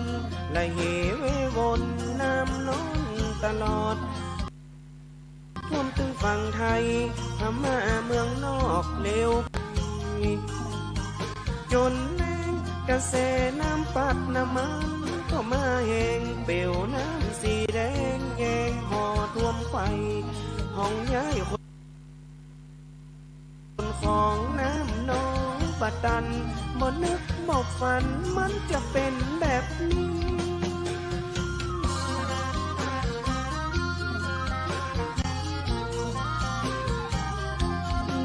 ขึ้นที่สูงก็ยังท่วมเต็มที่น้ำหัวปีนี้มันยังมาลายหลังอยู่บ้านจันเดียวกระใจลูกแต้วนี่อันตรายนายเจ้าแม่นายท่วมขึ้นแล้วไวบ่ได้ยังสักอย่าง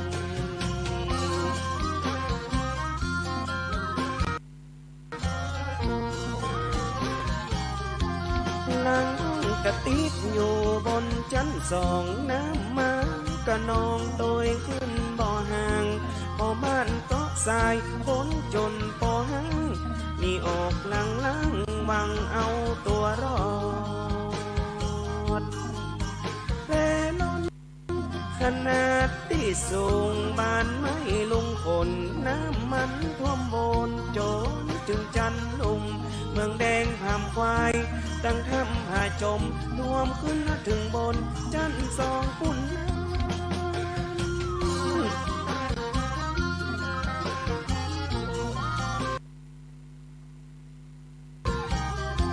ตั้งสายลำจอยกาดไข่ของหันเกือบปอบาหันหลังคาแล้วนะหัวด่านกันเขตชายแดนน้ำไหลมาเองรวมด่านขึ้นมานาเจ้าแม่นาสายน้ำนาวาล้นมาออกฟัง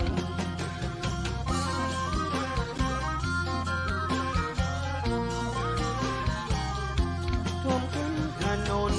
พหลโยธินที่เป็นแผ่นดินประเดี๋ยวน้ำมาตั้งกลายเป็นน้ำนองเหมือนฟองแม่น้ำลดลาหมดวังจะเตี้ยวขับแล่นมนตั้งทางราชการต้องเอาเรือลอยลำเพื่อช่วยประสานคนติดนาข้างโยพี่น้องแม่สายบางลายนั่งกานั่งหอน้ำมาลวดน้ำตาย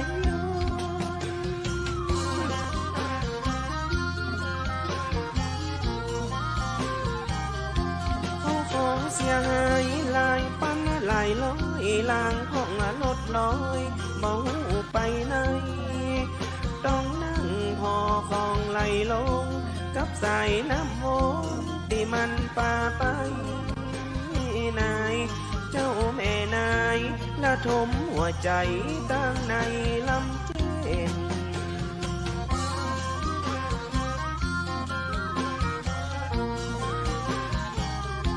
แต่จ้างมันเตอะเข้าของเสียไปชีวิตมาตายหัวใจก็ยังเต้นค่อยสร้างแห่มใหม่เมื่อหน้ามาวายเว้น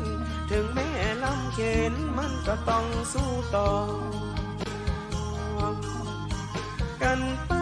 แม่สายละทมมันตรมในหัวใจอุทกกะภัยป้าใจห่อเหี่ยว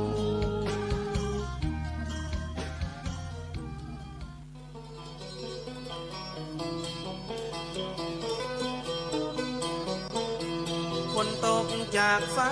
ลงมาซอยๆตั้งแต่บนดอยลอยลงต่ำไต เหมือนฟ้าตั้งบนกำลังห้ำให้พอหมู่ป่าไม้ลมหายเปปังตกแค่ยามสุดคืนสุดวันหน้านำบ่ยังสากำน้ำลอยล่องหอยไหลมาเลี้ยวโอยบ่มีเนินจา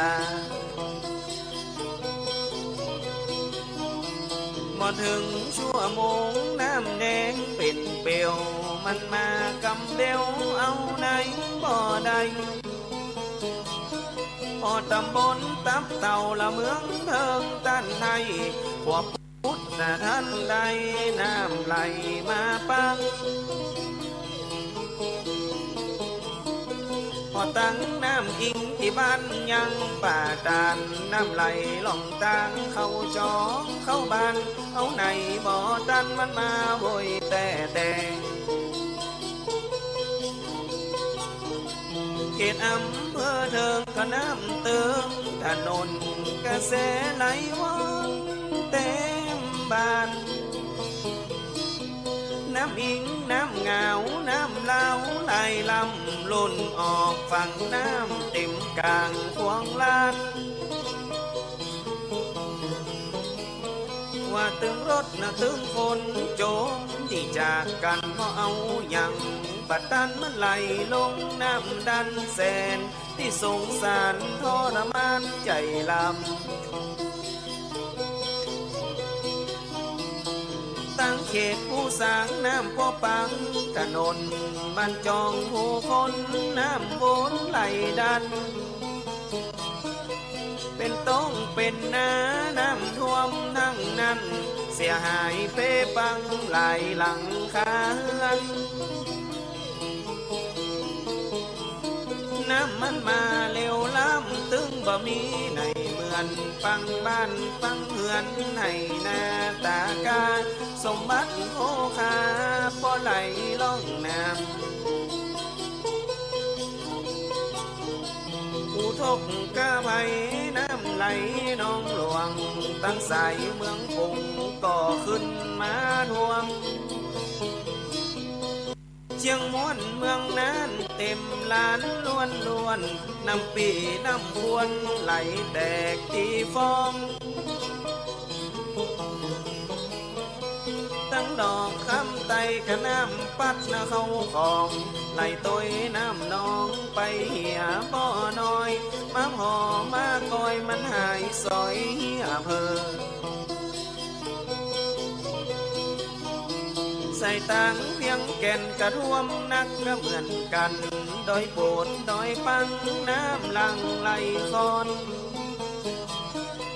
เอ็นดูเจนล้ำมาตึงปีตึงน้องน้ำท่วมหน้าดองจนมาจูดอง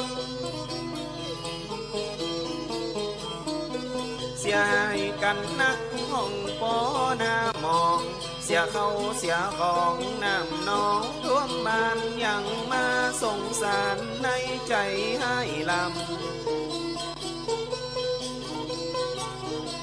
ขอฝากแห่งอกขอฝากแห่งใจถึงผู้เสียหายจากภัยน้ำท่วมหลายที่หลายตั้งตึงเมืองนั่นเจียงมวนเมืองปงขุนควรผู้สร้างเกียงคำ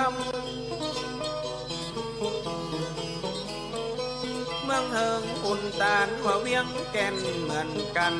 จากเหตุน้ำปังท่วมจองท่วมบ้านได้ปนผ่านน่ะเร็วไวบ่จาขอเป็นกำลังใจพี่น้องตั้งหลายเอาเสียงซอถวายเป็นกำลังใจเจ้าขอน้ำปันลงปันลดนั่นเราจากผู้โดนน้องเนากระเป่งซอมาหอมมังมองกระเสียเขาล้างมองกระเสีย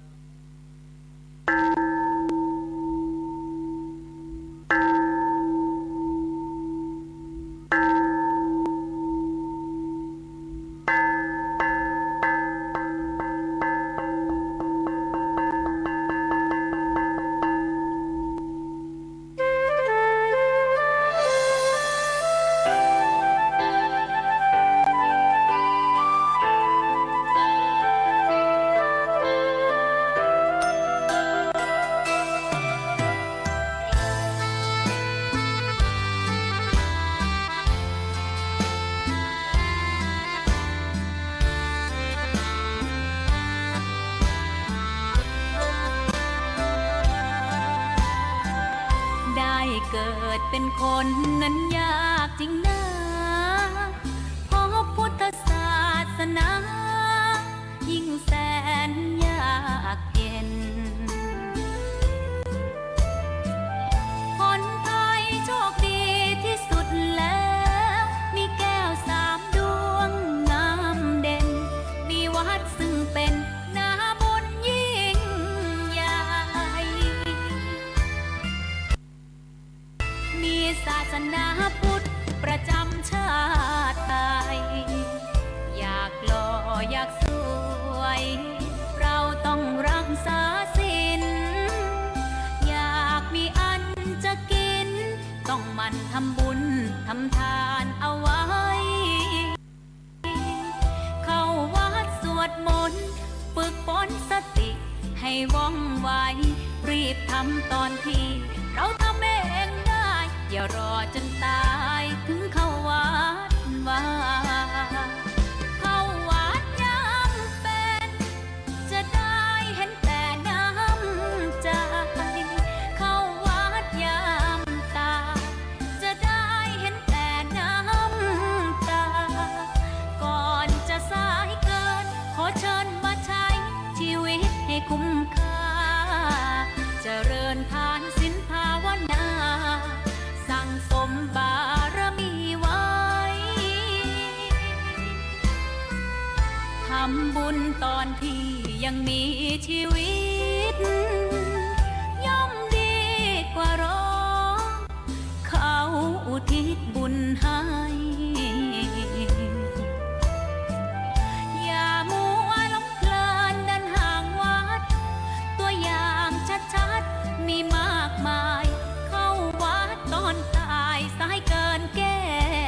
กรรม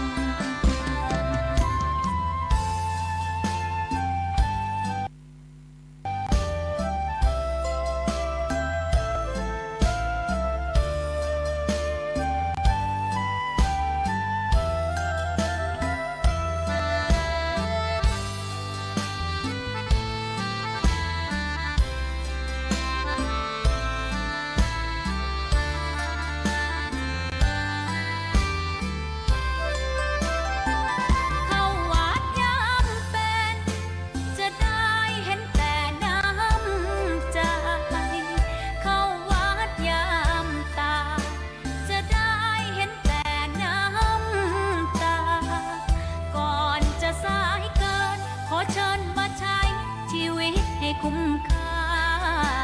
เจริญทานศีลภาวนาสั่งสมบารมีไว้ทำบุญตอนที่ยังมีชีวิตย่อมดีกว่ารอเขาอุทิศบุญให้อย่ามัวหลงเพลินเดินห่างวัดตัวอย่างชัดๆมีมากมายเข้าวัดตอนตายสายเกินแก้กรรมเข้าวัดยามเป็นผลบุญหนุนนำเข้าวัดยามเป็นจะได้เห็นแต่น้ำใจเข้าวัดยามตายจะได้เห็นแต่น้ำตา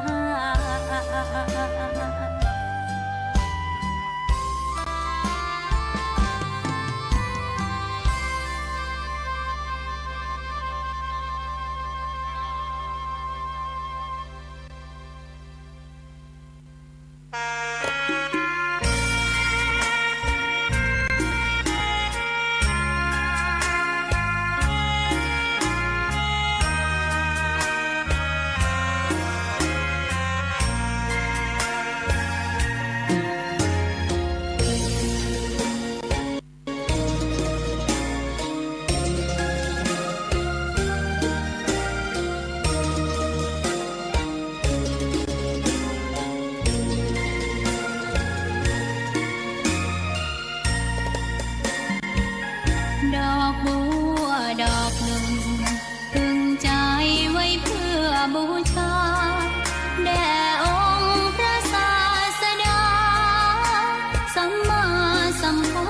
เจ้า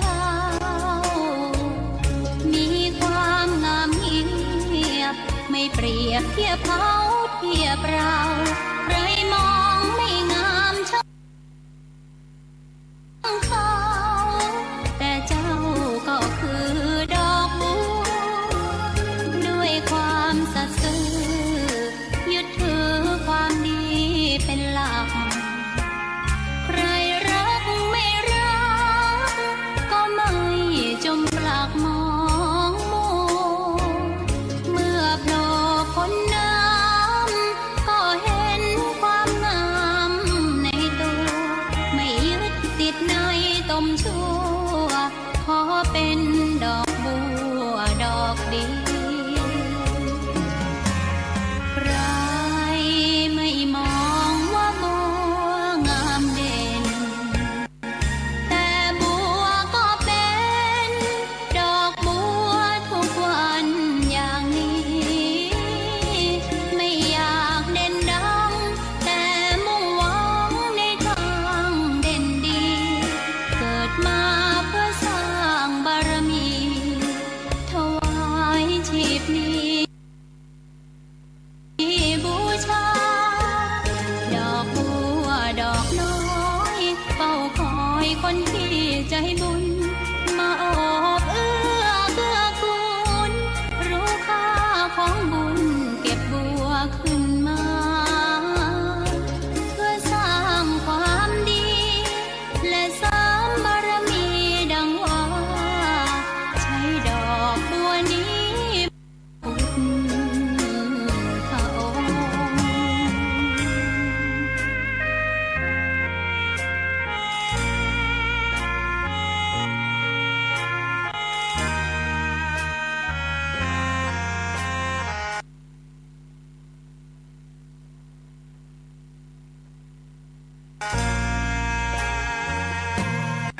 แต่บัวก็เป็นดอกบัวทุกวันอย่างนี้ไม่อยากเด่นดังแต่มุ่งหวังในทางเด่นดีเกิดมาเพื่อสร้างบารมีถวายชีพนี้บูชาดอกบัวดอกน้อยเฝ้าคอยคนที่ใจบุญมาโอบเอื้อเกื้อกูลรู้ค่าของบุญเก็บบัวขึ้นมาเพื่อสร้างความดี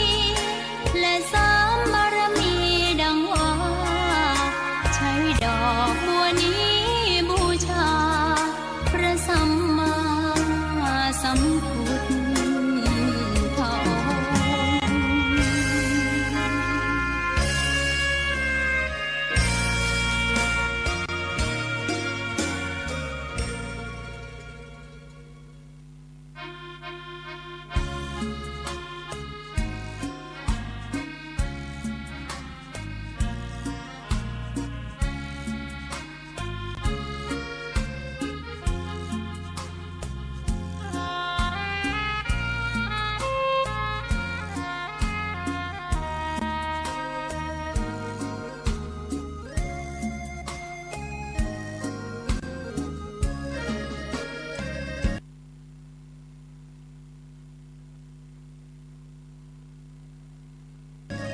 นิ้วเพลงธรรมถูกถ้อยคำเข้าถึงจิตใจฟังสารธรรมน้อมนำมองพระศาสดาบอกผู้คนทั่วลาหันมาเข้าวัดฟังธรรมคลื่นเสียงนี้เป็นคลื่นธรรมะจากใจ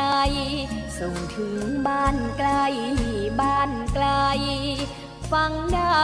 สุขใจล้ำยามดึกดื่นค่ำคืนมีงานต้องทำเป็นคลื่นสารธรรมเน้นย้ำธรรมะเพื่อนใจเสียงคลื่นธรรมบอกหลักธรรมให้ใคร ายความเหงาฟังเสียงธรรมะเบาเบาบอกเล่าถึงคนบ้านไกลสื่อธรรมะบอกลดละละวางด้วยใจสื่อไปถึงสวงในเข้าใจหลักธรรมหลักดีลิ้วเพลงธรรมผูกสัมพันธ์จิตใจร่าเริงฟังสาระธรรมะบันเทิงรื่นเริงในชีวิตยามวันว่างเดินทางไปเยี่ยมสถานีนัดพบกันน้องพี่วันนี้วันดีวันเสาร์สวดมนต์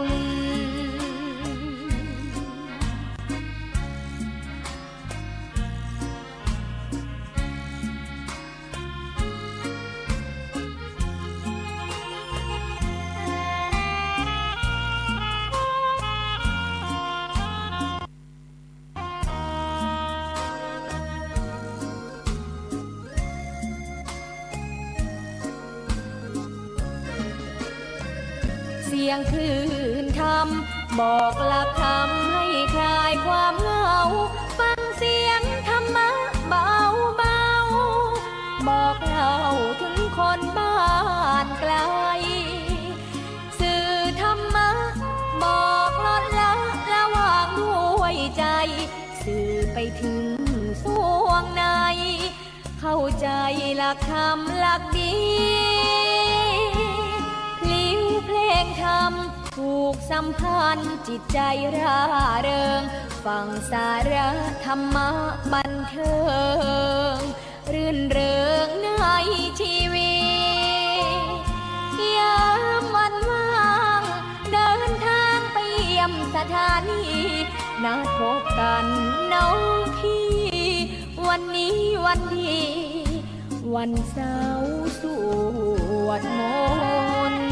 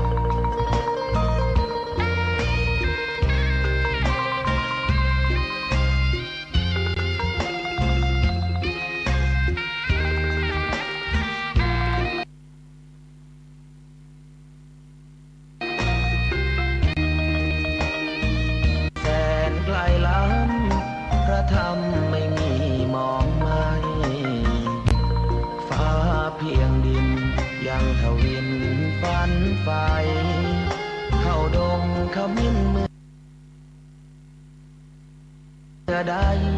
อิ่มอกอิ่มใจเสมอสายทางคนดีใจน้อมอธิษฐานบารมีสิ่งดีที่ได้พบเจอเห็นชายผ้าเหลืองทุกวันฝันเพ้ออยากบวชจริงละเมอเข้าวัดบ้านคงเป็นบุญที่เคยเป็นทุนสร้างมารักผ้าเหลืองดังว่าปรารถนายึดมันอยากทุกวันใฝ่ฝันถึงผ้าเหลืองกายวาจาใจสัญญาว่าไม่เสื่อมคลายหัวใจมุ่งหมายเนืองไม่มีอะไรมากั้นให้คุณคืนศรัทธาผ้าเหลืองบวชเป็นเรื่องใหญ่เราวันรอคอยเข้าโบสถ์ได้บวชเสียทีเป็นคนสุขเต็มที่ทำรอยความดีพระพุทธเจ้าไม่ลืมบุญคุณพ่อแม่การุณ เศร้าพ่อเราแม่เราศรัทธาสุขใจจริงๆเป็นชายแต่หัวใจสิงพูดจริงทำจริงทุกคราทุกคืนทุกวันผ้าเหลืองพันผูกกายาโอ้น้อวาสนาพระธรรมนำพาชีวิต